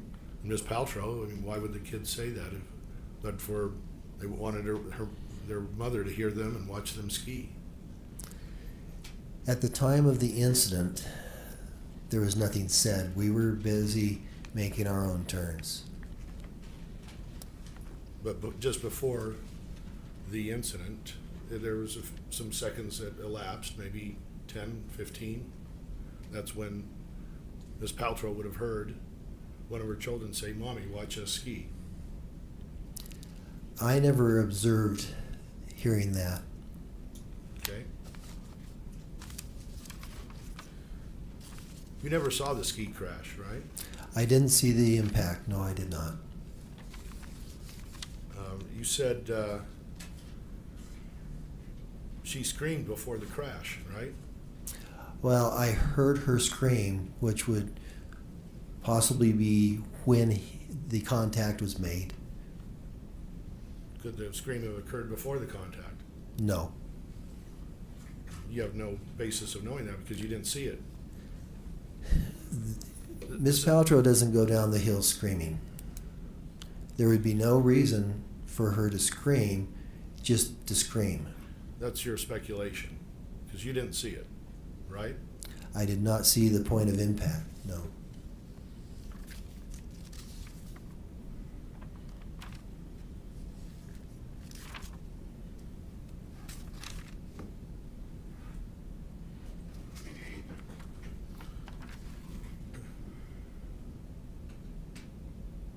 You've heard of photographic memory, right?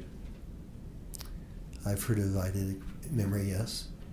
I don't know if this is a word, but it sounds like you have a videographic memory. You've got a view of everything in front of you and to the side and behind, and it lasts for several minutes. Mr. Bueller, when an incident like this occurs, it is very much in your mind, and you remember the things very clearly. Now, this was about your third time instructing for Miss Paltrow's family on her third vacation for her. Isn't that true? That is correct. And isn't it true that you got so close to the family, maybe not close friends, but close enough that you sent Moses, her son, some handmade pottery that you made? I didn't send them. I gave them to him on their last day. On this trip? Not on this trip. I'm not sure, to be honest with you. The trip before? I think 2 trips I gave him some things. Did you give out candy to the kids? No.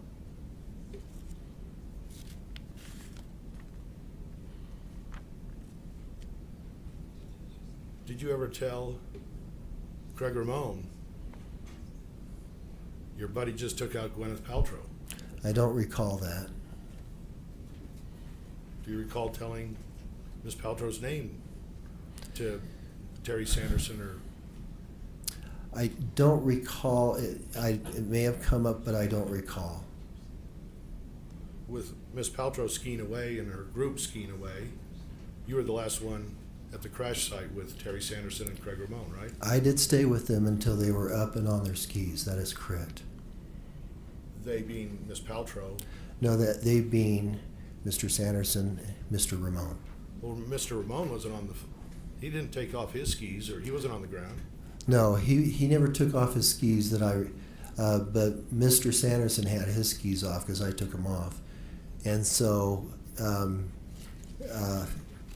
I was helping him put his skis back on. And that was what was going on when the patrol came by. You never got the name of the patrol. True? That is true. Once again. Did you report this to the ski patrol at any time? If people say they are not hurt. I know. I just wanted But to. no, I did not report it because once again, we heard your patrol reason. came and he refused. The plaintiff's counsel is interrupting the witness. Okay. Point well taken, counsel. Did you finish your response? My response is that they were offered help from patrol and they refused.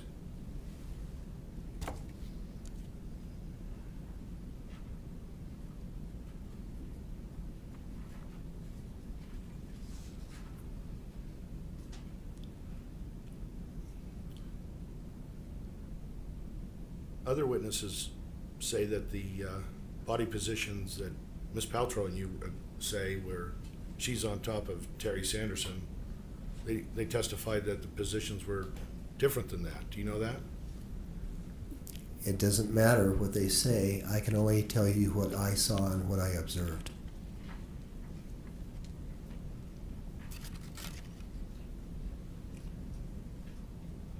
You've talked about the importance of filling out a incident report accurately, right? Yes. You mentioned that Miss Paltrow said she was, or looked like she was sore, may have been hurt, or was hurt, according to your deposition, right? That's what she told me during lunch, yes. Okay. And you filled out your report later, At the end of the day, yes. but in your report, you never got the names of Terry Sanderson, right? I did not. You never got the name of the only eyewitness we know of, Craig Ramon, right? I did not, because once again, when people say, I'm fine, I'm sorry, and when I ask them if they're hurt, they say no, they went their way, we went our way.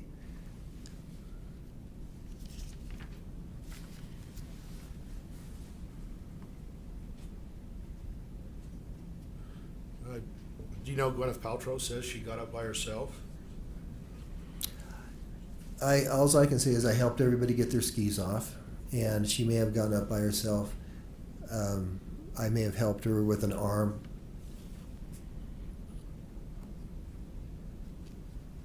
She said her skis weren't off, I believe. Do you know that? And they never came off. Well, no, they never came off during the incident. I removed them so that they could get untangled. And just backing up, right after you heard the scream, you didn't see the collision. You skied over, and you yelled at Terry Sanderson, "What did you do? What did you do?" True? That is not true. You don't yell at all in your life? I did not yell. First of all, I was trying to observe what was happening, and I took off my skis. I came around to try to untangle them. I did not yell at Mr. Sanderson. Do you ever teach group lessons? I do. And do sometimes the students spread out? At Deer Valley, private rotation instructors teach max fours, which means there's no more than 4 people in your group. So I do teach those. As far as spreading out, you try to keep your group as close together as possible, but there are tasks where they may go down one at a time and things like that.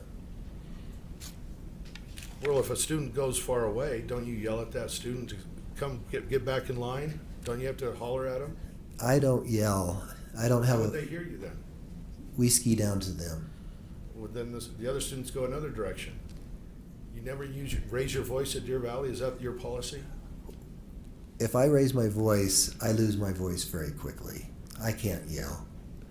As far as talking to students, you try to maintain a class situation where we will stop at certain places.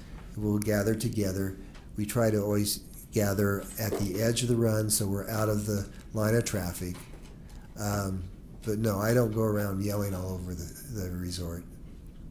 I didn't say that. I just said, do you ever yell once at a student who might be too far away from your group and you want them to come back?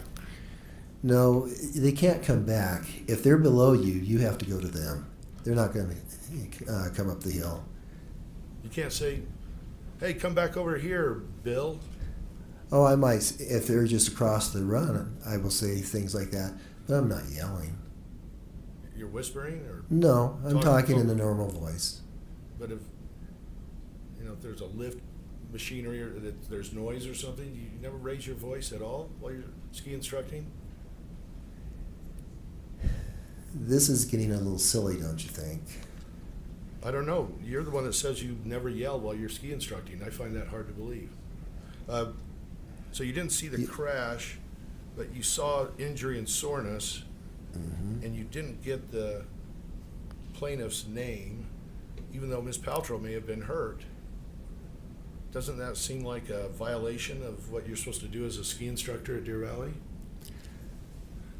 What I was relying on was the comments of both parties. And both parties said that they were okay. As far as Mr. Sanderson being injured, he had a wonderful opportunity to tell patrol, I am hurt, I need help. But instead, he refused help and had patrol continue on their way. Those are when things like that happen, I made the decision that he was okay, and so once I had his skis on, I put my skis on and I left. Within maybe 3 minutes of you leaving this crash scene, Mr. Sanderson was talking to a ski patroller who actually wrote a report and said he had sore ribs and disorientation. Well, Second, yes? there's an objection. Overruled, asking if the witness knew. Okay. That may have happened then, but he did not report that to me. And that was after I had asked him. And once again, patrol had asked him. The mystery patrol that you don't know the name of, right? I do not know the name, but they know who it is from the log. Basically, they have a log where they write down when they go out to make a ski around. So they do know who that individual is. But once again, if you're a ski patroller and you come up on someone and you say, "Do you need help?" and they say they do not, and you ski on, 3 or 4 years later, it's very unlikely that they will remember that incident. I wouldn't. Correct. But you just said that the incident that you report, which is Terry Sanderson waved off the ski patrol, is in a log, the ski patroller's log? No, their rotation of who would be going down would be in the log. Okay, but there's no There- there's no report of this in the ski patroller's log that you just reported is in there. That's because they stopped and he did not ask for assistance. And so there's no reason that they would go down and write in a log, stopped and talked to this person, they didn't need help.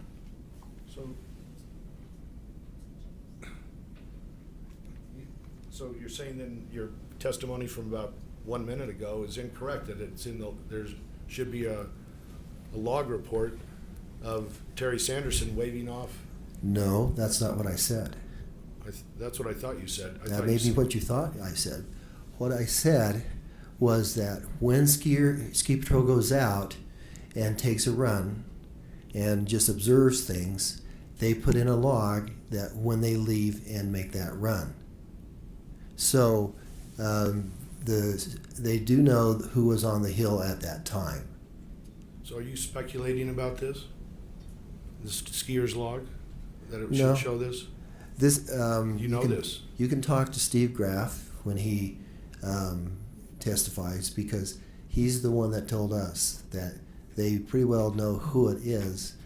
But once again, if somebody stops and talks to somebody for just a few moments and then skis off, they're not going to remember that 4 or 5 years later because it was such a minor incident.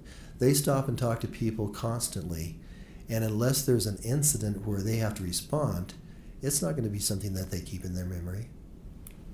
Right, but the 4 broken ribs, severely broken ribs, my client Terry Sanderson had, they're the kind that make it hard to breathe, let alone talk. And and you're speculating that he was not injured, correct? No, I'm not speculating. I'm saying that he never said he was injured. There's a difference. Because he couldn't speak? No, he was speaking. Normally? I have no knowledge of that because I don't know the man. I don't know how he speaks normally. Just give me a moment. Hmm?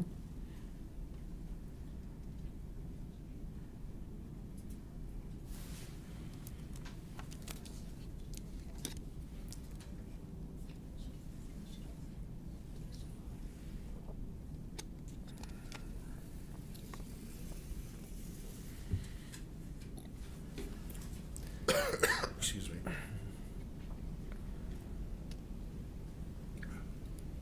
You say if kind of implies to me that you're speculating, or it's not necessarily true. If the patrol log had information about who was skiing down at the time of this crash, we don't have that information. Remember, these.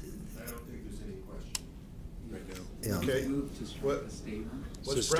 Sustained. Was Brad Falchuk at the scene of the crash? He was slightly downhill. I don't know, 20 to 30 yards possibly. That's slightly 20 to 30 yards. He was ahead of us. Did you say, is that your testimony, 20 or 30 yards approximately? I'd be speculating at this point, but I know that he was ahead of us. Well, you knew that Craig Ramon was maybe 60, 80 yards, maybe out of the picture No, above you. I didn't say that. I said that he was, time-wise, it took him about 45 seconds to get to us. I never said anything about distance. What if Craig Ramon was right behind you, and you don't have eyes behind your head, do you? I do know that when I responded and came over, I took off my skis. I was helping both parties. I was over the edge just slightly on skier's right. I could see the whole ski area, ski run in front of me. Mr. Ramon didn't show up for approximately 45 seconds.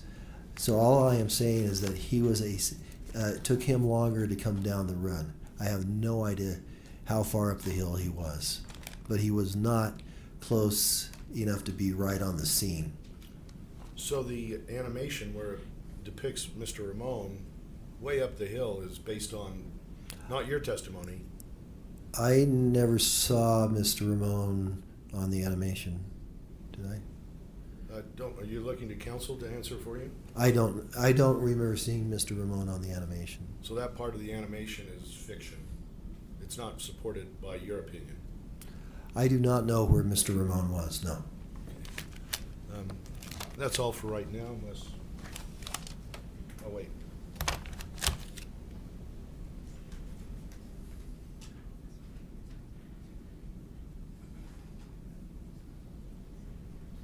If Brad Falchuk said he was first on the scene, is that true? I think that misstates his testimony, Your Honor, so object to the form of the question. Overruled. Okay.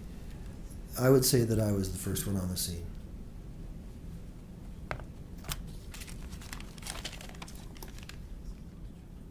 That's all for right now, thank you. Thank you, Mr. Bueller.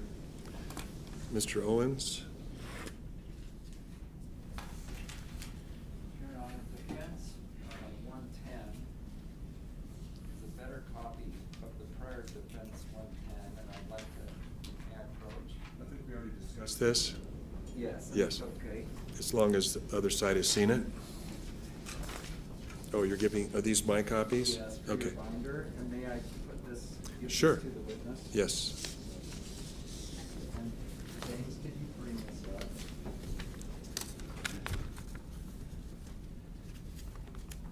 Take a look at that. I had a terrible copy of this before, but Defense 110, are texts between you and Gwyneth. Do you recognize them? Yes, they're on my phone. They're better quality on your phone than my photographing Gwyneth's phone. Are these true and accurate documents? Yes, they are. And so they're 110A and B, and let's just go through them really quick. Friday, February 26th, that's the day of the event, true? The accident? Yes. We went? Yes. And are you the dark color on the right or the lighter color on the left? No, I'm the one that's in dark color. We went down Bandana. Why are you saying that to Gwyneth? Okay. Okay. Yes, we went down Bandana. Okay, cool. We should take north side up. You said yes. We are going to north side again. Feel free to do your own thing. You wrote what?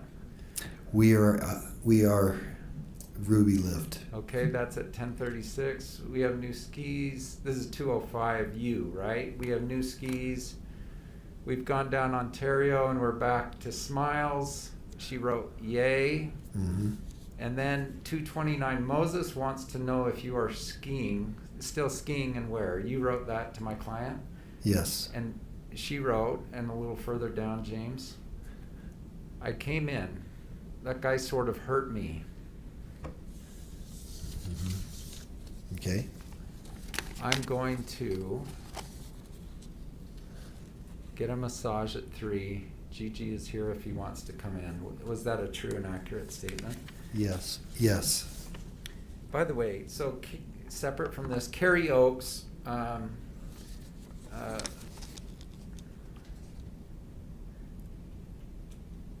she has some memories. Would you defer to her on what she remembers? I know that she could testify about Mr. Sanderson's turns because we both observed him making fast wide turns down the hill. And Brad Falchuk has some memories, and he's gonna. Would you defer to his memories? I don't really know Brad at all, so, and I've never talked to him really, so I can't say anything to that. Yeah, I'm just saying. But, yeah. Like, were you focused on what Carrie was doing and what Brad Falchuk was doing, or were you focused on the two people who had a collision? I was actually focused on Moses, but part of focusing on Moses is being aware of everything around me. Okay. Those are all my questions. Thank you. Okay. Thank you, Mr. Owens.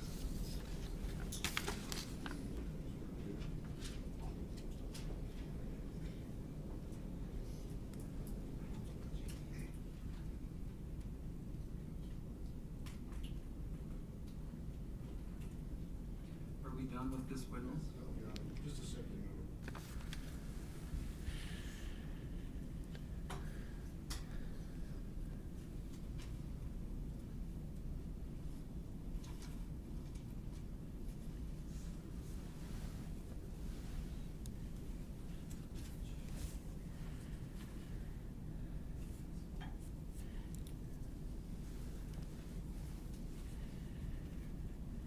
Just good time for a short break.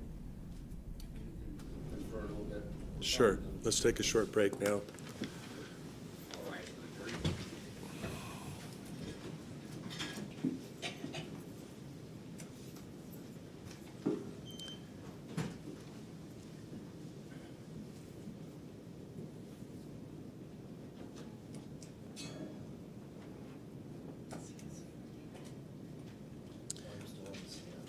You are right now, but same instruction as before. You're welcome to step down. Just for courtesy of the witness and for our witness who's about to come, can we just get a sense for how many minutes left? 5 or less. So I had a very narrow redirect, but proceed we will. Okay. Thank you.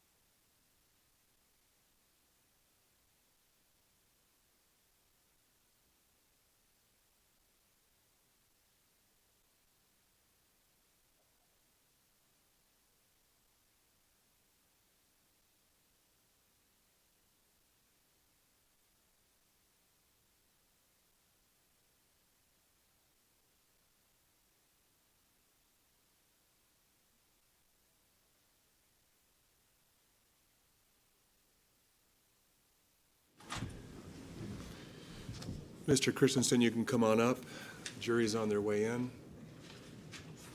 Could you verify that they are? Your Honor, I'm sorry, no more questions for Attorney Christensen. Okay. He doesn't have to stay up there. Did you have any redirect? No, I mean, there'd be a small possibility we'd call him later in the week if something new comes up. but- Okay. I'll just excuse you in front of the jury then. Okay. Next witness in the courtroom? Yeah, go ahead. Right.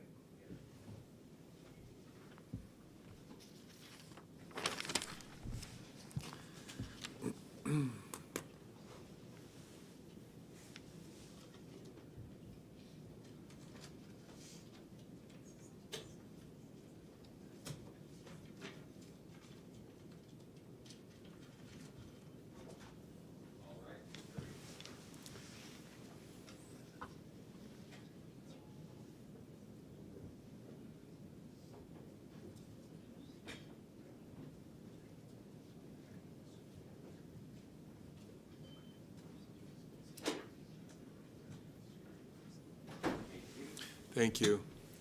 So, Mr. Christensen, there are no more questions for you from the lawyers, so you're excused for today, but you may be called back. Thank you. Thank you. Do you swear that the testimony you are about to give in the case now before the court will be the truth, the whole truth, and nothing but the truth, so help you God? I do. Thank you. You can have a seat. Good afternoon. Yes. And maybe once you get up to the microphone, if you could state your full name and spell it? Thank you.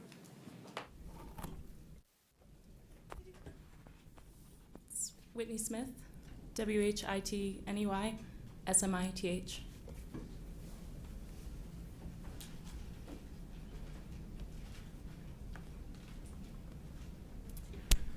Whitney, thank you for being here, and we will try to get through you quickly. We're at the end of the day, and we want to make sure that we're respectful of your time here. We, again, appreciate you coming. Let's begin by asking you where you're from. I'm from Michigan. And have you ever met Gwyneth Paltrow? No, Have you ever met Terry Sanderson? I have. How did you meet him? I met him at Deer Valley, I believe it was in 2016. And what was the nature of that interaction? I responded to an incident on the Bandana Run where he was injured. Okay, and do you have memories of that day and those events? I do. Okay, and as I understand it, you also created a report about that? Yes. Okay, and we'll look at that report. But you were in, I think, the capacity of a ski patrol person when you came upon him, or when you were called to the scene, is that correct? Correct.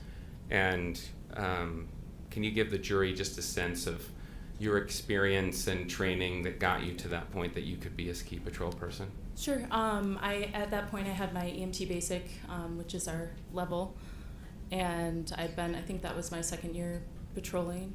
So we had some medical training, and we set up ropes, pads, boundaries, everything around the mountain, and respond to incidents. Do you have any EMT training? I do, yes. I'm an emergency medical technician. Okay. And can you give the jury just a sense of what that means? Sure. It's sort of basic first aid that we're able to render there on the slopes, deal with any kind of life threats, and then our main deal with ski patrol is stabilize the patient and remove them from a cold environment down to somewhere where we can reassess. Okay. And did you have that training at the time of the accident? I did. Okay. How many years had you been an EMT before then, do you recall? I think it was about 2 years at that point. So you had seen other accidents like that, or you had come upon other accidents with that EMT training to respond? I had responded to more than several incidents at that point. Okay. Do you have any rough estimate as to how many? No, I don't, sorry. That's fine. Let's go with your memories first, then we'll go to your report real briefly. What do you recall caused you to go to that scene where Mr. Sanderson had called you? Sure. I don't have a specific recollection of the radio call, but I know that Flagstaff Mountain, which was where Bandana is, was called and notified that there was potentially an incident on Bandana, and then I was sent to respond to that. And what was your understanding at the time of what the incident was that needed a response? I wasn't sure at that point what it was. It just came in as probably, we call it a possible 1050, a possible incident, and the location. Got it. And then what do you remember seeing when you got to that point? Sure. When I came up, I saw Mr. Sanderson standing on the side of the run. You know, there's a mountain host present who I believe was the one made the radio call, and a friend was there. And then I skied up and began talking with them. Okay. And what's your role? What are the things that you typically do when you respond to an incident like this? Sure. So as I come into a scene, I'm already doing a bit of a scene size up. Sometimes there's clues, right? If there'd been like skis up the run and someone's way down them, you can tell something happened. So a size up to maybe get a feel for what's going on, and then I go in and I usually introduce myself, ask them their name, and just sort of, hey, what's happened, what's going on today, and then from there, do you have any pain or anything like that? And was it your understanding that there had been a collision? Not offhand, but once I had gotten there, when I asked what had happened, they said there was a collision. And who reported that to you? Mr. Sanderson. And what did he tell you? I don't recall specifically. I think when I asked, like, hey, what happened, they just said there was a collision up higher, and then they had skied down and decided that they couldn't keep skiing down and needed assistance. Got it. So you got to a site that was different from the collision site? Yes. Okay. And do you remember hearing anything from Mr. Ramon, the friend that was there? While I was doing my assessment, I don't remember specific words, but I know that he had mentioned a couple of times that there was a collision beforehand and who may have been involved. Did he ever tell you that he had witnessed the collision? No, he was mostly talking to Mr. Sanderson, and I was kind of overhearing while I was assessing. Okay. And what was your assessment in terms of the potential for physical injury? So as I was talking with him, I was asking him if he had pain. I do recall he was talking about some right-sided rib pain, so we went through and made sure breathing and whatnot was okay. And then he said he was able to answer all my questions appropriately, but did seem a bit rattled. Okay. Do you remember him complaining about anything related to his brain or his head? I don't recall. Did you observe him to have any cognitive disability or limitations? Per my assessment, he was alert and oriented by 4, which is part of our assessment there, which means he's 4 out of 4. Okay, and explain that to the jury, the 4x4 idea. Yeah, so it's to see if you're oriented to person, place, time, and event. So I'll ask, do they know who they are? Do they know what day it is? Event, do they know what happened? And then person, place, time. And I usually give them sort of a general, politics question, like who's the president? If they can answer that, then they're usually doing that. Got it. So you're just trying to test that they're cognitively aware Mm-hmm. and able to speak to you, communicate with you. Yes. And you do that every time as a matter of course, just any time you are on a scene and assessing a person? Yeah, you can typically just kind of throw those in for conversation and get a feel of how someone is cogniting. So you feel confident that you did that? I did do that. Did you do anything to assess the rib pain at that point? I don't recall specifically doing that. I can tell you how I would do that, so I can tell with confidence if that's what I wrote in my report, that is what I did. Okay. And speaking of the report, what's the reason that you actually wrote out a report in this case? When we go on an incident with someone who has an injury, we just fill out paperwork for everyone's liability and future needs. Okay. Just trying to get down what the facts that were reported to you and that you observed. Sure. Yeah. Okay, so you assessed Mr. Sanderson on the hill, Mm-hmm. and at that point, did he know who hit him? No, he never said who hit him. He just was like, yes, I was in a collision. Did he know what had happened? He, aside from saying, I believe, according to my paperwork, he said he was hit from behind. So that was what he told me in a collision, but beyond that, he didn't have much in the way of specifics. Okay. And then what about Mr. Ramon? Did he report to you any details about what he had seen? He mentioned a couple times that the skier involved had been Ms. Paltrow, but beyond that, there were no specifics of like how it happened. And do you know how he knew it was Ms. Paltrow? I do not. I hazarded a guess that he had seen, but I don't know for sure. Was it a little surprising that a name that you knew, like a celebrity name, had come up? Sure. I mean, it wasn't what I expected for the day. Right. And was Mr. Ramon believable to you? He wasn't. I wasn't talking a whole ton directly to him because I was busy. I wanted to assess my patient and make sure that he was in a good way and didn't need anything super immediate. So I do recall when it had been brought up that there was a collision that I had asked if the other party was okay because I wanted to make sure there wasn't another injured person floating around somewhere. So. I see. But you didn't have your own conversation with Mr. Ramon about what he had seen? No. And what about, did you hear anything about someone being unconscious, or Mr. Sanderson being unconscious for a few minutes? No, I didn't get that reported. That would have upped the seriousness of that call for me really fast. Yeah, so that's my next question. If you had heard Mr. Sanderson was unconscious for 2 minutes or a long time, what would you have done? That would have been, if you're reporting a loss of consciousness, typically you get to leave the resort in an ambulance. That's kind of where that goes. Even if you're mentating correctly for me there, if I hear you were out cold on the snow for 2 minutes, I'm going to call an ambulance and let you refuse them directly. And what about loss of consciousness for a shorter period of time than that, even 5 seconds? Sure. It's kind of any loss of consciousness. If someone said, hey, this person was out, I'm going to start looking at that. Okay, and you feel confident that you did not hear about anything like that? I don't recall ever hearing that, no. And I think I asked you this, but just to make sure, did Mr. Ramon tell you how he believed that, led him to believe that Ms. Paltrow had been the other person in the collision? No, aside from saying the name, he didn't expound. Okay, so then once you've done that assessment, have we covered that assessment, I should ask, that on the Hill? I'm sorry, could you repeat the question? Yeah, have we covered what you did in that assessment, what you remember in that assessment on the Hill? Yes, I mean, there's a bit more to it, probably. Okay, then please tell the jury. Yes, I don't want to cut you off. Sure, there's, it's a head to toe, right? It's not just, if you tell me your ribs hurt, I'm absolutely going to look at that, but they can distract from other things. So it's a head to toe assessment to make sure that there's nothing sneaky happening elsewhere. And then I would have palpated the ribs, have him breathe in, make sure that's all going properly. Got it. Okay. And what were your findings after that head-to-toe assessment? Sure. The majority was that rib pain. He wasn't having trouble breathing, so I was comfortable with that. But he definitely had something going on in that vicinity. Okay. Got it.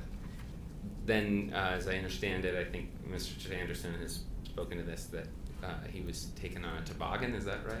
Correct. Yeah, I packaged him in the sled and took him down to our first aid area. Okay, and what happened after that?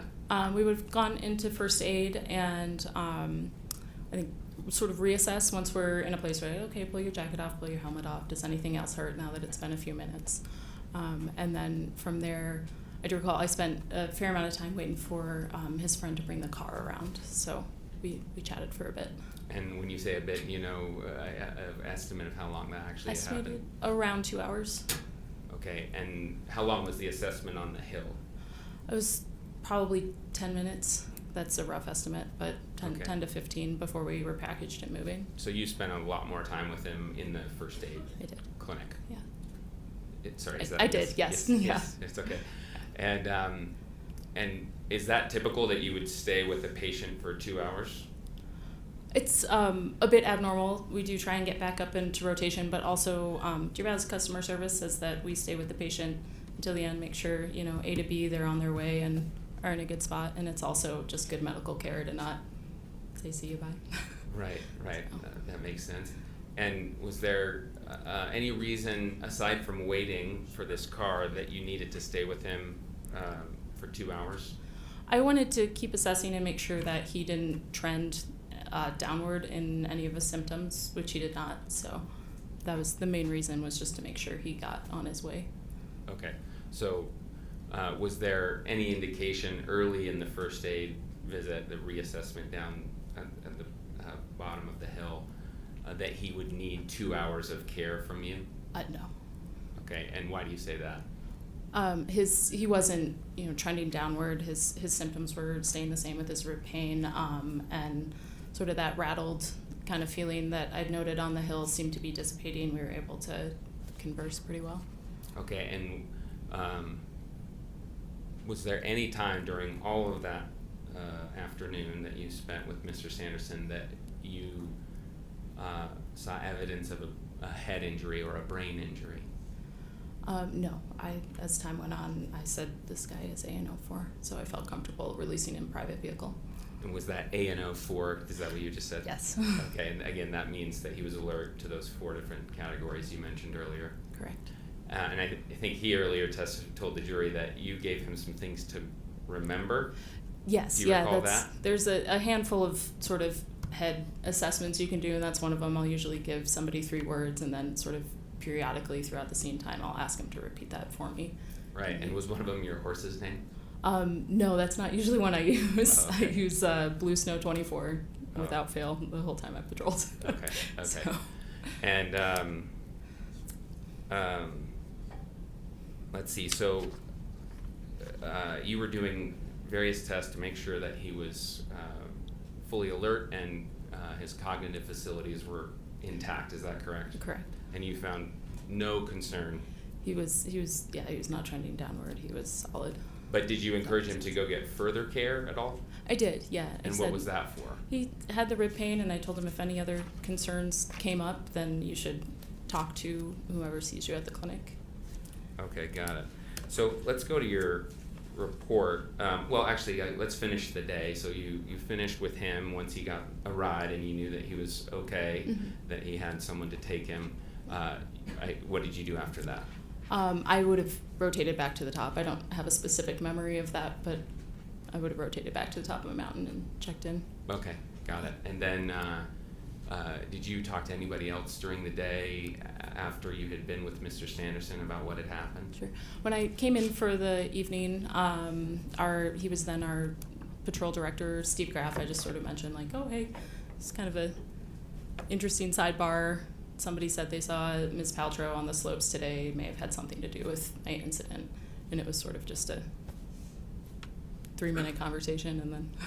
And what was there any discussion about the injuries, or was it just the fact that it was Ms. Paltrow involved? Just the fact that maybe she was involved. I see. And you obviously were not there. I think you've made it clear you weren't there at the actual collision and you didn't see what happened, correct? Correct. And you never saw Ms. Paltrow that day? I did not. You didn't talk to her? No. Okay, I'm gonna put your report on the screen here. It will also come up on that screen. Okay. I believe it has already been published to the jury. This is Defense 24A. Is that correct? Yes, and it's also Plaintiff's Exhibit 1. Okay, thank you. Okay, so let's see, this is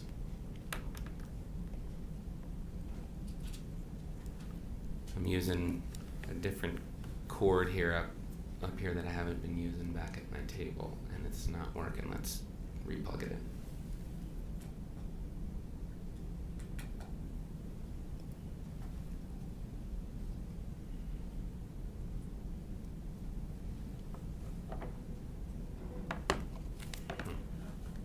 Sorry for that. Let's wait.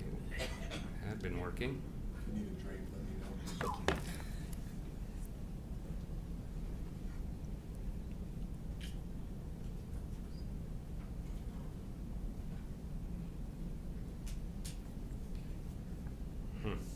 Okay, I think let's go back to, we know that this one works. Just pull it up here.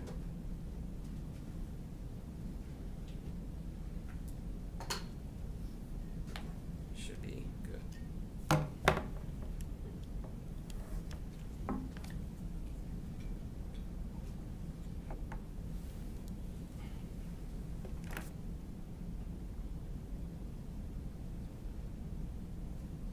There we go. Sorry for that wait. Thank you for your patience. Okay, so is this your report? It is. And when did you create it? The date on it is the 26th of February 2016, so that's when I would have done it. Okay, do you remember what time in the day? I don't specifically recall, but it does say 12 p.m. on there. Okay, got it. And I'm just going to go through a few parts of it here. So if we pull up the first part, oh, I apologize. We need to redact this. I'm on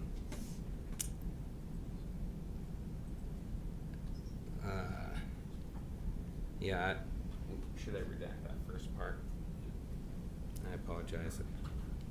I had it redacted on here and it just deleted.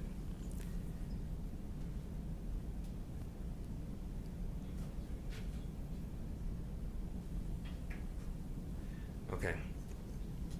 So, my apologies. Okay.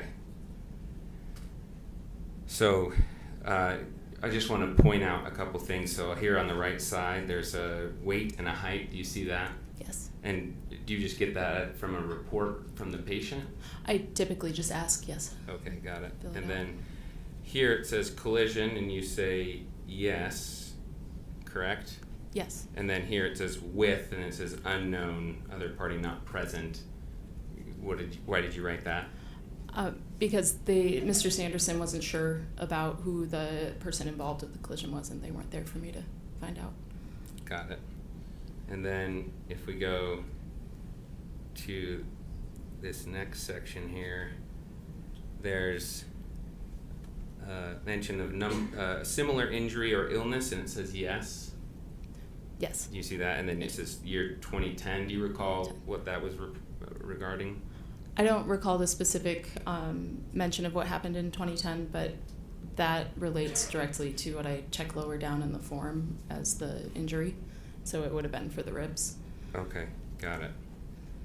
Yeah, let's go to that. So down here where you talk about the injury, it's a section that's called possible injury, correct? Here on the side? Yes. And you checked fracture, I see. There's a X there, correct? Yes. And strain and sprain, what were those connected to? To the ribs, yes. Okay. We do not diagnose, so that's why it's possible. So Got it. And then there's also a note of, or a box relating to concussion, and then head over here. Those are not checked, correct? Correct. And would you have checked those if you were concerned about possible concussion? I would have. And then a head injury as well? Correct.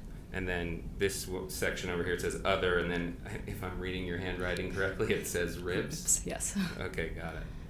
And then it says right over here, and is that related to the ribs? The right side, yes. Okay, so this document is an accurate representation of the injuries that you thought he possibly sustained on that day? Correct. Okay. And this also mentions that first aid was rendered both at injury site, you had an assessment, correct? Yes. And then also in the aid area, you reassessed. Correct. And you've already explained those two assessments, right? Yes. Okay. There's one part that I redacted that I want to pull up, so give me a second.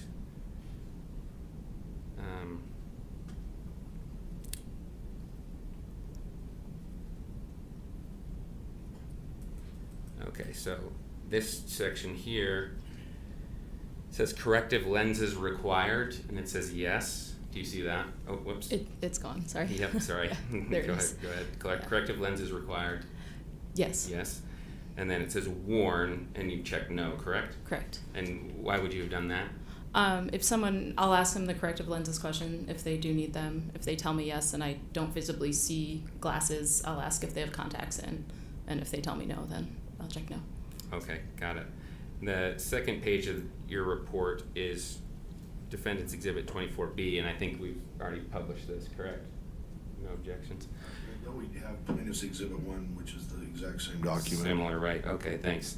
And then here I just wanted to point out there's various places where you get to kind of describe a little more detail, correct? Yes. And here's a section where you get to talk about what you did. And it says assessment, do you see that? Yes. And then mild disorientation. What did you mean by that? So I put assessment, and then those would be my findings on that assessment. His mild disorientation when I was there was the lack of specificity for what had happened during the collision. He was able to tell me that there was a collision and not much beyond that, or who was involved, and then the rib pain that we found. Okay, so that mild disorientation, and when you wrote it, you didn't mean that to indicate any cognitive problems or concern for concussion, anything like that? I think it did originally spike my concern for a head injury because he wasn't able to tell me how he fell. But then as time went on, I became less concerned about that, as I noted later. Right, and are you referring to the reassessment that says disorientation lessened? Yes.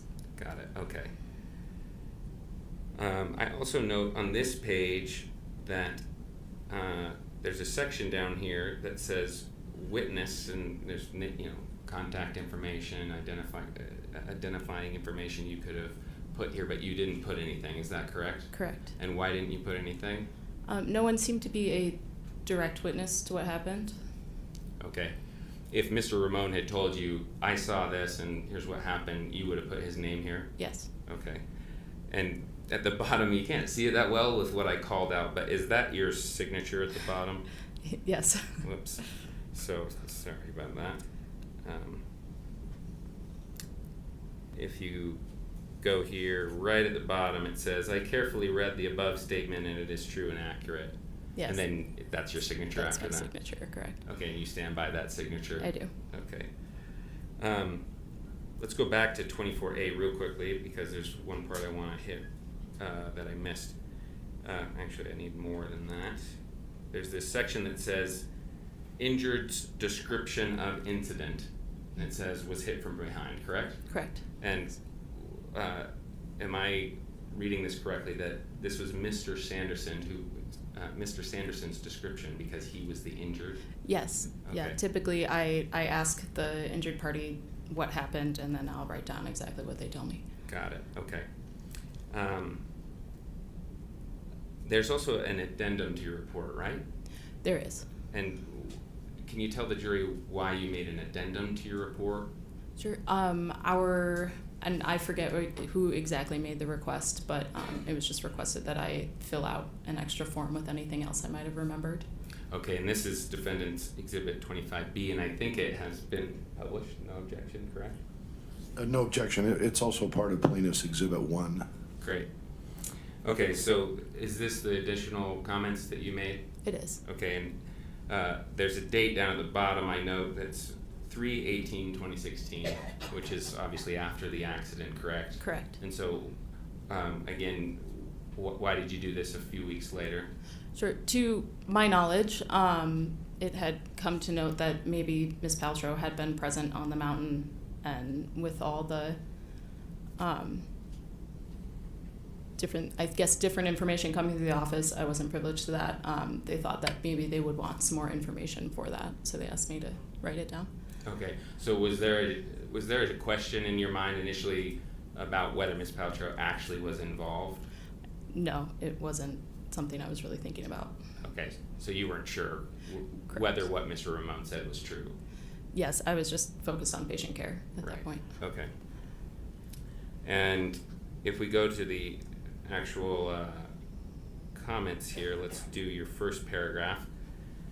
Do you mind reading it for us? Sure. I recall that upon arriving on scene on Bandana at the bridge, I found the patient, Terry, standing on the right side of the run in his skis. The mountain host that had radioed patrol was above doing traffic control. A friend of Terry's was also present, a large man, blue jacket, black pants, dark hair, hereby referred to as large male friend. Terry said that he was uncertain what had happened. LMF told Terry that a woman had struck him from behind, knocking him down. LMF stated he had believed that the woman had been Gwyneth Paltrow. Okay, so there's this note, I think you've already described this, but I want to make sure I understand. Terry said that he was uncertain what had happened. He actually told you that? Correct. Okay. And then LMF, who you understand is Craig Ramon, is that right? Yes. And told Terry that a woman had struck him from behind, knocking him down. So that was something you heard Ramon tell Terry? Yes. He didn't tell you that? No. Okay. Let's go to the next section here. Do you mind reading it for us? I asked if anyone had spoken to the woman. Can I call him Craig in this? Is that all right? Sure, I mean, you know who it is that Craig you met. said he had asked her if she was all right. He said she had told him she was fine and skied away. During assessment, transport, and time in first aid, Craig continued to say that the woman involved in the collision was Gwyneth Paltrow. So you remember that he kept bringing up this point of Miss Paltrow's involvement? I do. And you don't know how he knew it was her? No, I don't. Okay. And then I think the last section, which I guess is a couple paragraphs, sorry, I cut that off. So at Empire First Aid, we were met by 3 others from Terry's skiing group. Do you remember that? I do. And who were those? According to this, it was a blonde woman, a man, and Debbie. Okay, and you didn't have any interaction with them, or did you? I don't specifically recall it. I do know they came into first aid to check on their friend, but that's the extent of my recollection there. Okay, and did they stay with Terry the whole time he was there? No, after, and I don't know how long, everybody went back out skiing and one went to go get the car. Okay, and left Terry with you alone? Correct. Okay. And then there's another sentence here that seems like the similar things you've said before. I recall LMF or Craig reiterating to the group his identification of the woman to have been Gwyneth Paltrow. Do you see that? I do. And when you write his identification of the woman, does that mean that it was your understanding that he personally identified the person as Miss Paltrow? That was, yes. I guess I probably made the assumption that it was a sight thing, and that's what he had come up with. Okay. And then eventually Debbie, who had left to retrieve the car, came back and picked him up. Is that correct? Correct. Okay. And then at the bottom, you identify LMF as Craig. It came back to me, yes. Okay. When you say it came back, you couldn't remember his name at the start, but then later remembered it? Correct. Okay. As you were writing out and bringing these memories back? Yes. Okay. Thank you. So is it fair to say that his ribs, or I'll ask it this way, were his ribs his chief complaint? Yes. And he did not offer any indication to you of a head injury? No. Oh, whoops, sorry.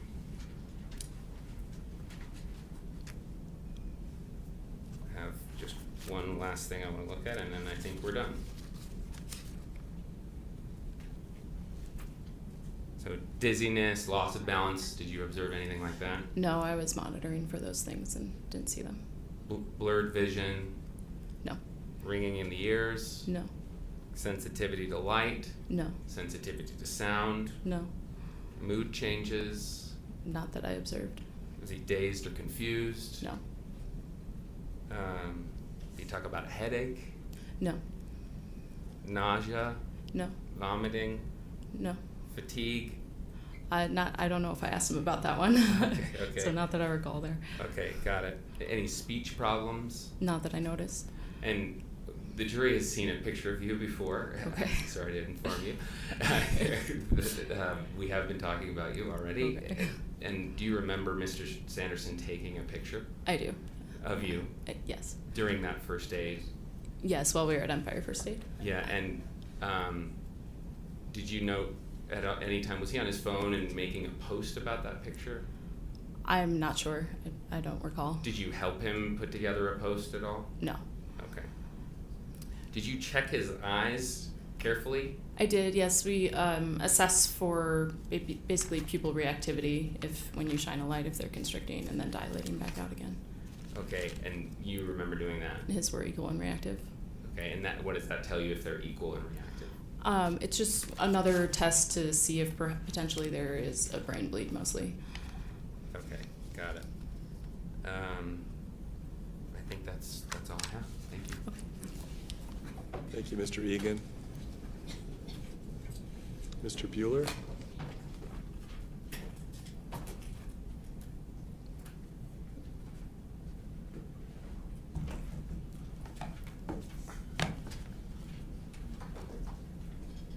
I think the plaintiff's or defendant's exhibit of your report is a little bit clear. The one we have is a little less clear on page 3.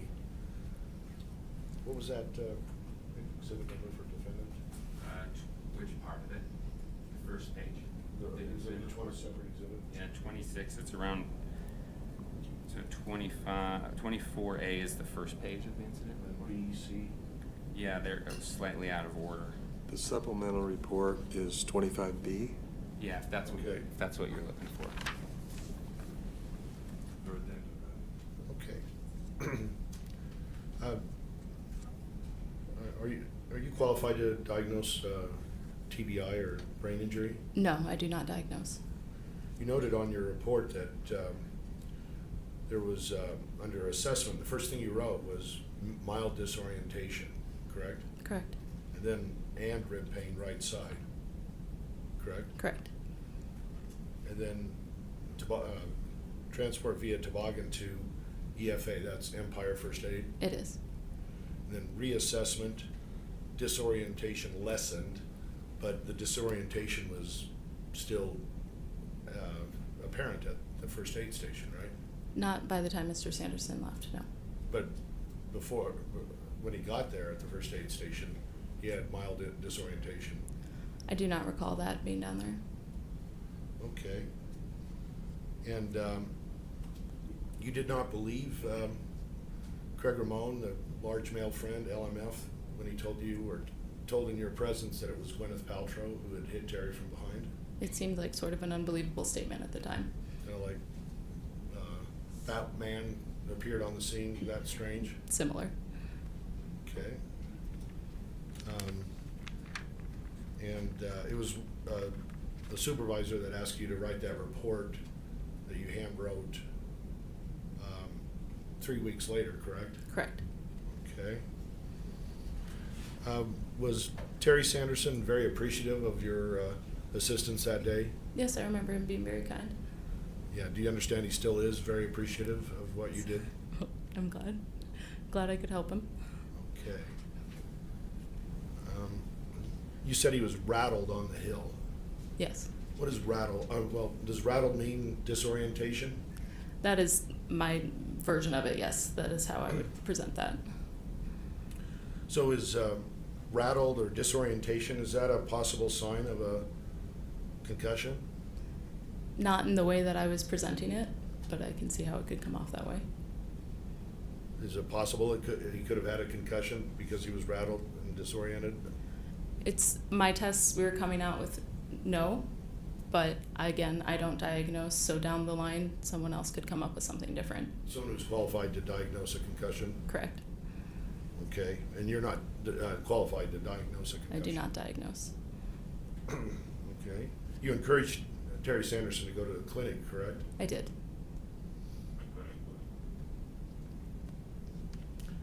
Can you, let's see.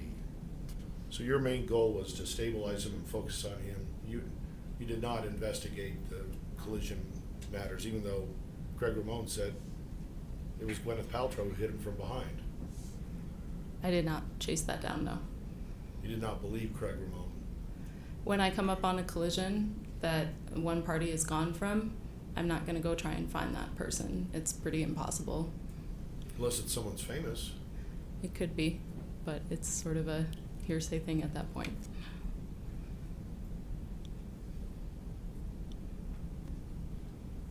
Just give me a moment, please.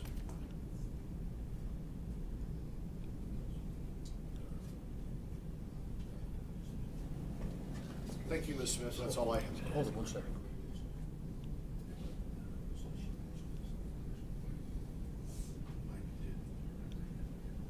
Thank you. I just have one more. Your Honor. Sure. Ms. Smith, there was a question about you being asked to write those additional comments. Do you recall that? I do.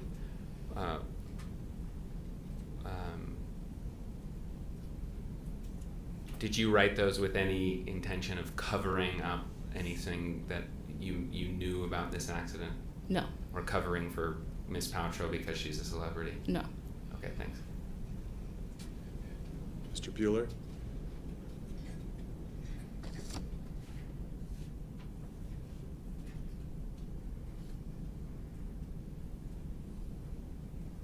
Just the opposite question. When you wrote those comments, you were trying to reveal that Ms. Paltrow was involved in this. At least her name was mentioned, right? I was just writing down what I recalled. Okay, thank you. That's all, Your Honor. Okay. You're excused, but you may need to be called back again. Okay. So please don't discuss the case with anyone, and don't watch the proceedings. Okay. Thank you. We'll now call Steve Graff. And I think he's out there, so we'll have to go grab him. Sure.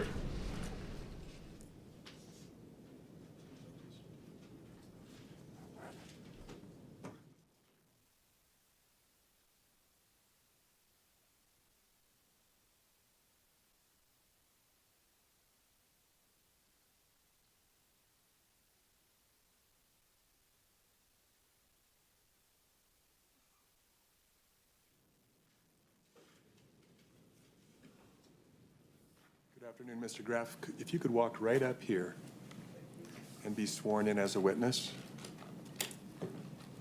Do you swear that the testimony you are about to give in the case now before the court will be the truth, the whole truth, and nothing but the truth, so help you God? Yes. Thank you. And then take a seat in the witness stand, and then begin by, I guess, positioning the microphone and then stating and spelling your name.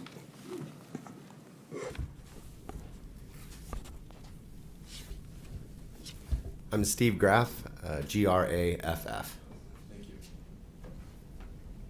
Your Honor, as we walked in, the witness told me that he is thirsty. Do you mind if I give him a drink? Yeah, please do. Thank you.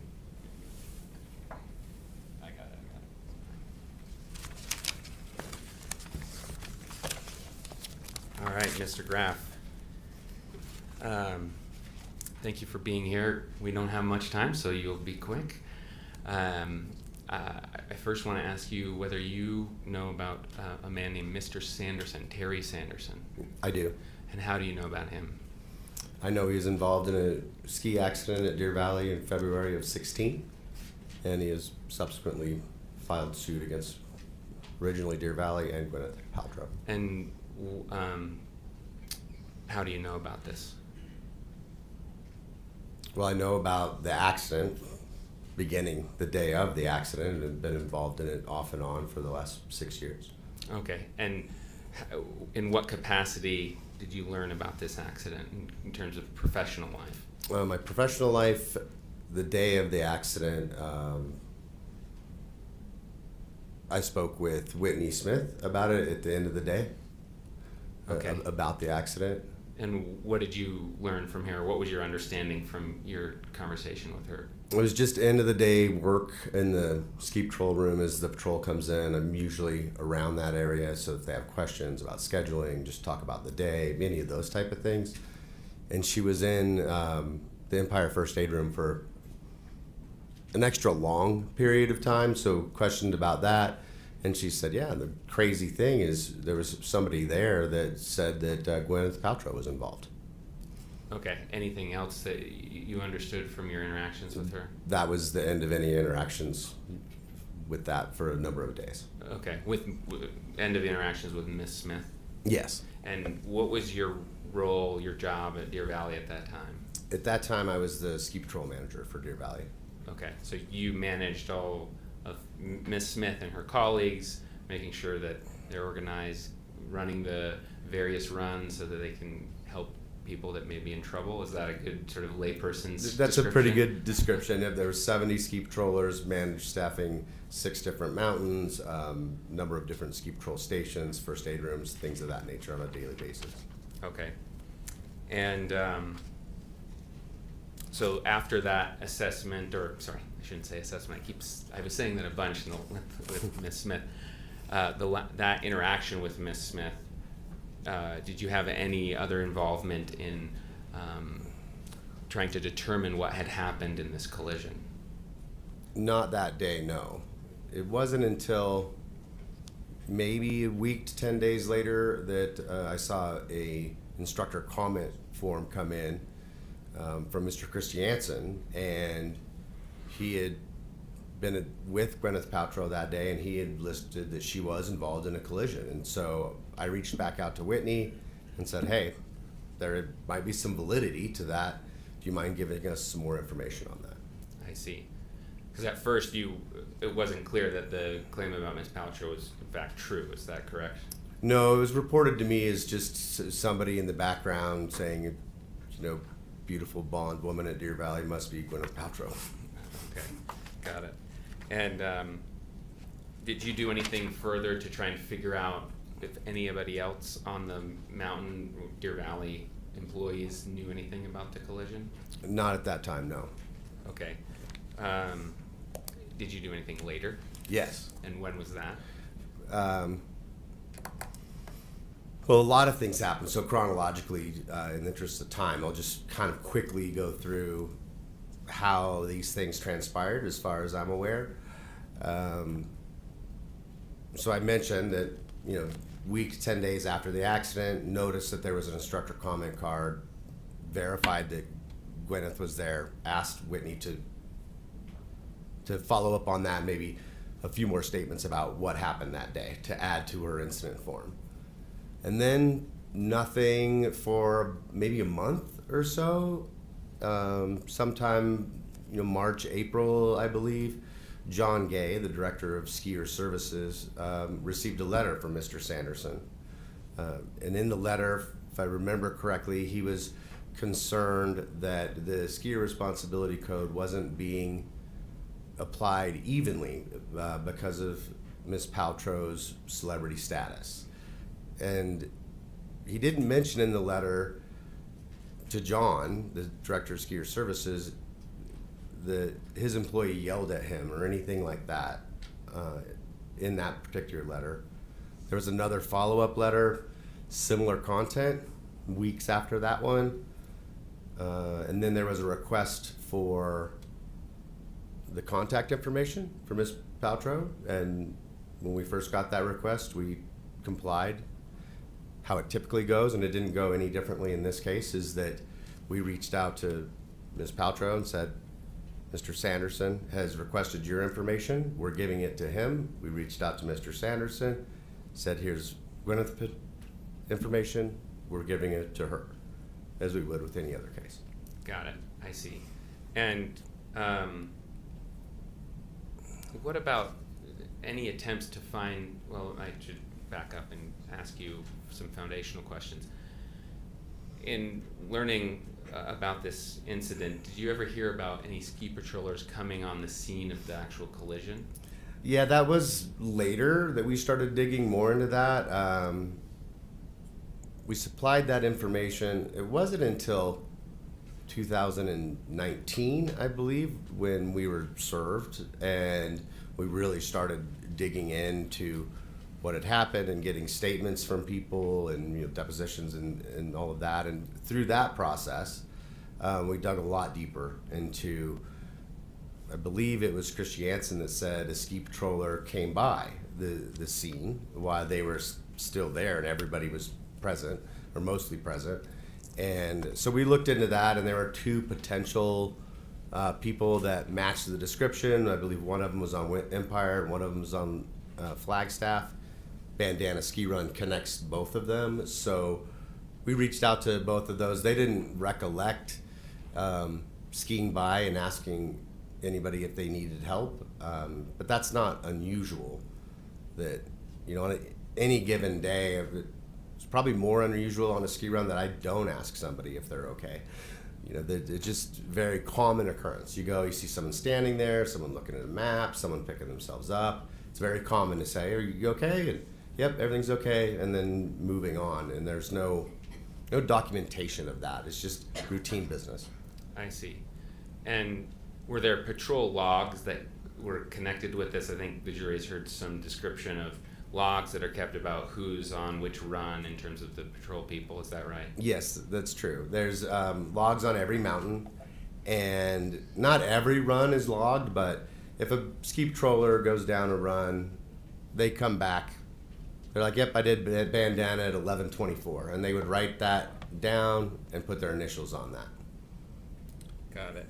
I believe I have those logs, which are Defendants Exhibit 26A and through C, and I don't believe that we have published these, so I would ask for permission to publish these and admit them. And how have they been marked for identification? Defendants Exhibit 26A through C. Through C? Yes. Okay, any objection? Just a sec, Your Honor. We didn't need to find it. Here, we see that. I think that's for the member control. No objection. 26A through C, defense exhibit is received. Okay, so I'll publish it. It should be on that screen for you, Mr. Graff. Do you see it? I do now. Okay, is that the log we're talking about? Yes, this is the Flagstaff patrol log. This isn't the section I'm talking about. It's a 2-page log. Okay, so But this is it. This is the log. 26B, is that Correct. the log, or do I have to keep going? So this would be the run log. So you see where it says opening run, run check. Obviously, a lot more runs are done than that. Ski patrollers typically do more than a couple runs a day. But they're trying to make sure that all the runs get checked. So on this particular one, and as it pertains to this, we're looking for bandana, and it's at the very top. And here at the top. Yep. I and see. it looks like 1140, and then there's another time and a couple initials in there. Okay, got it. And then, just for the sake of completeness, then there's 26C. I don't know if that makes a difference here to you. Was that part of your? Was this record a part of your attempt to figure out who those patrollers were? Yes, this was part of us trying to get all the information we could about this. And this 26C document, does it offer anything additional? If you can go down out, to zoom out, yeah. So this is sweep, so that's after the accident, so it doesn't offer anything additional there. The page that you showed previously has names of the people that were on the mountain that day. Is that this page? That's this page, correct. I see. So at the top there. At the top here, okay. Yep. So Caleb, Jess, Whitney, and Tom were there. Steve Campbell was the snowmobiler. And if you I remember correctly, I asked Tom specifically because I saw his initials in that log.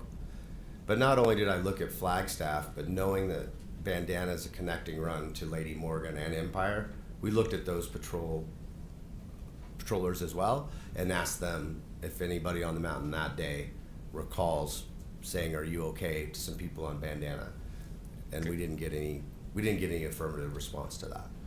Given your experience with managing patrollers and responding to various incidents, if there had been an incident where someone was unconscious for a long time, would you expect to have heard about it? Yes, most definitely. And would you expect those patrollers to remember it if you asked them a number of years later? Yes. And they did not? They did not. In this case? Okay.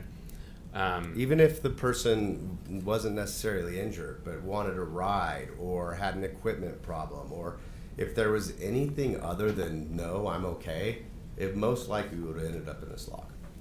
I see. And it does not. You've reviewed these and you don't see any. You don't see any indication of any such event. No. Okay. And do you know who Eric Christensen is? I think you mentioned him earlier. I do know who Eric Christensen is. And did you ever receive a report that he had yelled at Mr. Sanderson? I believe that was in one of the claims in the lawsuit, but never in our investigation.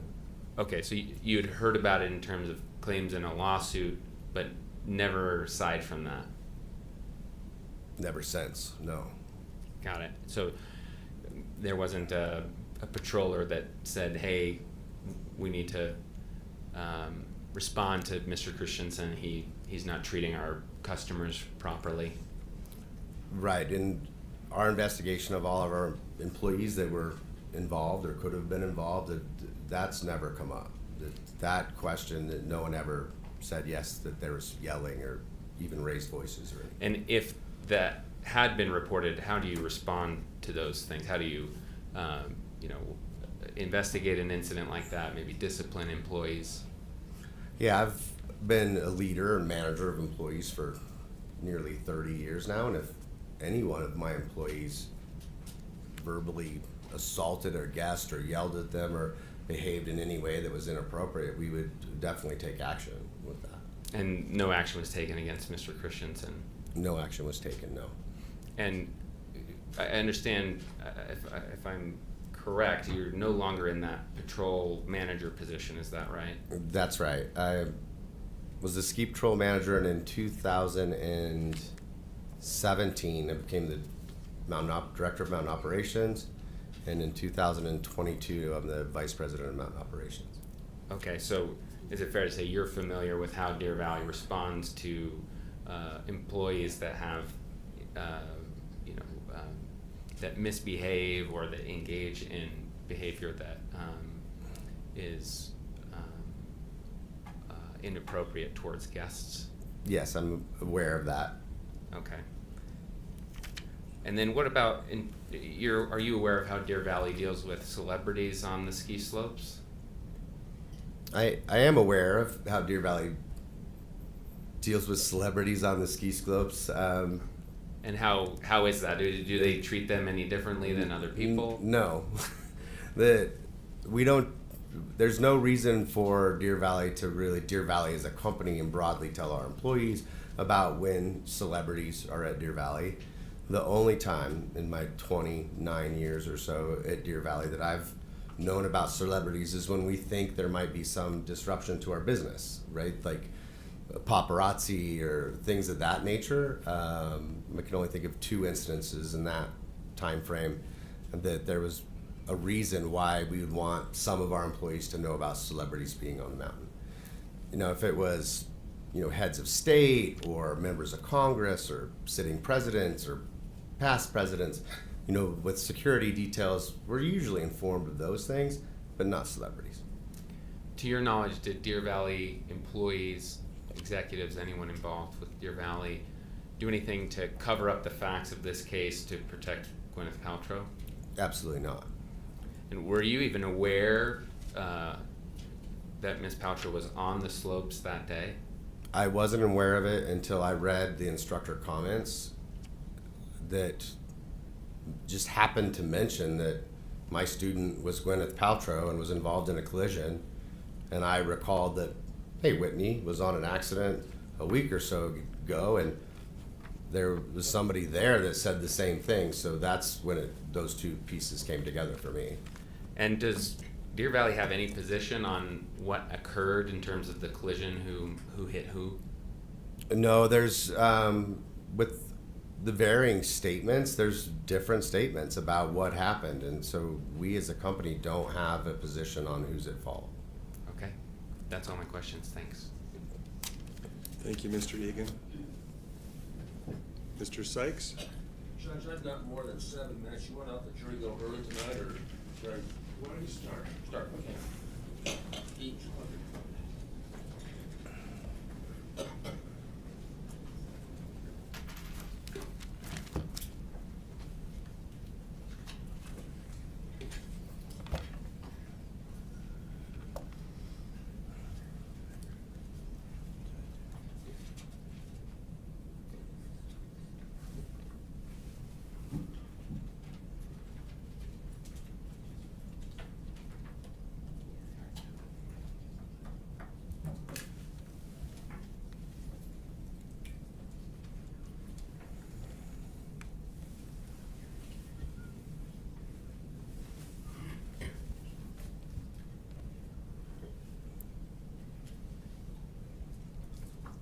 See you again.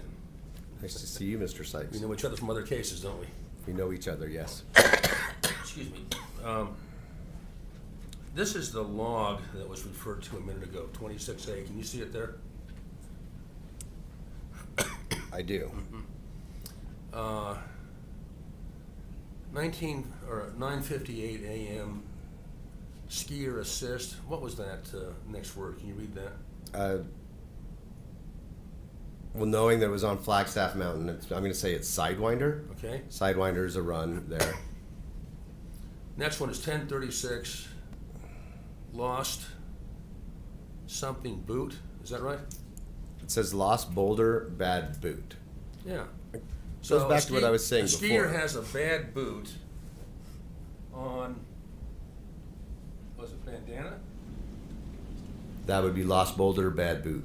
Okay, lost boulder, a bad boot, and that gets logged in, Correct. right? And a skier collision on bandana doesn't merit a login at, let's say, 11:55 a.m. A collision doesn't even mention get a mention. Yeah, that goes back to what I said before, that if it was equipment like bad boot or somebody needed an assist, like maybe they needed a ride down, it would get logged. But if the people said, I'm okay, it wouldn't.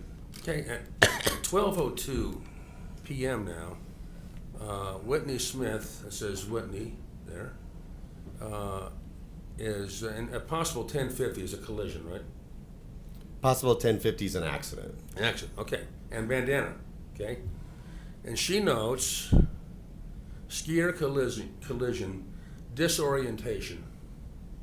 Correct. Now, you investigate these things for Deer Valley. Is it your position that maybe 7 minutes, just 7 minutes or so, after that collision, he's disoriented, but at the time of the collision, he's not disoriented? Is that your position?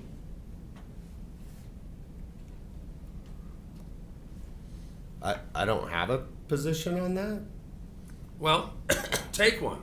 I mean, 5 to 7 minutes later, Whitney Smith, who has no skin in the game except she's employed by you, okay, notes disorientation on her report. And she noticed it later, by the way, as you noticed.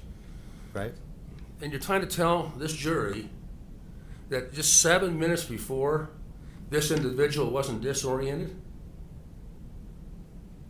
Is there a question there? Yeah. What's the question? Are you trying to tell the jury that 7 minutes before, Terry Sanderson wasn't disoriented when the other two guys stopped by? Your Honor, may we... Who didn't log it? I wasn't trying to tell the Just jury anything. got a request. Yes.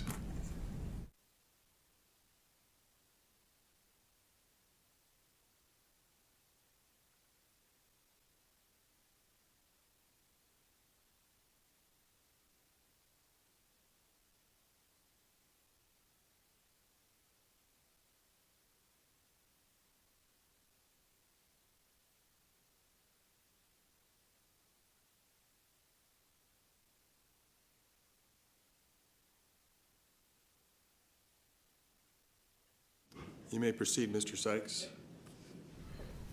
Do you remember the question? No. Okay. Are you telling this jury of the good men and women of Summit County that maybe 5 to 7 minutes after this collision, it's noted here, I assume by Whitney Smith, or someone noted it, that there was a collision and there was disorientation, and that 5 to 7 minutes before that, there was no disorientation. Is that what you're saying? I'm not saying that. On this form at 12:04, Whitney said there was a skier collision and the person presented with disorientation. I don't know where you're getting the 5 to 7 minutes earlier. What are you referring to? Well, the accident was logged, the crash was logged at 11:55. By who? Well, it's in one of the records. I think it was Eric Christensen. 11:55. You weren't aware of that? There's a time frame there. I know that at 12:02, Whitney was dispatched, and I don't see the screen anymore, but I believe it was 12:04. She was on scene. Well,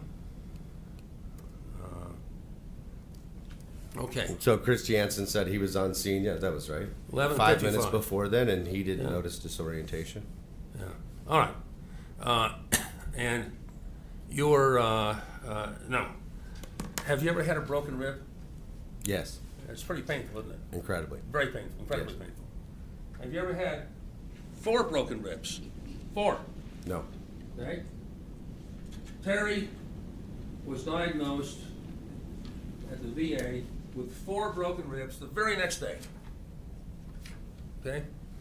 Now, is it reasonable, and you've had a long history in skiing and with Deer Valley, long illustrious history, right?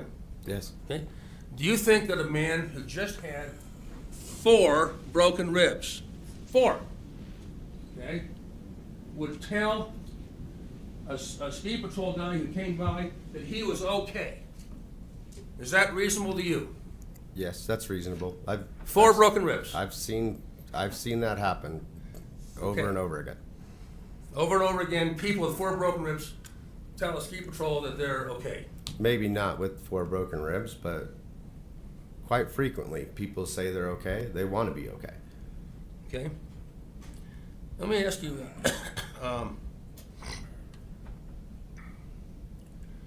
Pete, would you find the report for which is it? Okay, now, you didn't see the crash, did you? No, I did not. Okay. And you have no personal knowledge of how serious it was? No, I don't. You're aware that Terry Sanderson has a witness who's not even a close friend, just a meet-up buddy, that says that Gwyneth Paltrow hit him in the back. You aware of that? I'm aware of that, yes. Okay. Does that count for anything in your opinion? It's part of all of this, part All of right. this investigation. Deer Valley, however, takes no position one way or the other on how the collision occurred. No, there's differing opinions or statements on what happened. But that Deer Valley takes no position. we don't take any position, no. And you don't give celebrities any advantage. No. in these kinds of- Okay, now, you aware that she paid almost $9,000 for 2 days of skiing? You aware of that? I believe I saw that somewhere in the records. I think it might be overly inflated, but somewhere in there. It doesn't Well, sound that's what she unreasonable. Okay. Now, that's a lot of money to pay for 2 days, isn't it? It's, All right. Deer Valley costs a lot of money. Mr. Sykes, I hate to interrupt you, but we can either recess now, or if you just have a few minutes of questioning, you could finish. Well, I think, I hate to hold the jury late. Why don't we recess and I'll finish tomorrow? All right. Is that okay? I have an objection to finishing tomorrow. Why don't we address that at after the jury's excused? Thank you. Members of the jury, we're going to recess now until 9 a.m. tomorrow morning. So remember my admonition not to talk about the case with anyone, not to do any of your own investigation. And if you happen to look at the television or listen to the radio or go online, please avoid, or do avoid, reading anything or listening to anything about the case. So thank you. Hopefully we won't have a storm in the morning. All right.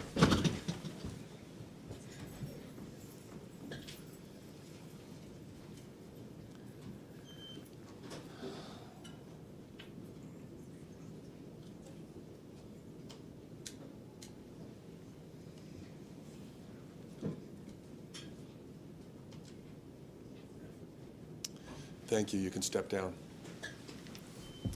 Mr. Owens? Thank you. I've excused my client. Is that Yes. okay? Yeah. Did you have something you wanted to talk about? Yes, thank you.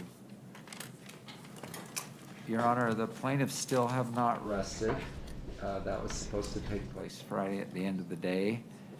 I had Apple Martin, Moses Martin, and Brad Falchuk all ready to go this morning, and they were unable to testify. As I understand it, plaintiffs will not oppose Apple and Moses having their deposition transcripts read into the evidence. Can we confirm? Mr. Sykes? That's correct, as long as our additions are added, which I've given counsel. Thank you. And Brad Falchuk is still, we still haven't made a decision. We may need to read his transcript in too. We have 2 full days tomorrow. The court hasn't made a decision about what? Oh, sorry. Brad Falchuk is the husband. With me? And what decision do I need to make about that? I'm sorry. We, You need to make a decision. Okay. Thank you. I'm speaking through a mask, which makes it hard. Tomorrow, Tuesday, can I give my lineup? What's the lineup for tomorrow? McMahon. Well, that's Oh, for you're them to giving the tell us. lineup. You're giving the lineup. Okay, go ahead. We're starting with, finish up Mr. Graff. We're gonna nod. My objection to, we're already terribly behind. Just a minute.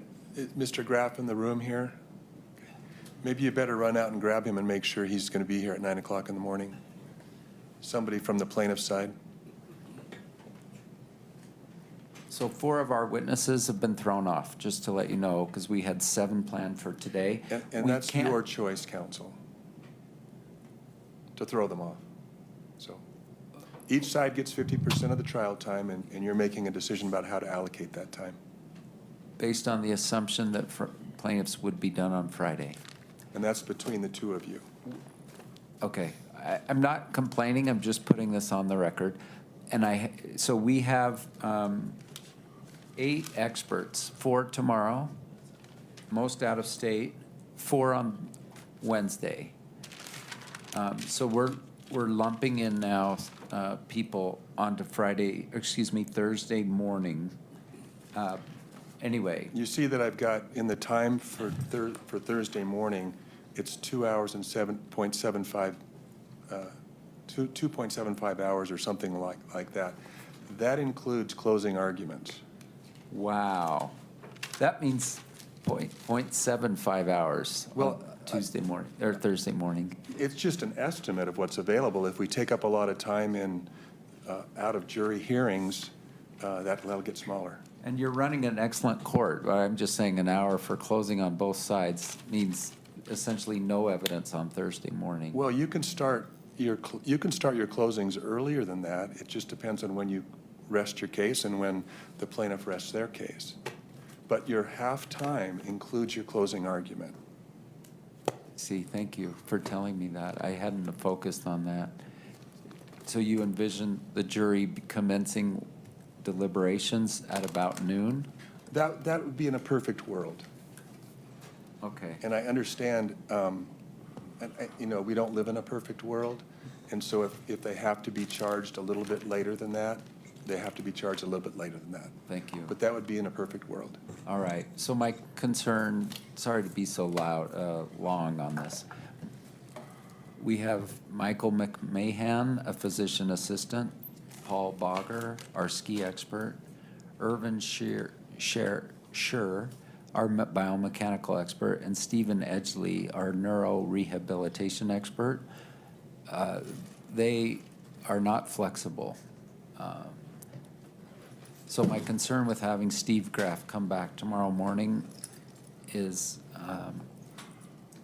that it's going to throw off these folks that are not flexible. Okay. I would rather Steve Graff come back, for instance, Thursday morning, so that we can get our experts who are time. Sure. Thanks. So you've got an expert that's ready to go at 9 a.m. in the morning? So Michael McCahan is actually not our expert, so I may have misspoken. He was the treating physician assistant at the Instacare. Sure. And he is, Ready at 9 a.m.? yes. Okay, all right. Well, Your Honor, I'll probably only have about 10 to 12 minutes to finish this up. Why I don't we- could wait, but I'd rather just get it done. I realize that, but we do have some professionals that we need to make some accommodation for, and so why don't we wait with completing Mr. Graff's testimony until we can fit it in sometime a little bit later. Maybe later tomorrow, or if you want to schedule him for a specific time, we can do that as well. Steve Graff has flexibility to show up anytime. I don't know. He's not I busy. don't It's only control the Steve best Graff. snow season in the world. This year of Salt Lake City, but And yeah, he's not busy. I would add that Michael McMahon doesn't remember the treating Terry Sanderson. It's just a record review, and there's very little he would have to offer because he has no recollection of ever seeing the plaintiff. I think he will be short. So why don't you speak with counsel for Deer Valley and find out when you can schedule Mr. Graff? When makes sense to schedule him? Can you give him some blocks of time when he could schedule that? Yes, I mean, so if we can hold him to 10 minutes, we can live with it. In the What we morning, can't- tomorrow morning? Yes. What we can't live with is it's 10 minutes and now it's 2 hours. Well, are you gonna do another 10 or 15 of redirect? James is on it. Probably not. I will commit to 10 minutes. All right, then we'll call him in the morning. Mr. Graff did say that he's available. Okay, so why don't we get him back in the morning, and we'll start as soon as the jury's here. If they're all assembled at 10:02, we'll start. And Judge, just for the record, I've been in lots of trials, lots of jury trials. I've never seen so many sidebars in a case as this one. Is that a Requested by compliment? the defense. Is that a compliment or a criticism? It's a compliment. You're working very hard, Judge. Thanks. Anything else, counsel? Thank you, Judge. All right, so come early. The jury has been asked to be here at 8:45. If they're all assembled, we'll start. 8:45? Yeah, let's start it then. Okay. Thank you. Thank you.